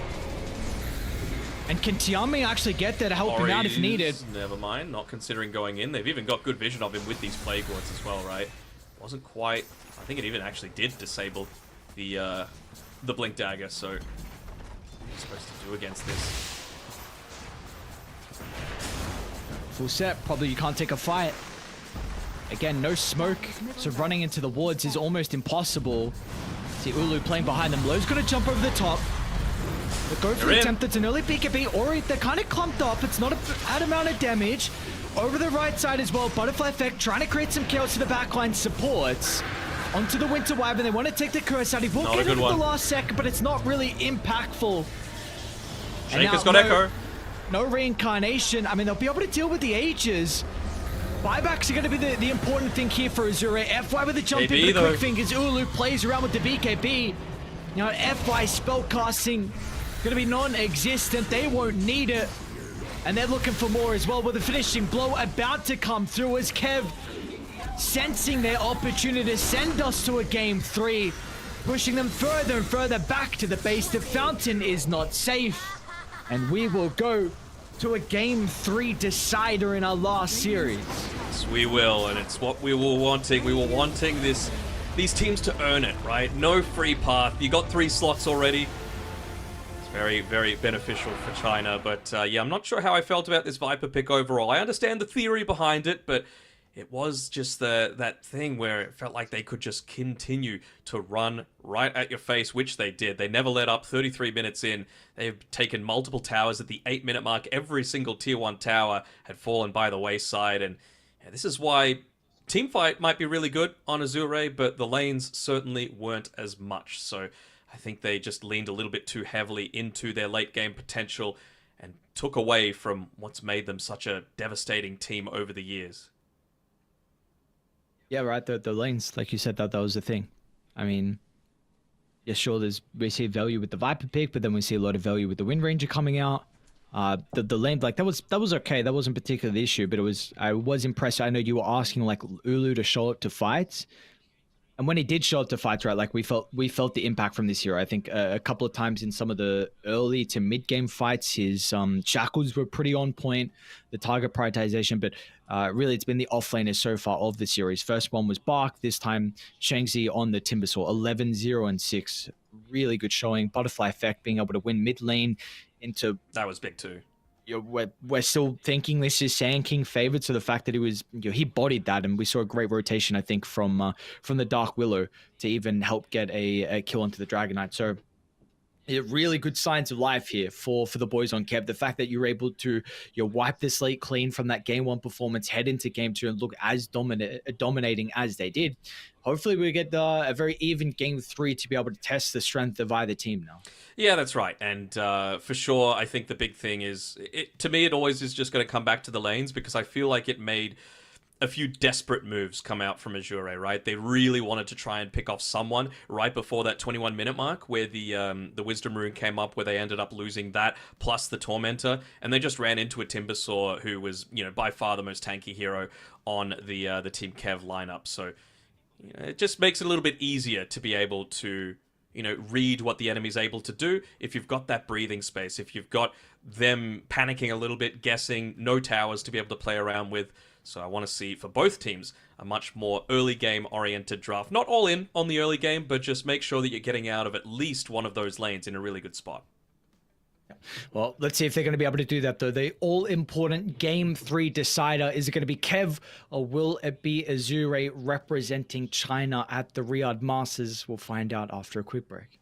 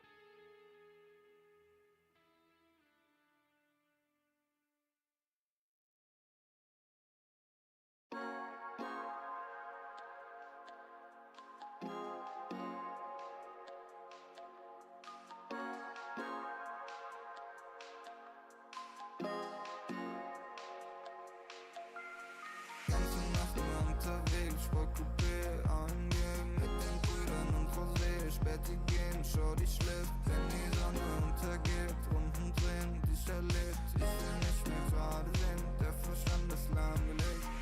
Im Coupé hinten links. Ich schreibe und ich trink. Mit den Brüdern und wir chillen.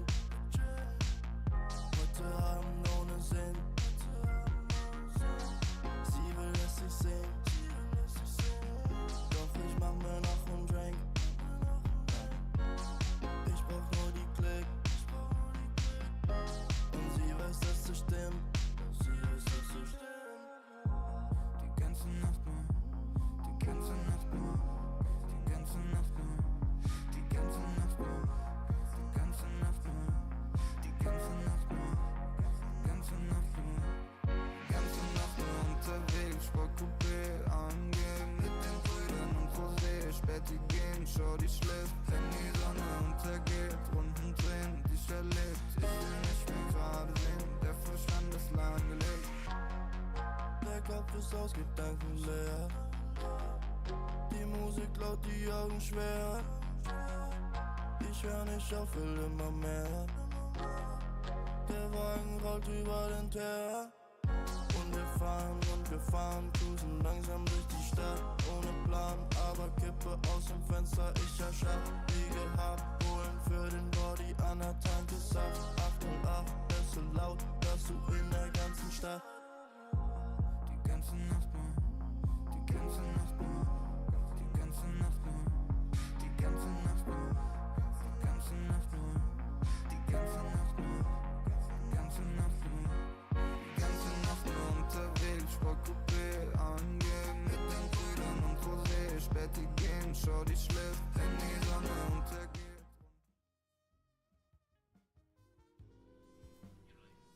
So the final game is upon us for the China closed qualifiers for the Esports World Cup Riyadh Masters. We've seen two teams already qualified, G2 IG, along with the boys on LGD. Now we get to see our final team. It's only fitting that we get to go game 3 as well. Dana, we've had all 2-0s, but today, in fact, of course, the early series being a 2-1, we went the distance, and now we get to go the distance once again in such an important series.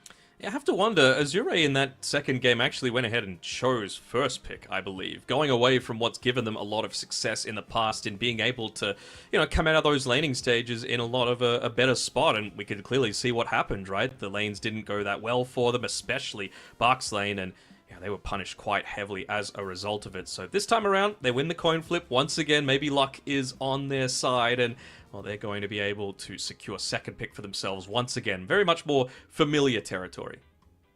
Yeah. Well, let's see what they're going to be able to do with that familiar territory, though, is really the all-important thing here, and what heroes get prioritized. So what we saw... What did they even first pick? My mind is blanking so much later. It was the Winter Wyvern from Azure. Do we rate this hero enough for it to be first pick?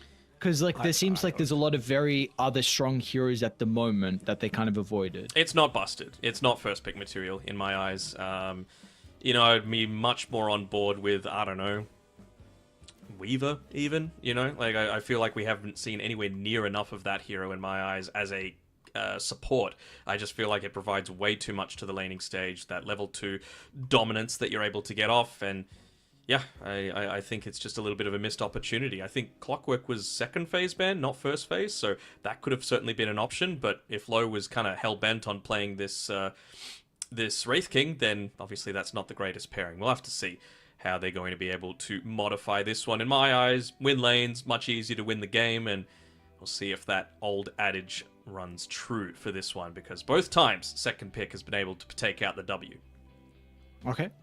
We'll see if the trend will continue heading into Game 3. I wonder whether Chen's going to be prioritized as well. We saw Zure pick it up in Game 1. They had the opportunity to play it in this game as well, but it's something they actually banned out themselves. So let us see. We've got a draft underway, ready to go.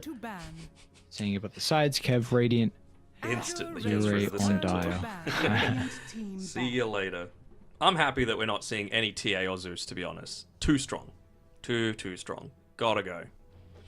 10 seconds remaining. Yeah, I don't know. That hero, that's an interesting one. 5 seconds remaining. wonder what they have we? Why do they need to change it? I think is the other thing. Like, why does it need to be a flat amount of damage instead of just damage instances? People were still picking it prior to this change, and now it's even better. Yeah, I don't know. I mean, someone obviously felt like the hero needed to be buffed a little bit. Say their name. Ice Oh, Frog. well, I don't know. Some Ice Frog enjoyer. Mm-hmm. Is Waga Ice Frog? He's a TA enjoyer. True. He's super happy right now. No, I mean, maybe not, because it's just going to get banned out in all of his games. 10 seconds remaining. I know I've certainly switched up my my heroes that I like to ban. 5 seconds Yeah, you just remaining. TA gone. Well, I kind of go half and half. I go like, I don't want to play against a TA or a Zeus, but I also don't want to play with an anti-mage or a Pudge. So those are the two that I get rid of just so that hopefully they're not in my games. I see. So you ban out stuff you don't want to play with. Correct. It's, Earthshaker was there for a while because it's, similar sort of boat. 5 seconds remaining. it's a bit different now. Earthshaker seems like you could get away with it. Everything that I say has an exception at, if you're top 3 in the world on this hero, right? I think FY still made an okay contribution that game, but obviously the rest of the lane didn't go that well. I don't think, Buck's contribution was quite as much. But I'm talking about, my 6.5, 7k pubs, right? Where people just still don't do anything on the hero, and I think that's the main downside. But forget about my pubs. This is the last game. This is the deciding game to go to Riyadh, and they're feeling confident with being able to get away with Butterfly Effect once again on the DK. I really liked the pivot into the Infused Raindrops going up against the Sand King. Just makes yourself that much more sustainable in the lane. So I mean, let's see if they felt like it was a outplay, 5 or seconds remaining. if they feel like they can go back into the Sand King, or what they want. What is left? Clock, no Phoenix. Wyvern's still there. Willow's still there. Timber as well, if that is first phase for them. Venomancer. Okay, Area so denial. percent damage versus... Yep, for sure. Area denial, percent damage versus a Dragon Knight. We've already seen Strong Xiaoming lane. in previous games as well play it. Also, real quick, what do we want from the Wraith King? This is 3 losses now with this hero, and I don't know why they're valuing it so highly, but it just has not looked... I've not been convinced by Wraith King at all. I think that's just because it's the same sort of issues that we saw with most of the Tinies that we saw early on until we got to Shiro playing it, right? You just don't get active enough. Even with the armlet, it feels like just a cheapish item that's going to help you get to that next item a bit quicker. Like, it is your farming item. And then you go another farming item in the Radiance. And then you need something else to be able to make something happen. And previously, if you got a little bit of space where you didn't have to be in the jungle and you can be in the lane, you could at least launch out the skeletons and make a bit of push happen, right? That people needed to deal with. Right now, people just don't feel like they need to deal with the Wraith King at all. He's like not a hero for the very start of the game. You can't really punish him that much in the lane, but you're not going to be punished by him in that like 5 to 15 minute mark. So if you can just try and pick up the pace a little bit more, then you take away a lot of the map that he really wants to be farming with. Yep. I do like this Venom pick though. I mean, it does open them up to be able to get maybe Shadow Shamaned for the lane. We saw how effective that's been with just using the defensive hex to be able to provide that basic dispel against the Venomous Scale. Also would provide you some additional push going up against the DK. Get another Tiny though. Don't know where it's going to be yet, so, I like this. You get flex. You probably can wait until that last overall pick of the draft to be able to say exactly where it is going to be played. But to me, it's still pretty good Shadow Shaman game, to be honest. Like, I would either Shaman. You have to, of course, consider the Abaddon. I'm just going to leave this up to Shanxi, though, because clearly he'd be feeling himself right now. And, if he feels like it's a good game that he can look to try and take over, by all means do it. But it might just be a little bit too soon to do it. So, 2 supports here. Wouldn't hate that combination. Shadow Shaman plus a... Oh, what could they go for? Willow? Willow's okay. Oh, okay. Right, so back into the axe. He had some decent moments, but against the you Venom, know, there were also yeah. And like we could see OD again, although I don't know if this hero you can even pick it like at the 17-18, sorry, the 16-17 with a response available from Kev. But I mean, the lane response won't be there. You've got an Axe and a Dragon Knight, right? Unless you're putting DK1. So I feel like you probably can get away with it. Okay. Another form of magic damage that they just want to be able to maybe be a little bit more on the front foot. Deals, I suppose, with the Willow a little bit more as well. Maybe just not wanting to go too heavy into the... Well, I keep thinking of Tiny as a 4 for some reason, even though we've seen it by far more being played as a 1. So that you do have a good amount of split in damage, right? You got percent damage, you got flat, just high damage, magic, pure, and physical, if this Tiny is indeed being played as a core. So, yeah, good stun, decent team fight, and now quite a strong lane as well to be able to go up into this axe. So I like it as Ure's draft. Yeah, I like it a lot. See what the response is going to be from Kev now. Some extra damage inside the call. Razor, maybe? Would be nice. Are you okay? Sure. That's also sure. Let's pick a carry here now because it's potential that it's going to be banned out. Just walk the dog in a lot of these team fights. And just basically play for that BKB for yourself, right? Maybe get a little bit more active, you know, what I'm constantly asking for, towards the Lifestealer's lane. A little bit less so in your lane. And then, you know, once you get that BKB, what really is there to stop you from just keeping on going forward? You know, you can be the one starting out a lot of these team fights and causing the Axe to have, you know, that counter-initiation potential. Sure, that's something that they are considering at the moment. Other Lifestealer good matchups. Troll Warlord's kind of okay. Okay. One's pretty good too. Again, this hasn't actually revealed anything, right? Could be a 5 Weaver still looking to come through here.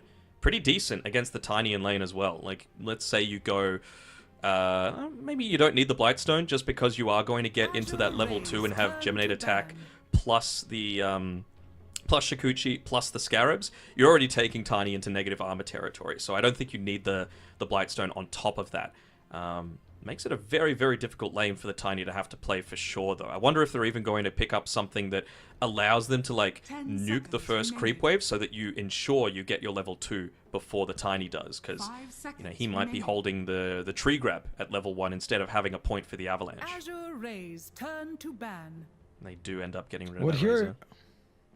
What hero does Bark even play? Just in Tiny general? 4, what do you... Kidding.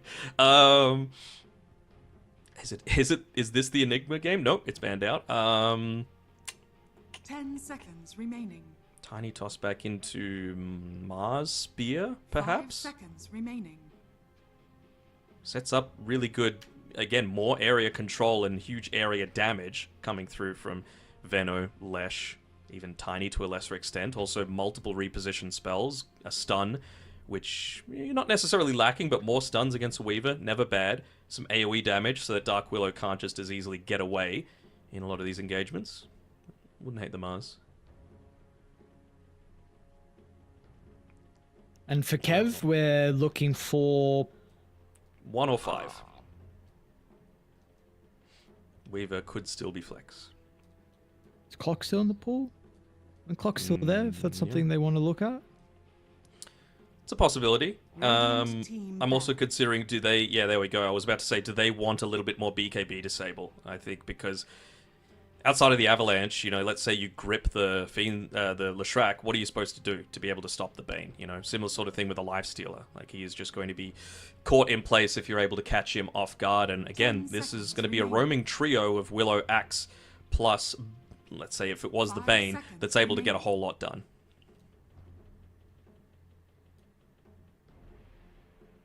Any other BKB? Are there any other... I mean... Yeah, I was trying to think of any. The Wyvern doesn't feel good this game to me. They're still gonna be okay. I mean, they just want something to go through those BKBs, man. But this curse is not for damage. You're not the target is not dying that gets cursed. It's just the follow-up that's going to happen after the fact, right? The terrorize or the call or the AoE damage coming from a Weaver. That's really what this is looking to set up for, but just the curse on its own, not so much. Well, let's see what the response is going to be for Azure. We're looking for our Bach hero. I mean, I don't want Venno to be 3. Like, I actually don't know what he's playing. I feel like there's no range heroes that I'm happy with, and double melee have we got to go. This isn't the Magnus game, is it?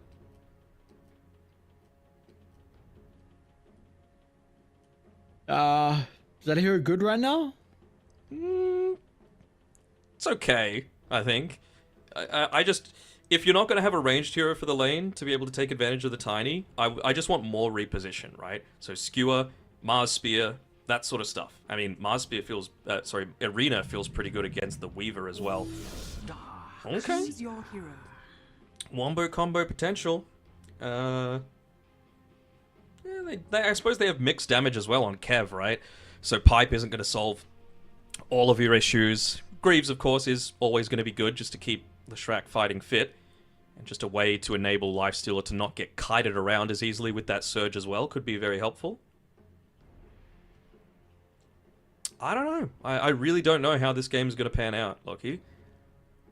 I think we're in for a good one. A big concern, the lane is pretty free for the Weaver. Yeah, sure. Could see that. But yeah, I don't know if the weak Wyvern support, how much of a liability that's going to be. Do you see Bark as well? Has a quick wit facet at the moment. We'll see if he's going to continue with that. We saw the other one last time we casted the Darks here. Punch him. Punch him faster. That's what we want to see come through there. Anything else really standing out? Not really. So I guess the other thing as well is, like, I'm really just looking at this level 2 on this top lane, both from the Weaver and the Winter Wyvern.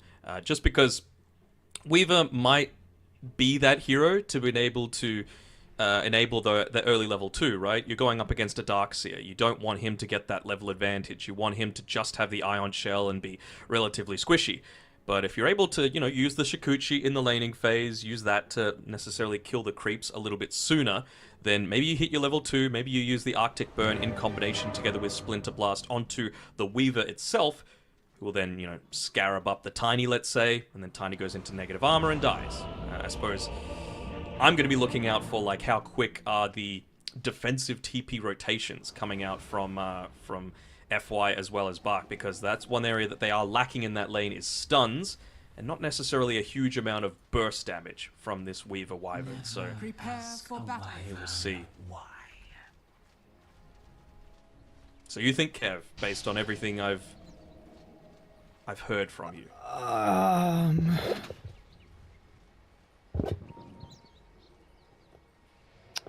bit undecided, to be honest. Come on. He thinks it's Kev. He knows it's Kev. That's what it is. I have some inside information. Is that what's going on? You've read the script. You heard it here first, everyone. It's Kev. Ares. Guarantee coming Yeah, through actually, I like the lineup. We'll see, though. Do I like the lineup? I don't know. This Leshrac is... That's why I say it's going to be an entertaining game, because we just don't know. I don't know what's going to go on with the Leshrac. This hero kind of spooks me a little bit with how strong it is, but I think it's a good Weaver game. Let's have a Dota Plus check as well. Grandmaster on the Leshrac. And no one below gold on Azure for the rest of their heroes, so clearly comfort is not an issue for them. Smoke up, they might be able to find FY. Oh, and they see that he's holding the tree as well, so he's not going to be able to hold them in place at all. And I mean, we were talking about, hold on, who's going to get the kill? It's Butterfly Effect, actually. I don't hate that. Just making sure that you get that decent start to the lane going up against the Leshrac. Yeah, they will be down one bounty rune, but on top of this as well, it's going to give them just that tiny bit of an experience boost as well. Just the 20 XP shared between all of the Kev heroes. But that might be enough so that you are able to get into that level 2 nice and fast. As Bark has a Has to level up. Okay, I'm going Kev.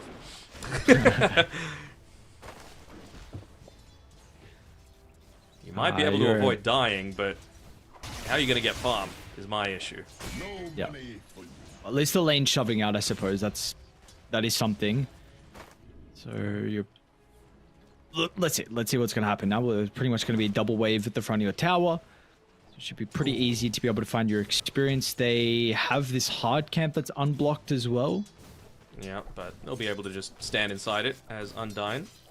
Make sure it doesn't go off. Really want to see him get into that level 2 ASAP though. On the Weaver. Should be able to do so, but again, Bark's not really going to be in a position to get punished too hard. We'll get a lot of this first wave denied though. There we go. Still level 1, but a lot of pressure being put in onto him. How are some of the other lanes looking at the moment? See, mid's probably going to be a farm fest, I imagine, between Ori and Butterfly Effect. I don't think we need to keep too much attention on this lane. Top, maybe some kill threat, but I think this will be... Do you think there's any kill threat in this lane? A little bit, for sure. I mean, I feel like whenever you're going up against a Venomancer, it's always going to be a little bit of a dangerous sort of situation. The downside, of course, is that you do need to get in kind of close to be able to make all that happen. So Red Panda, now that he's level 2, is certainly going to be able to turn around a lot of that aggression. Did really struggle with hitting brambles last game, Red Panda, so we've already seen him miss a couple. We'll see if that'll continue. Won't miss. Never mind, he will miss this this creep pull. More interested in just denying away this small camp pull that's ended up happening. Won't be able to do so though, and it's actually another range creep getting denied.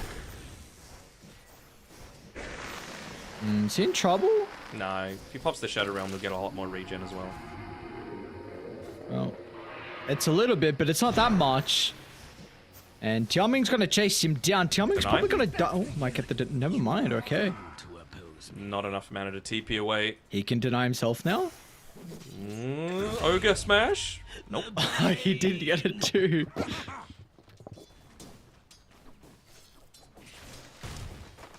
Alright, so pretty decent lane start for Kev.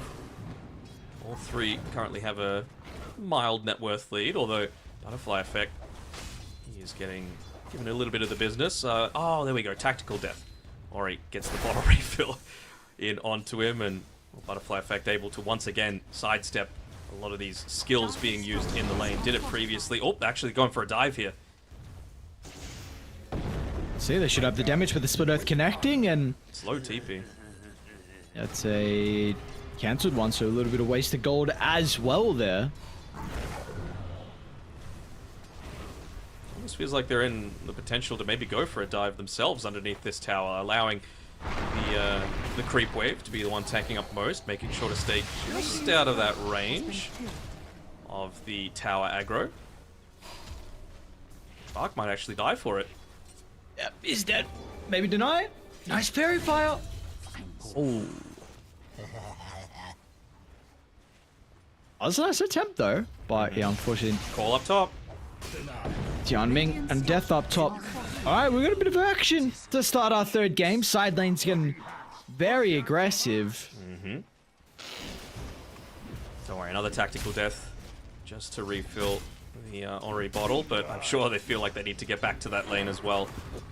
Not exactly the strongest pushers outside of the DK, so it's the sort of situation where if Veno's able to get a few more levels, can start to level up the Plague Ward, actually put 2 points into the Venomous scale. The fact that they haven't been able to get any sort of kills in this lane onto the Lifestealer is a big, big negative.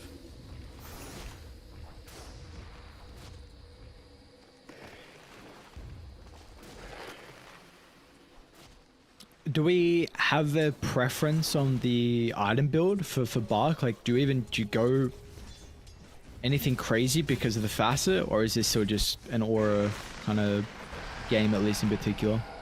I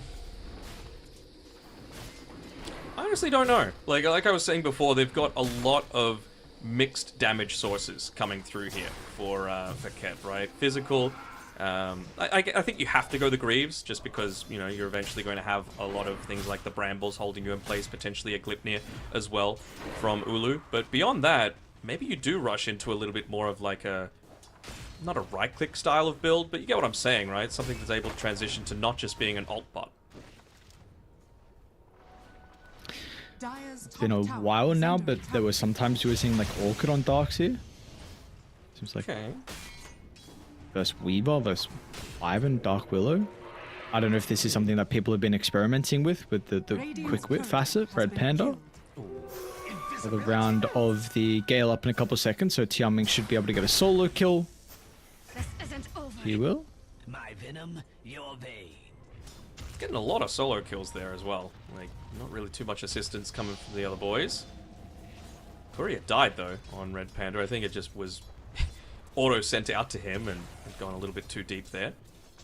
Yeah, I don't know. I don't know how I feel about the Orchid. You know, it's going to be good to obviously provide a little bit more control for those heroes like you mentioned, but is Bach going to be in a position to actually get the Orchid onto the correct hero? Like, it would need to be like an Orchid into a Blink Dagger or something like that, because I feel like the Surge does need to be used this game onto the Lifestealer to prevent him from being the one getting kited around a lot of the time.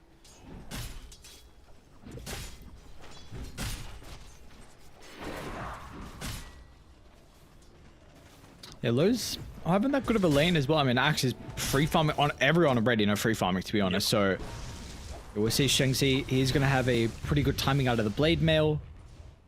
And wonder if they're making any stacks as well. Looks like there's a little bit of stacks going on in the jungle. Maybe he's probably going to be the one to be able to on that get close towards an early Blink Dagger. I do wonder though when Butterfly Effect is going to maybe think about making a rotation here for the Dragon Knight. Maybe next Elder Dragon form. Yeah, possibly.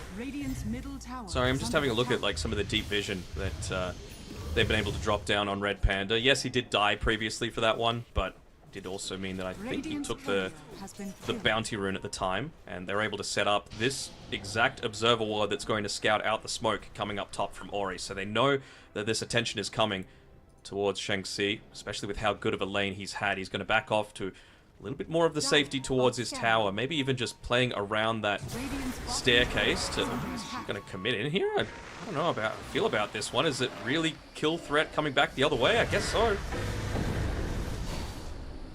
Coming gone. So chop chop. Couple stacks already here for the Axe. 3-0 and 1. Is this? What is it? Is it retroactive? The word? Did you get stacks even before your ultimate's leveled up? On what? Sorry. You know how like the Axe gets armored, right, with the Code of Blood? Is that, you know, retroactive? I don't know if that's the word. You know how is that the right word? Does that work? Is that? Do you know if that works with Axe? Yeah, like it's your innate, right? So you get the 0.4 at the start, and then once you level it up, it turns to 0.6. But you always have like a point into it. You can see it's got four levels. Yeah. Okay. Right. Yeah.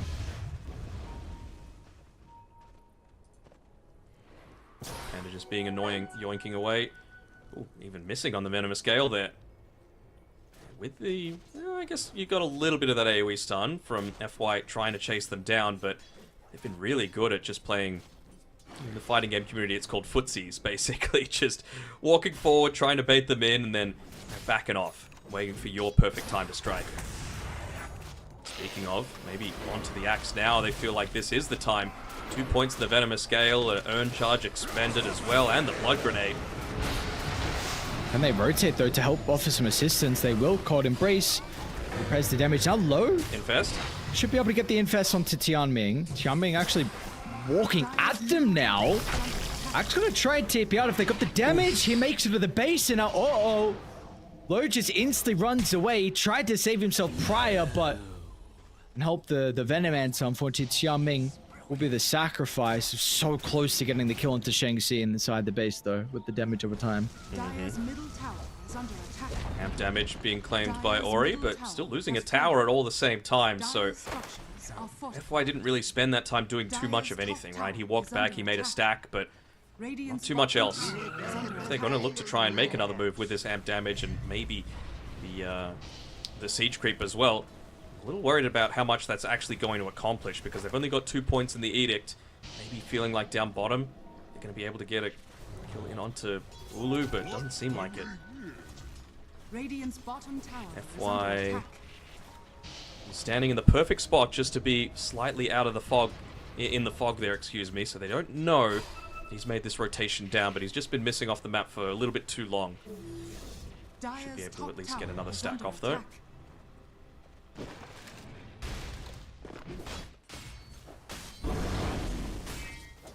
Gonna be a Dragonlance Desert build from the Weaver though, so I think we saw this earlier today.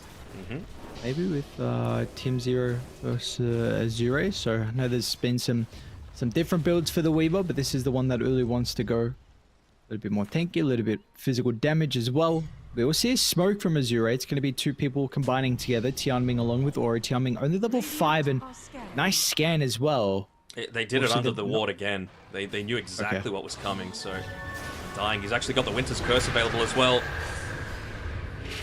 Pass it off. It's going to give enough time for Butterfly Effect to be able to respond. When all the ultimate spell casting is perfect here from Kev. They'll kill off the Lash. And now Shang-Chi gets some more stacks as well. This is some great gameplay we're getting out of Kev in Game 3. Yeah, outside of that one, maybe a couple of missed brambles by Red Panda. His warding, his map movement to provide a lot of information about when Azure are going to be wanting to make a lot of these moves has just been so on point. And he's the one making a lot of these stacks happen as well, so his gold isn't suffering at all. Let's see if they would you replace that ward after it did so much? Maybe, but I feel like a couple of times they must know that their movements have been scouted out, right? So I feel like it'd be a little bit greedy to go for the same sort of thing. Azure are too good of a team to make that same mistake 3 times. Butterfly Effect hasted up, looking to try and swing to top. Dire's top tower Out of Dragon Form, but tower's already Just under half watches health, so low it should go farming. down. He's just like, yeah, not interested in you, buddy. Sorry. I need to get some minus armor in onto this tower. Dire's top tower has fallen. This happened last game, right? Like, towers started to fall at a really rapid rate, and that might continue to be the case. Shang-Chi with the Blink Dagger now completed for the Axe. So they could look to try and go through the portal and play with Ulu down bottom, because they are currently grouped as 3, and they have a pretty decent lane ward as well that can give them some information. FY. Trying to ambitious drop of a... I guess he didn't know Red Panda was nearby, so... They're coming, though. They're trying to play around with FY if he can get close enough to them, and yeah. Kev will read this. Mech's available, Vac Wall available on Bark's Darkseer, who has at least been able to recover a little bit, but still all 3 cores 1,000 gold behind. With the smoke coming in from the side, backside double! Onto 2, Shang-Chi with a terrorized follow-up! Okay. I mean, this Axe is a bit of an issue for them. Shang-Chi should go down, I imagine, but the damage has been dealt. Low even shows up to the team fight. At least he's got a creep wave to jump into if he needs, but... Well, he's not choosing to, and they're going to be able to steal away that wisdom rune. That's what Ulu's more interested in. He's saying, thank you very much, I'll take some extra experience. Not like they needed it.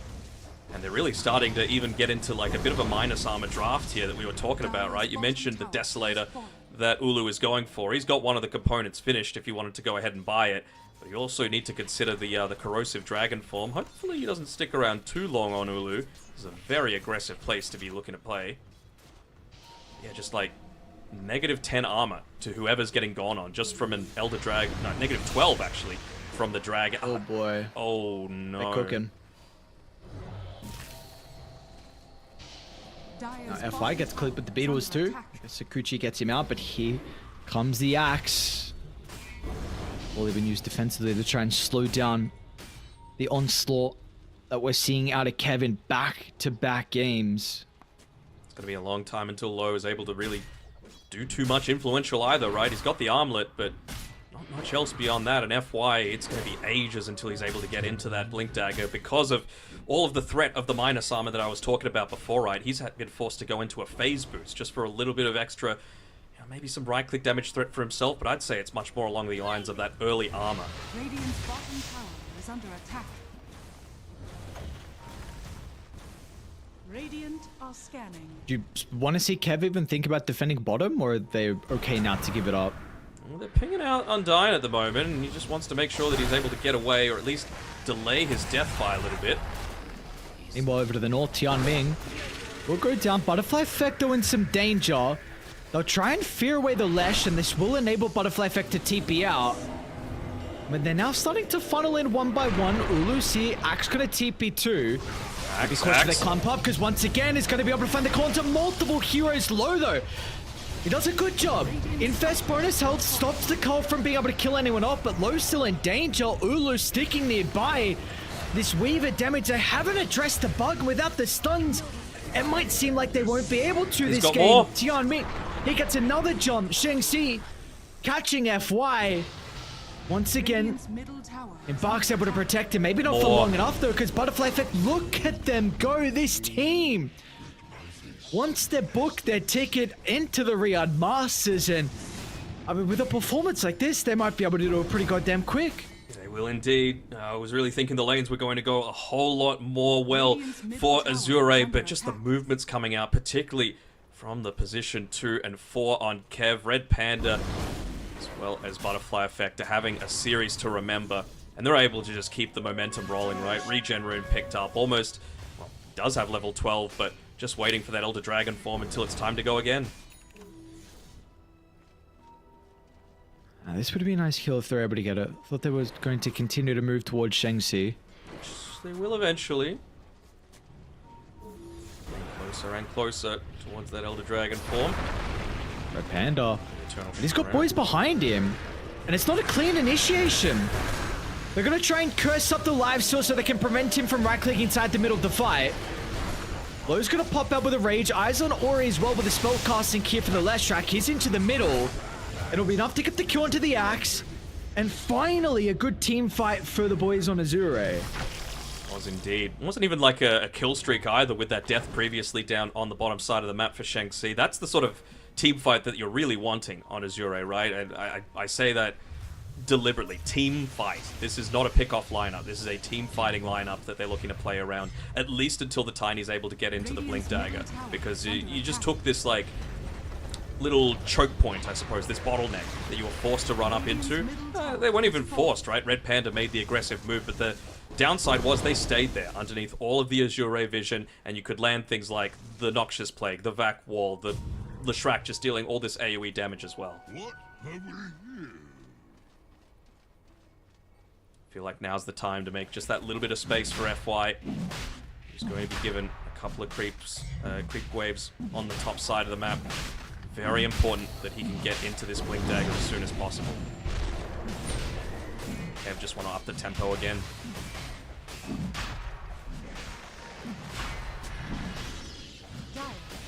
Do that even more once they get the Aegis.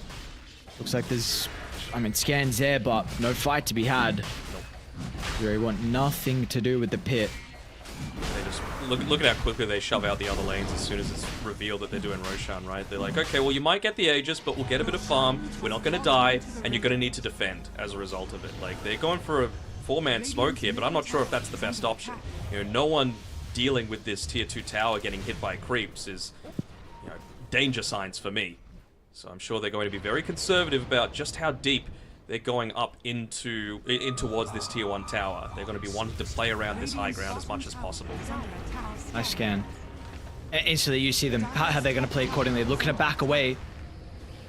Rample's going to hold low down. Ulu's going to try and give him some information. Ulu might just get blown up from 4 to 0 with the Terrorize. Is it enough? No, he's alive! Oh, they can't even get the Aegis. The Terrorize from Red Panda. The millisecond timing from that. When anything shorter, Ulu would have lost the Aegis and maybe a fight. Look at the tips, giving it to Ori too.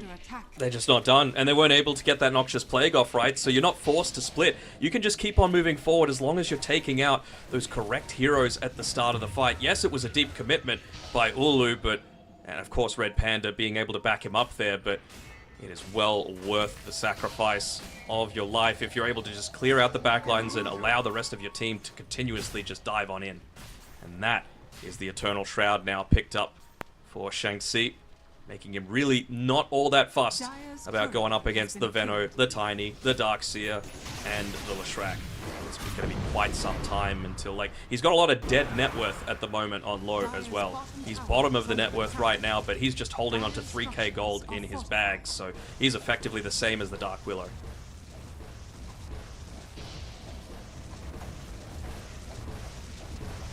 It looks like maybe AR. They did attempt for a smoke to hunt down the axe. They were off the mark. They're going to take, I think, a triple stack of the Ancients, and then the Wisdom Runes are about to spawn. But Kevin knocking high ground. They don't care about Wisdoms. Tian being able to just quickly claim up the Wisdom Rune for themselves at least, but I think they're going to be happy enough just to potentially force people back. They're going to get their own Wisdom Rune stolen, and now Red Panda as well. Even more control off the back of that Cursed Crown. Top tower is under attack. So got ages for 2 minutes 30. Give them moments of peace here. Up the high ground they go, and an early wall. It's a good one though. Maybe deter them.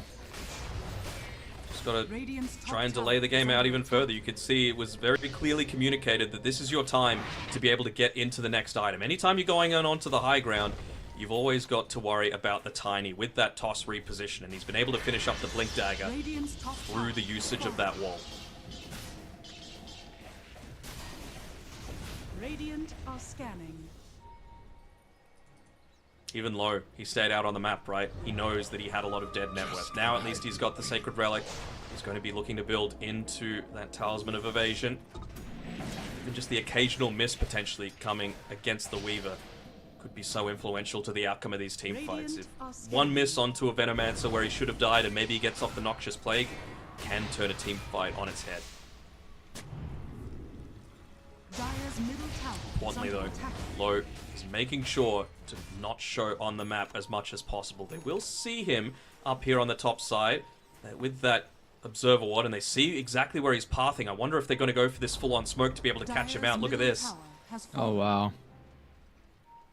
These Observer Wards, man. Red Panda. He's playing position 4 now, but he's got the mind of a Pos 5. Can they find Low? And it's not like he can just rage TP out as well, because Undyne's here too. Low's got to run to a creep. He will not get close enough. He wants the last one. Now over the right side, they've run into Butterfly Effect, but Butterfly Effect just popped the BKB. I mean, he's okay. F5. Oh, he got caught as well. There we go, though. That delays the timing on the Radiance a little bit. Even when Lifestealer's back alive, you're not going to have that full utility. And now, on the Weaver, enabled to commit just that little bit further with the BKB coming out to him now. So, I mentioned the Eternal Shroud just enabling Shanxi so much. Ulu, by the time that Aegis expires, he's going to have a BKB in his arsenal as well. Dire's middle tower is under attack. Look, Fearless right now. Understandably as well. Does need to be mindful of the Tiny, of course, though. I mean, Aegis has just 7 seconds or so left on it. He's going to back off just in time. More wards placed down. You've got to think that Azure are just thinking, how do they know? Do these guys have map hacks? No, it's all around the warding game from Red Panda right now. Even just his positioning right now, right? He wants to be able to pop a smoke in case they were going for it right then. Just play around the Observer wards, have the team backing you up, enable yourself to instantly go into the Shadow Realm. And they go for a move of their own. Why? Ooh. Gets the blink away, but Ulu's going to continue to chase. Look at the back Plus line. back. Oh, instant BKB. Unable to get the chain control. Ulu's going to be cautious, though. We'll be able to play around with the time lapse still. Meanwhile, over to the right side, Shanxi, not the greatest call, just onto the Venomancer. Instant curse on the blinking from the Darkseer. Now with the Dragon token bucket, and he spells off. No wall, and things are continuing to get messy for Azure. Not even going to be able to get a single kill. Just Kev spellcasting is perfect this game. Shanxi as well. Again, this is the situation where you're not being put into a panic, right? He was able to stay inside that smoke for so long. You wouldn't necessarily fault him for being, you know, wanting to go in, get the easy chop there onto the Tiny, but they knew they had the damage to be able to take out FY, so he just stays on the back line and enables them to get another. Sure, they still got the Noxious Plague off from Tianming, but You had BKB, you had the heal coming through from the Wyvern, you had the Shadow Realm, you had the Eternal Shroud as well. You just really didn't feel all that effective at all. It needs to be all of these spells used in combination for Azure to win any sorts of team fights, and they're just splitting them up so well. They've got another Siege Creep as well to be able to make plays with, and a big creep wave that won't be able to be protected with the glyph for another 15 or so seconds. Not that they would probably pop it on a tier 2. Dire's top tower is under attack. I'm just admiring the vision at the moment that Kev have out on the map, right? You just cannot move into any sort of lane without being scouted out at the moment. Hold on. FY, even with that blink forward, they had no one to be able to actually secure the kill.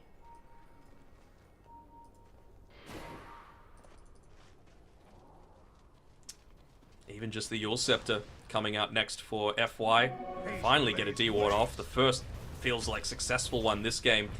Once he's able to get into that Yule Scepter, I'm not really sure how much it's going to accomplish, because it's going to come well after Shang-Chi has finished up his BKB for himself. That's the main cause for wanting to get into it. All of that pure, unmitigatable damage.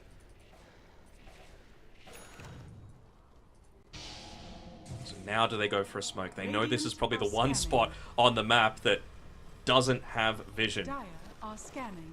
This is the first unknown smoke, I suppose, that they've got this game. They know that someone's farming in this general area. They don't want to just go straight up the cliff either. They want to try and catch the backline. Good wards once again placed down. They're so ready. They're so ready. Ori's going to try and lead the charge, but they won't actually see anyone with Butterfly Effect hiding behind the tree. They see them though. They've got the ward. FY wants the jump. He's gonna get the jump. Onto Dark Blue with the toss back. Forced up down to the low ground. Triple curse! Initiation. It's pretty goddamn good. The Waldo connects onto 3, but it doesn't matter where the Axe gets a jump in. The stun's just set up for Shang-Chi. No one's dead just yet though. Low's Infest, pretty decent. Keeping him alive momentarily. Axe will finally go down. Ulu as well will drop. Somehow Azure survived through the triple call when it was looking disastrous. How the hell did that happen? I legitimately don't know. That was the perfect curse into the perfect terrorize. Probably even more perfect was that Infest coming through there from low, though.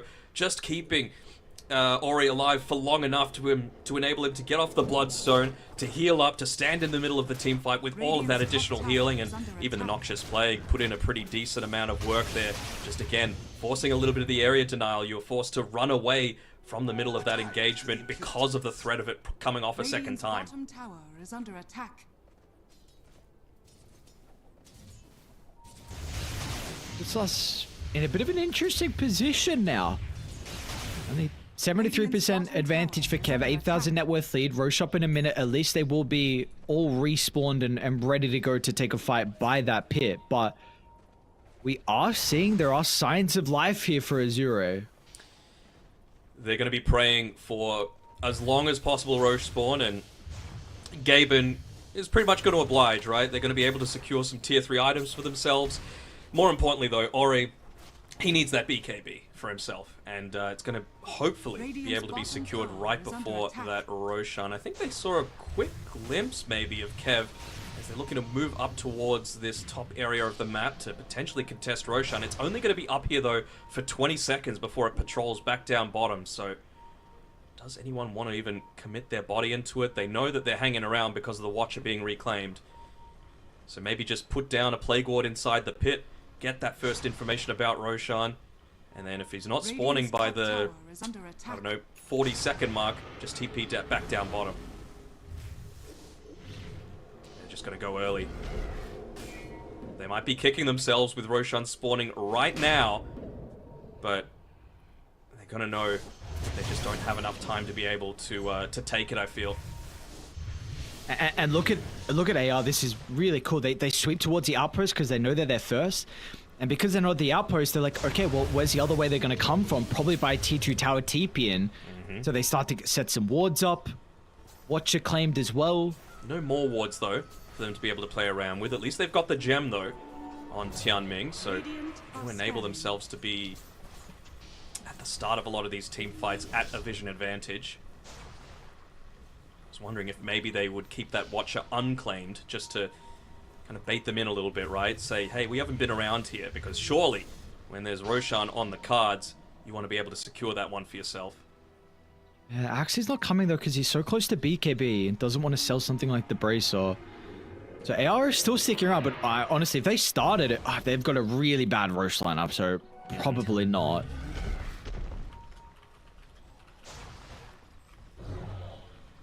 A lot of time wasted, but there we go. BKB now complete with the Axe. He's going to send that one out. Gotta wait for it to be delivered though before a fight breaks.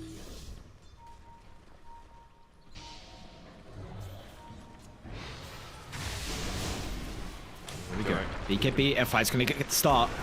A little bit messy on top of the career wave, makes it difficult for the toss back. Not a great curse. Not the best curse. Ori's fine. So one big ultimate down. Even FY helping him clear out the swarm there. Not being available as well is pretty significant. No, Ori. Hold on. Search up Leshrak charging into the middle. They got a glimpse of the Wyvern. Meanwhile, Ulu was really disconnected for the team. He's going to pop an early BKB. Butterfly Effect's going to jump over the top as well. They want to try and deal with Tiny, which is a lot of their control. Normal punch. All inside the middle. And now Lowe's going to attempt to lock onto Shang-Chi. We're seeing a defensive use of the BKB from the Axe. Can they reset? Giving a potential opportunity for jump in. It's like unfortunate with the Dark Willow not going to be able to escape. Will he actually Shadow Realm up to the north? Bark holds him down. Meanwhile, they got a glimpse of someone to the left. Shang-Chi protected with the corner brace for the moment. But it looks like once that expires, it's not going to matter. Radiant want nothing to do with this team fight now. And again, AR. Another successful fight, and this will be Roche for them. It doesn't matter how long it takes. Kev it down for long enough for them to be able to get it. Will indeed. Really feel like Bark's influence is really coming to the front in these team fights. He might not be leading the damage, but in terms of the additional control that he's providing, it's enormous, right? Like, it was a buyback, sure, used by FY, not exactly the most stunned combinations, and, okay, they might be able to get another. Maybe not, though. It's a really nice curse onto a full creep wave plus 2 heroes.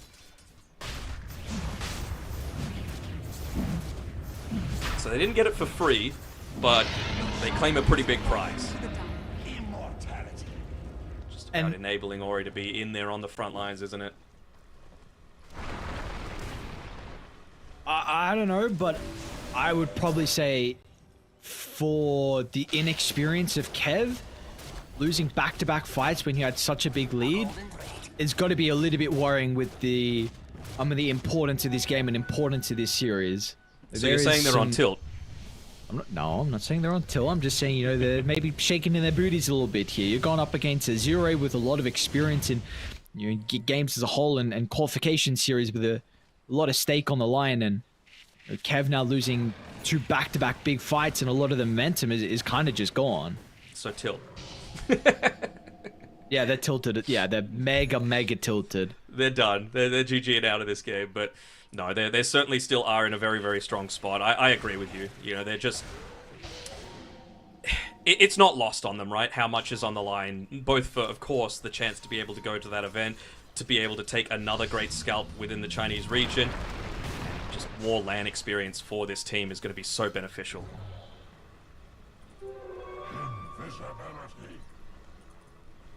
A lot of these players really did, you know, start their come up during the where we're calling it the COVID era, right? Where there might have been a lot of third-party tournaments, particularly for China, but most of them were online, right? Everyone was stuck inside of their house. They weren't able to actually, you know, go and benefit from that LAN experience to really enable you to level up from facing some of the world's best teams and not just get stuck in your own region's meta.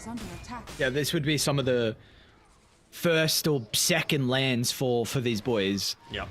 Like even I took a quick look when the game was going on. Like even Red Panda, maybe he's played it like one. I think I saw an ESL land in Malaysia. Yeah. Mm-hmm. Some of the other ones like have not. You know, Shang-Chi was supposed to play it at the Bali major with the LGD, but that's where Old 11 stood in, so he still hasn't as well. Mm-hmm. Even Ulu hasn't. Love to play at their first major at Riyadh, but 9,000 net worth lead they have. They are going to be going to the Aegis advantage for Azure. Radiant's Very bottom careful tower about is where they're under revealing. attack. They've got some good vision set up here on Azure Ray, and the Plague Ward's going to spot it out.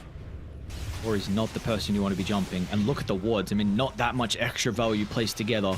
Yeah. And they're splitting away as well. So this is a lot of resources put down bottom for no potential fight by the looks of it. They have a gem, so they're going to get a double D-ward F5 with a jump. But Good that's a great curse. That'll give Ulu an opportunity to be able to reset away from the toss. Might even try and chase down Fi. Or he's kind of on his own. Not in any real danger now, though, but yeah, with that gem, they're just looking to try and take away as much of the vision as possible. They, of course, had the vision advantage to enable that dive, and I feel like Kev aren't going to want to go back to that area, knowing that the only reason that FY went for that jump is because they had that true vision advantage. So, Tier 2 tower secured for Azure Ray. 8k net worth lead. Wait, Ulu? Oh my god. It's a bit scary when the supports do that much damage.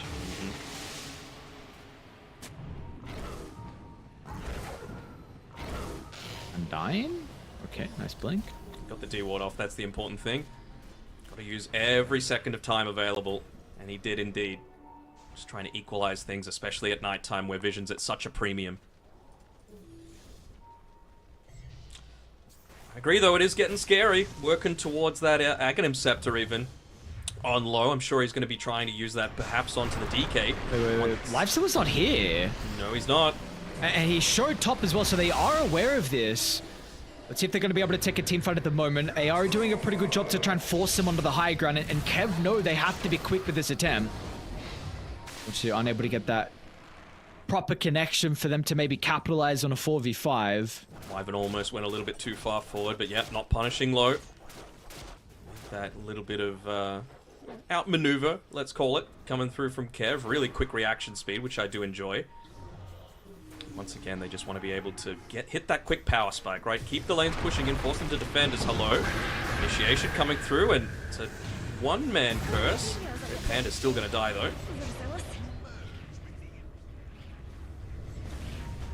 Multiple lanes now being siege. They just didn't want to go in onto Ori once he's got that shield rune popped. Should be able to get not one, but two tier 2 towers as well. Really does not feel like at the moment it's a 8,000 or now 6,000 net worth lead for Kev. Wintrop's basically 50-50, dude. Yeah, and it feels like that with the gameplay that we're seeing.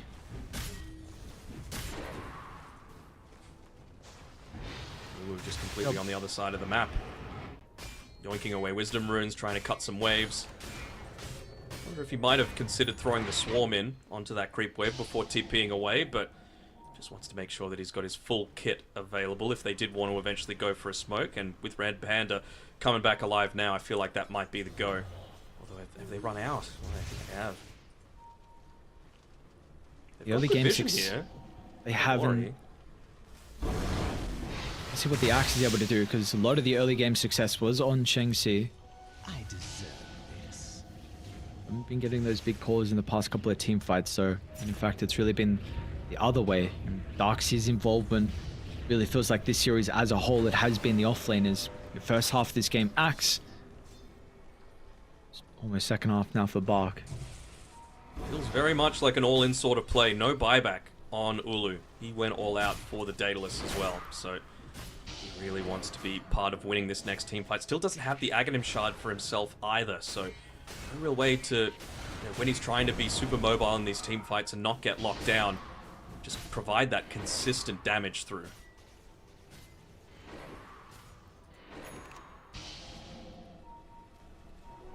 A golden thread. Here we go. They just want to take control once again. Gem on gem gameplay coming through here. Lifestealer holding onto the one for Azure Ray, and Undyne just picking a fresh one up as well for Kev. They want to make sure that even if they... there's been some really good curses coming through, right? But Venomancer always seems to be able to just live, right? Whether it be, through the Guardian Greaves, he instantly is using the Glimmer Cape and the Ghost Scepter onto himself. At least you're going to be able to continue the damage in onto the Veno if you're able to at least see the man. Dying might be going a little bit too deep here. Oof. Turning into the daytime. And did they see that go down there? Someone pinged it. Maybe they did. That's what they're just checking, but it's just a Plague Ward. FY, can he get the jump to be able to start this team fight out? He needs someone else to be able to toss back to, but there we go. They clear out that one little bit of vision. The impending push from Azure continues, although it does feel like they're just huddling them inside their base, don't they? It's so neck and neck, dude. Like 50-50 win probability. Smoke's bought at the exact same time, just one game away, and Roshan potentially coming up in 3 seconds. Oh, it's instant. Wow. All right. And it's gonna. It means it's gonna be down bottom for pretty much the full duration. And we'll see, because Azure just have full control of the map. They're gonna be able to get set up. I imagine. Mark's coming down to the rest of the boys. He used his Greaves already, though, just for mana. So he has to be very careful with if they're actually able to take these team fights, if they're on point once again with the Curse. I think he almost has enough for the Scythe of Vice as well on Darkseer, so would love to be able to have that one, even just the Tiara of Selamene for a little bit of that mana regen right now. As, hold on. I'm just able to get away, looking to make a bit of a split push happen there with the Cold Embrace. Who's catching who, though? Everyone's a little bit split. Most notably, though, is low on his Lifestealer. He's just going to go through the Twin Gate and hopefully he can join into the rest of his he's team. not But with hello? them. Nope. Oh, wow. Nice Ogre Seal Totem. How did he react in fast enough? Shanksy up to the high ground. He's still going to get cut down. Low is now finally able to rejoin. The Curse is not the greatest. I mean, it's on top of the Kree wave, so it will last long enough.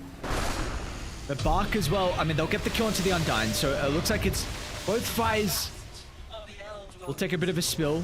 Some ultimates expended between either side. Nothing crazy. Low nearly getting punished there, though, again, for some really ambitious movement coming through there. And they should know now that they don't have the capability to be able to defend the Roshan, especially with the Wyvern being in the grave for 70 seconds at this point.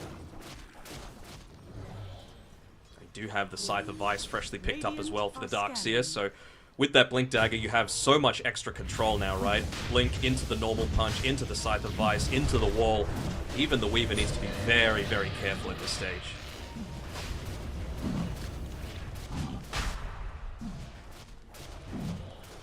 Let me give it up. Wow.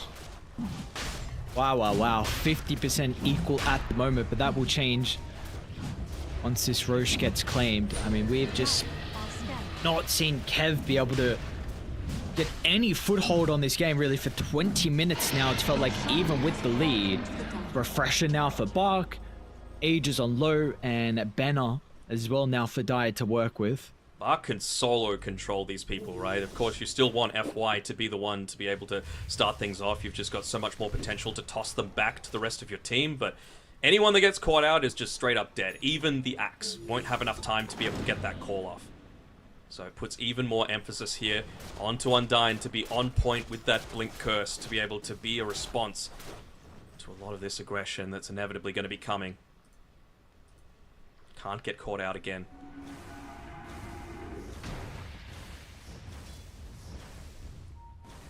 Who are the vital heroes do you feel like from either side in these team fights for there to be success for both Kevin and Zero? I mean, I feel like there's going to be so few avenues for Kev to be able to do anything, right, for the next 4 minutes or so. I'm actually giving the gem back over to the Winter Wyvern, so I think it's going to be Wyvern, right? Like, you almost need to dangle someone out there as bait to get gone onto, and then it's up to Wyvern to get that counter initiation, because there's no Lotus Orbs, no Lincoln Spheres up at this point, and no save, importantly as well, especially if the Lifestealer is the one getting caught inside the Curse as well. So I'm looking at Undyne to be able to keep this game alive for Kev. It's almost a scary TP location from Ulu. Had me a little bit worried for a second. That's alright, TP's away from Bark, who was hunting. And he has Satanic and Rapey queued up as well for the Weaver, so we'll see what the decision is going to be. Only their second Tormentor that they're going to be able to claim, and that is the best possible target they could have gone to. I was about to say, I wonder why he still hasn't bought it, but if he's able to get it for free, Shard for Weaver is just such a huge damage increase, especially if you're able to get into that level 25 talent, right? Maybe during the duration of this Aegis, he still wants to be a little bit more stealthy, I guess the best way you could put it, right? Especially when combined together with the Skitter Step and Aghanim Shard. Who's going to be that bait, though, that I was mentioning?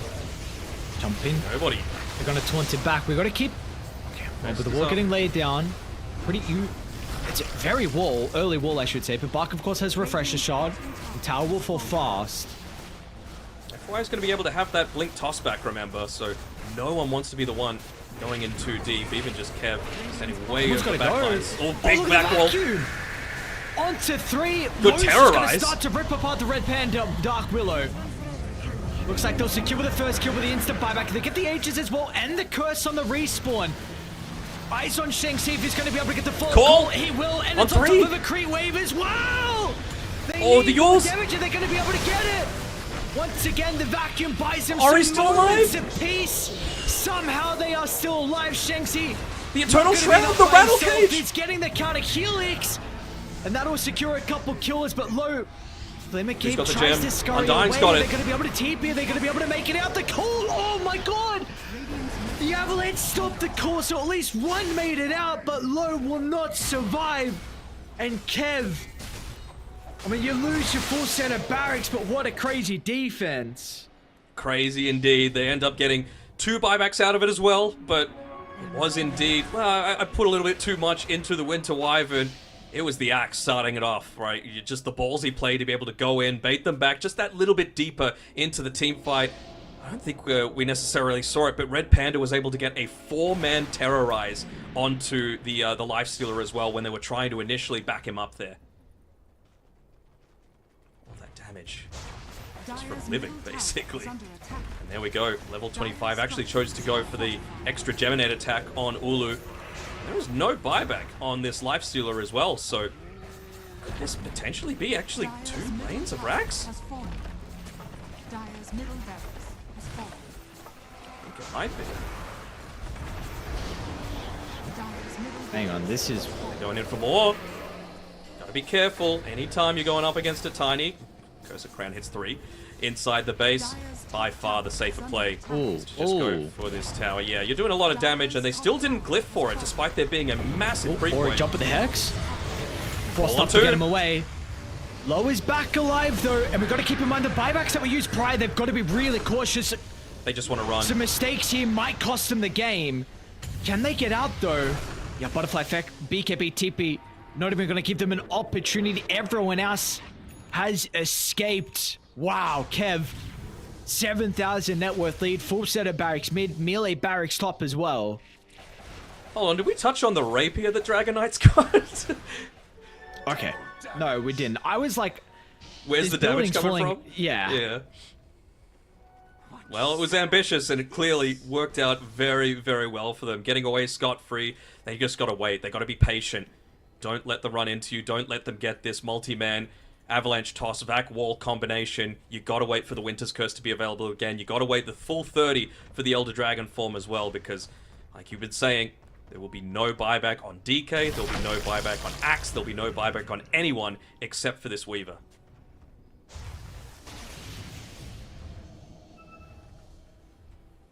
It's barely, you know, tilted the scales in the Kev win probability. It's 58% for them, despite a really successful team fight.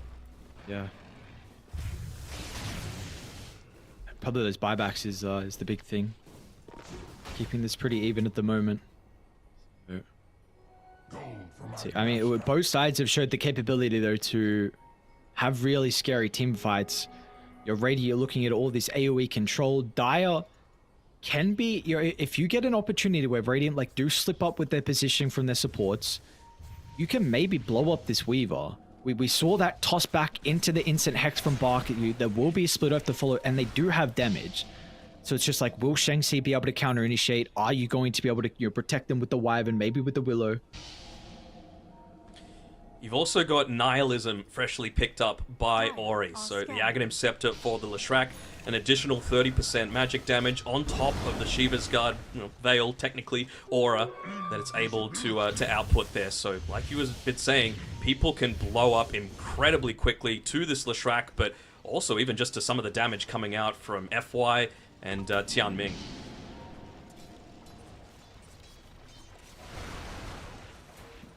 Importantly as well, DK, another thing is he's got his level 25 talent as well, so AoE Elder Dragon form, if you're able to land some more great curses, some more great calls, there is some legitimately lengthy follow-up to come after the fact. Maybe this creep wave is where a fight will happen. Low. He's got some boys behind him, but Radiant, they're also eyeing up the Lifestealer. 4,200 health they have to go through, not easy at all, and they're going to think otherwise. They want an easier target. FY's finished up the Wind Waker as well, so he's hanging just far enough behind that he's going to be safe, but also there to be able to protect in case there is a call in onto low once again. So he's the important target to survive at the start of a lot of these engagements, right? If he's dead, then obviously there's less of that AoE damage coming through. It means that the BKB right-clicking come through from Butterfly Effect are going to be that much more effective, and also just to the potential of keeping Ori alive. Blue has enough gold if he wants to get this rapier. Let's see. Pretty quick Roshan. It's going to be down bottom as well for, again, pretty much a full duration. I would imagine, so... Low's level 25, though. That's quite nice. Against these really, really tanky heroes, it's... Honestly, they're both really good options, right? He's opting to go for the Rage, just to be able to, continue committing into a lot of these team fights. I wonder if that'll afford him the luxury of going something other than the BKB as his next item, though. Considering you've got that little bit of extra aggressive duration.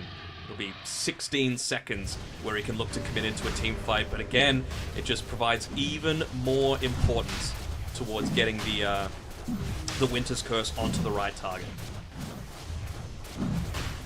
They're too slow to maybe walk down the lanes and... Undyne needs to be careful here. He just wants to quickly shove out a lane, but with where exactly everyone is playing, that is a ballsy move.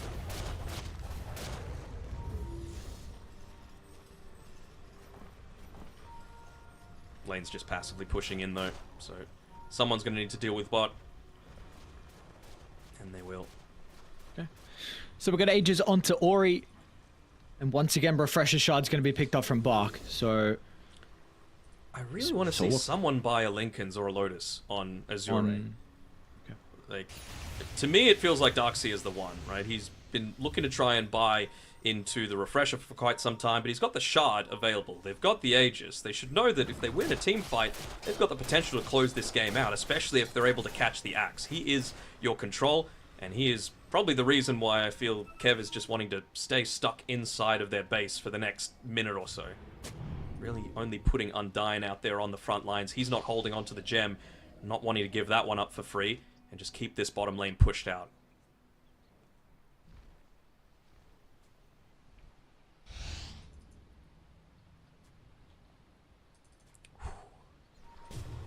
It's tense, isn't it? It's very tense. I mean, there's so much on the line. Big ass tournament they would be qualifying to. Mm-hmm. $5 million prize pool. A lot of big teams. Big stars, big players. Hotel's pretty great too. I mean, that's definitely... Who doesn't like a nice hotel? Looks like... Did he buy out for the Rapier? Oh, he's going Nullifier on Olu. Okay, so I guess the response from the Wind Waker... I mean, the Venom's Glimmer Ghost, FY Wind Waker Glimmer. Even the Surge, I suppose, for the Darkseer. The Nihilism. Like, there is a lot that the Nullify can do. It's kind of the I'd like the more exciting route. But... Super understandable, yeah. It's still a lot of damage, like plus 75 damage, and remember, he's got the extra Geminate attack as well from his level 25 talent, so it's not like you're going to be lacking in that department. I wonder who... I would imagine this Solar Crest is going to be given over to the DK every single team fight, right? You just want him to be attacking as quickly as possible with that Rapier. We are getting close to tier 5s as well. I feel like it's only fitting that our last game is as close and potential goes to tier 5 because we're yet to see it again. A lot of our games here in the qualifiers have been very one-sided, very quick. 20 minutes, 25, sometimes 30. I really want to see Axe get up into his level 25 as well. An additional 100 AoE bonus to the Berserker's Call could be such a vital tool. I mean, he's already catching 3 just with the regular version. Do they go though? Like, are we going to see any usage out of the Aegis? Looks like they are starting to group up potentially for a push. Lane's fairly well pushed in. Bottom lane as well. Undying just trying to get one more wave. He's going to back up in they're time. Gonna jump straight away. Well, will be casted pretty early on. Ori back down to half health, but a BKB from Ulu is probably the most important thing though that was used. Mark's still holding on to the Roshan's banner, but he hasn't dropped it yet. I think he actually just gave it through to low. So yeah, they're going to keep this double siege creep wave alive. Keep it immune. No one's really that great at being able to take out this target either. Like, you can pop the glyph, positioning. But these creeps are just going to live. Glyph or not.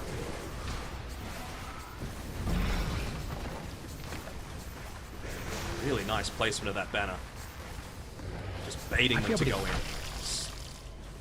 Why just wants a toss back here. They're not going to give him that opportunity though. See how defensive they're playing. Maybe it's another jump call to try and drag them further inside the base, but it doesn't seem like they'll look for the defense. I mean, even Ulu is not back yet. Low is also not with them. As soon as they see him, that might be the signal to start going on, but of course you've got a little bit of that strip of freedom. Hold on, call. It's just onto the siege creeps. Might have to pop the BKB early on. He's falling pretty goddamn low. Where's his BKB gonna come out? Curse at the last second. Shanxi, can they keep him alive? Force away. He's got a buyback. We'll look to rejoin, but a big opportunity. It's just pretty much a free, and they didn't have to really commit for the kill. Like, nothing heavy was used, no casualties, nothing that they were scared about, and you just get the buyback out of one of their more valuable heroes now on Kev. And they're not even going back with this Aegis expiring. They're just layering down a little bit of extra safety. Look at the way that Ori's playing this as well, making sure to face back towards the rest of the team, make it a little bit easier for that Wind Waker and the 4 staffs to really come into action. I need to take a fight outside the base where they're not set up with the Plague Wards. Need the charges. The life still the person you want the jump though. Low's gonna try and tip you out. They get the vision. Oh my lord. And now with no one defending the barracks, they might know. I mean, we see us, AR starting to back up and clump together. Are under attack. Oh, Ori's going to get a shield rune as well. See low. Of course, they're playing on the other side of the tree line. Gets a jump with the call only onto one with the terrorist follow-up as well. It's a lot of damage, but it gets infest. Low is okay. Axe has isolated to though. out under the threat of Reflected. the dieback. So Reflected they do curse. have an axe, and now with Winter's Curse back onto both of them, they're going to lose the Rapier as well. Butterfly Effect cannot stand against the damage. He doesn't have enough gold for buyback. Oh no, he's not even close either. I mean, they're looking to try and cut waves. They're looking to try and go for some backdoor plays. It's the only option that they have to try and stall this one out a little bit. Wyvern has to be so careful about her positioning as well. He's got a sell Dessa maybe or something. Okay. I don't know what he sold. I don't actually remember, but Sanjin Yasha picked up too. Okay. Doesn't want to get stunned up. Wants to reduce that duration as long as he can. This is not quite megas. You've still got that little bit of health on the top range, but there we go. It is going to go away, and importantly, even if they're able to mount a defense, it's going to be Azure with the first opportunity to be able to secure some of those tier 5 items for themselves. That Lotus Orb is coming in so clutch. They used it to be able to siege previously onto Ori. They used it that time to be able to reflect the curse. They just took out the Wyvern, forced out some buybacks, and they just were never able to hit in onto the right target.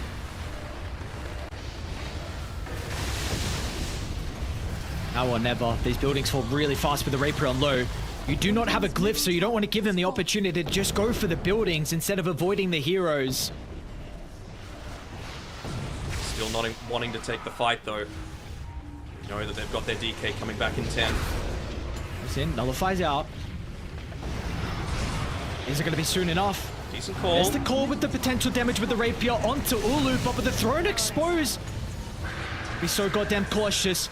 It's not good a curse, bad really curse. good curse. Not a lot of damage. So really eyes on good Axe curse. If he's going to be able to get the jump in, terrorize, connects onto 3. There's the call from Shengzi, giving Ulu an opportunity. But the damage for the Weaver's just not enough. Weaver is just not doing enough damage by himself. Somehow Ori's still alive as well. Lowe's going to be cautious over the rest of the team. Backed over to the right side with the Dragon Tail. Low protected for the moment. They've got him. Dragon Tail holds him into place. Butterfly Effect now picks up the rapier. They're not done just yet. They'll stand strong. Yeah, but they know that there's no axe, and he actually walks into the stun. He walks into the split earth.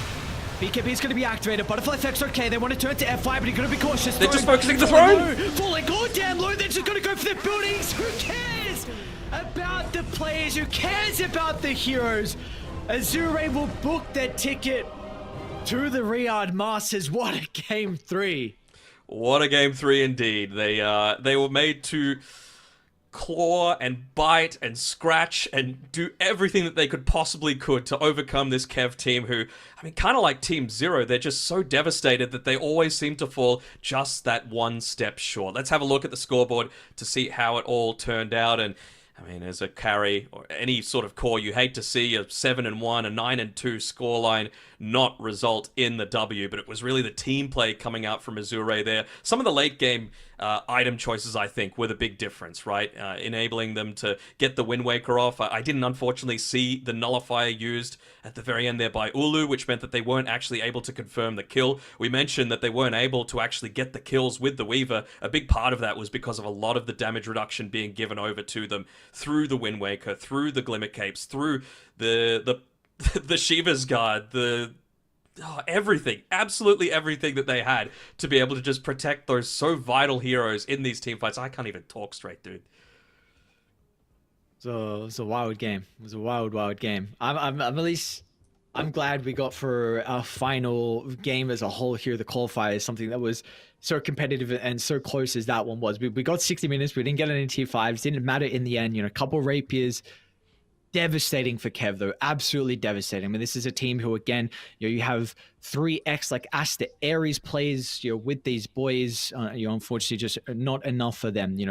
Ulu, Shengxi, along with Red Panda, played together previously on some other rosters. Pretty much everyone hasn't been to a LAN before. If so, maybe a very, very minor LAN, and this one would have been a huge one for them. But unfortunately, Kev, I mean, we see what this roster can do. I know for them it's devastating, but like they're going to be looking. Hopefully, they can reset, and they're going to be looking towards TI because this is definitely a team that can have some underdog story, and then maybe take some games and upset one of those teams and potentially qualify. Because I believe China do have 2 slots as well. So for them, it's devastating, but there is hope for them definitely coming up in the future. Yeah, for sure. I mean, we can even just have a look over at the bracket and see the story of these entire qualifiers, right? The 3 qualified teams, the ones that a lot of people would have been expecting, G2IG, LGD, and Azure are going to be joining Extreme Game, who've already qualified through their solid performances throughout the season. They are the top 4. It is very, very clear, but man, are Team Zero and Kev really just biting at the heels for that next spot, that next rung. And I'm a little shattered that they're not going to be able to, ply their wares, but I think it would have been a shame as well for the MVP of the first Riyadh Masters in Faith Beyond to not be there for this iteration because they are looking very strong when they're on point with these late game team fights. Yeah, that they are indeed. So let's see. Maybe this is going to be the tournament for them as well. Azure, congratulations on being able to make it over and qualify in such emphatic fashion with that final game. So let's say that this team has struggled this year. They've got some okay results with I believe a top 4 pretty recently, but we haven't seen them being able to have the year besides the other teams in China. Extreme have looked incredibly good. G2IG, their results are improving as well. So let's see. Maybe this is going to be the tournament for Azure, but dude, China have 4 teams to represent them over at Riyadh Masters, of course, LGD as well. We'll see. 4 really good teams as well. So, let's see how they're going to be able to perform. Very excited to see China at the tournament. I am indeed, and well, that means that I think we've only got 3 qualifier spots left to be able to decide. There's Western Europe, the MENA qualifier spot, as well as 1 South American spot still left up for grabs. That's it for our stream. It's been a joy casting with you once again, and it's been a joy for everyone watching to be able to watch some fantastic Chinese Dota. So go over, check out some of the other streams, because some of those games are going on right now. Yes, they are indeed. So yeah, once again, big congratulations, G2IG, Azure, along with LGD Gaming for qualifying to the Esports World Cup Riyadh Masters. There are going to be some incredible teams there, a large prize pool as well, and a joy of a time for everyone to be able to play on the main stage. So with that being said, we are done for the China Close qualifiers. Like you said, we've got some other regions battling out. Make sure you go check them out. But from us, thank you all for tuning in. Until next time, we'll see you guys soon.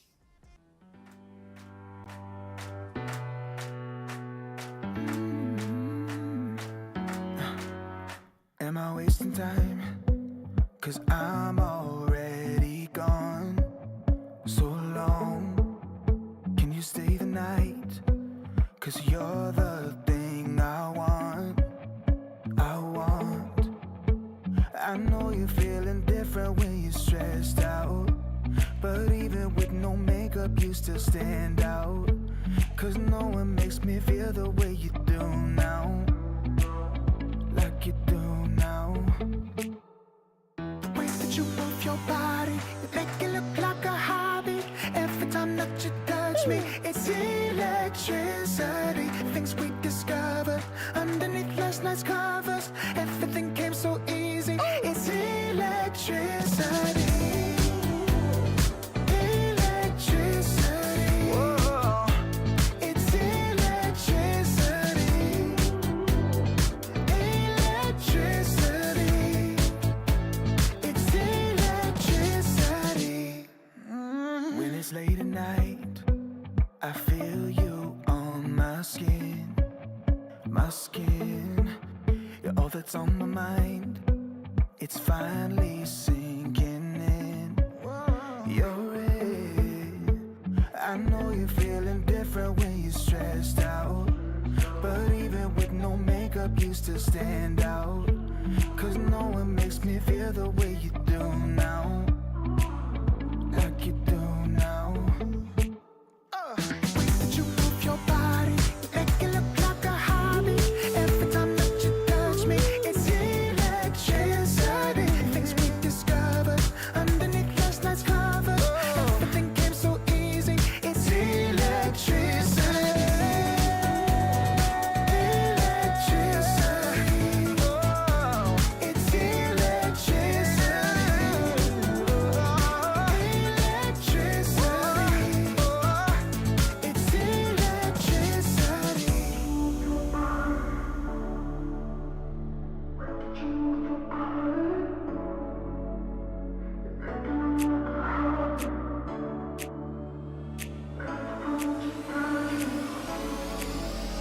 The way that you move your body, you make it look like a hobby. Every time that you touch me, it's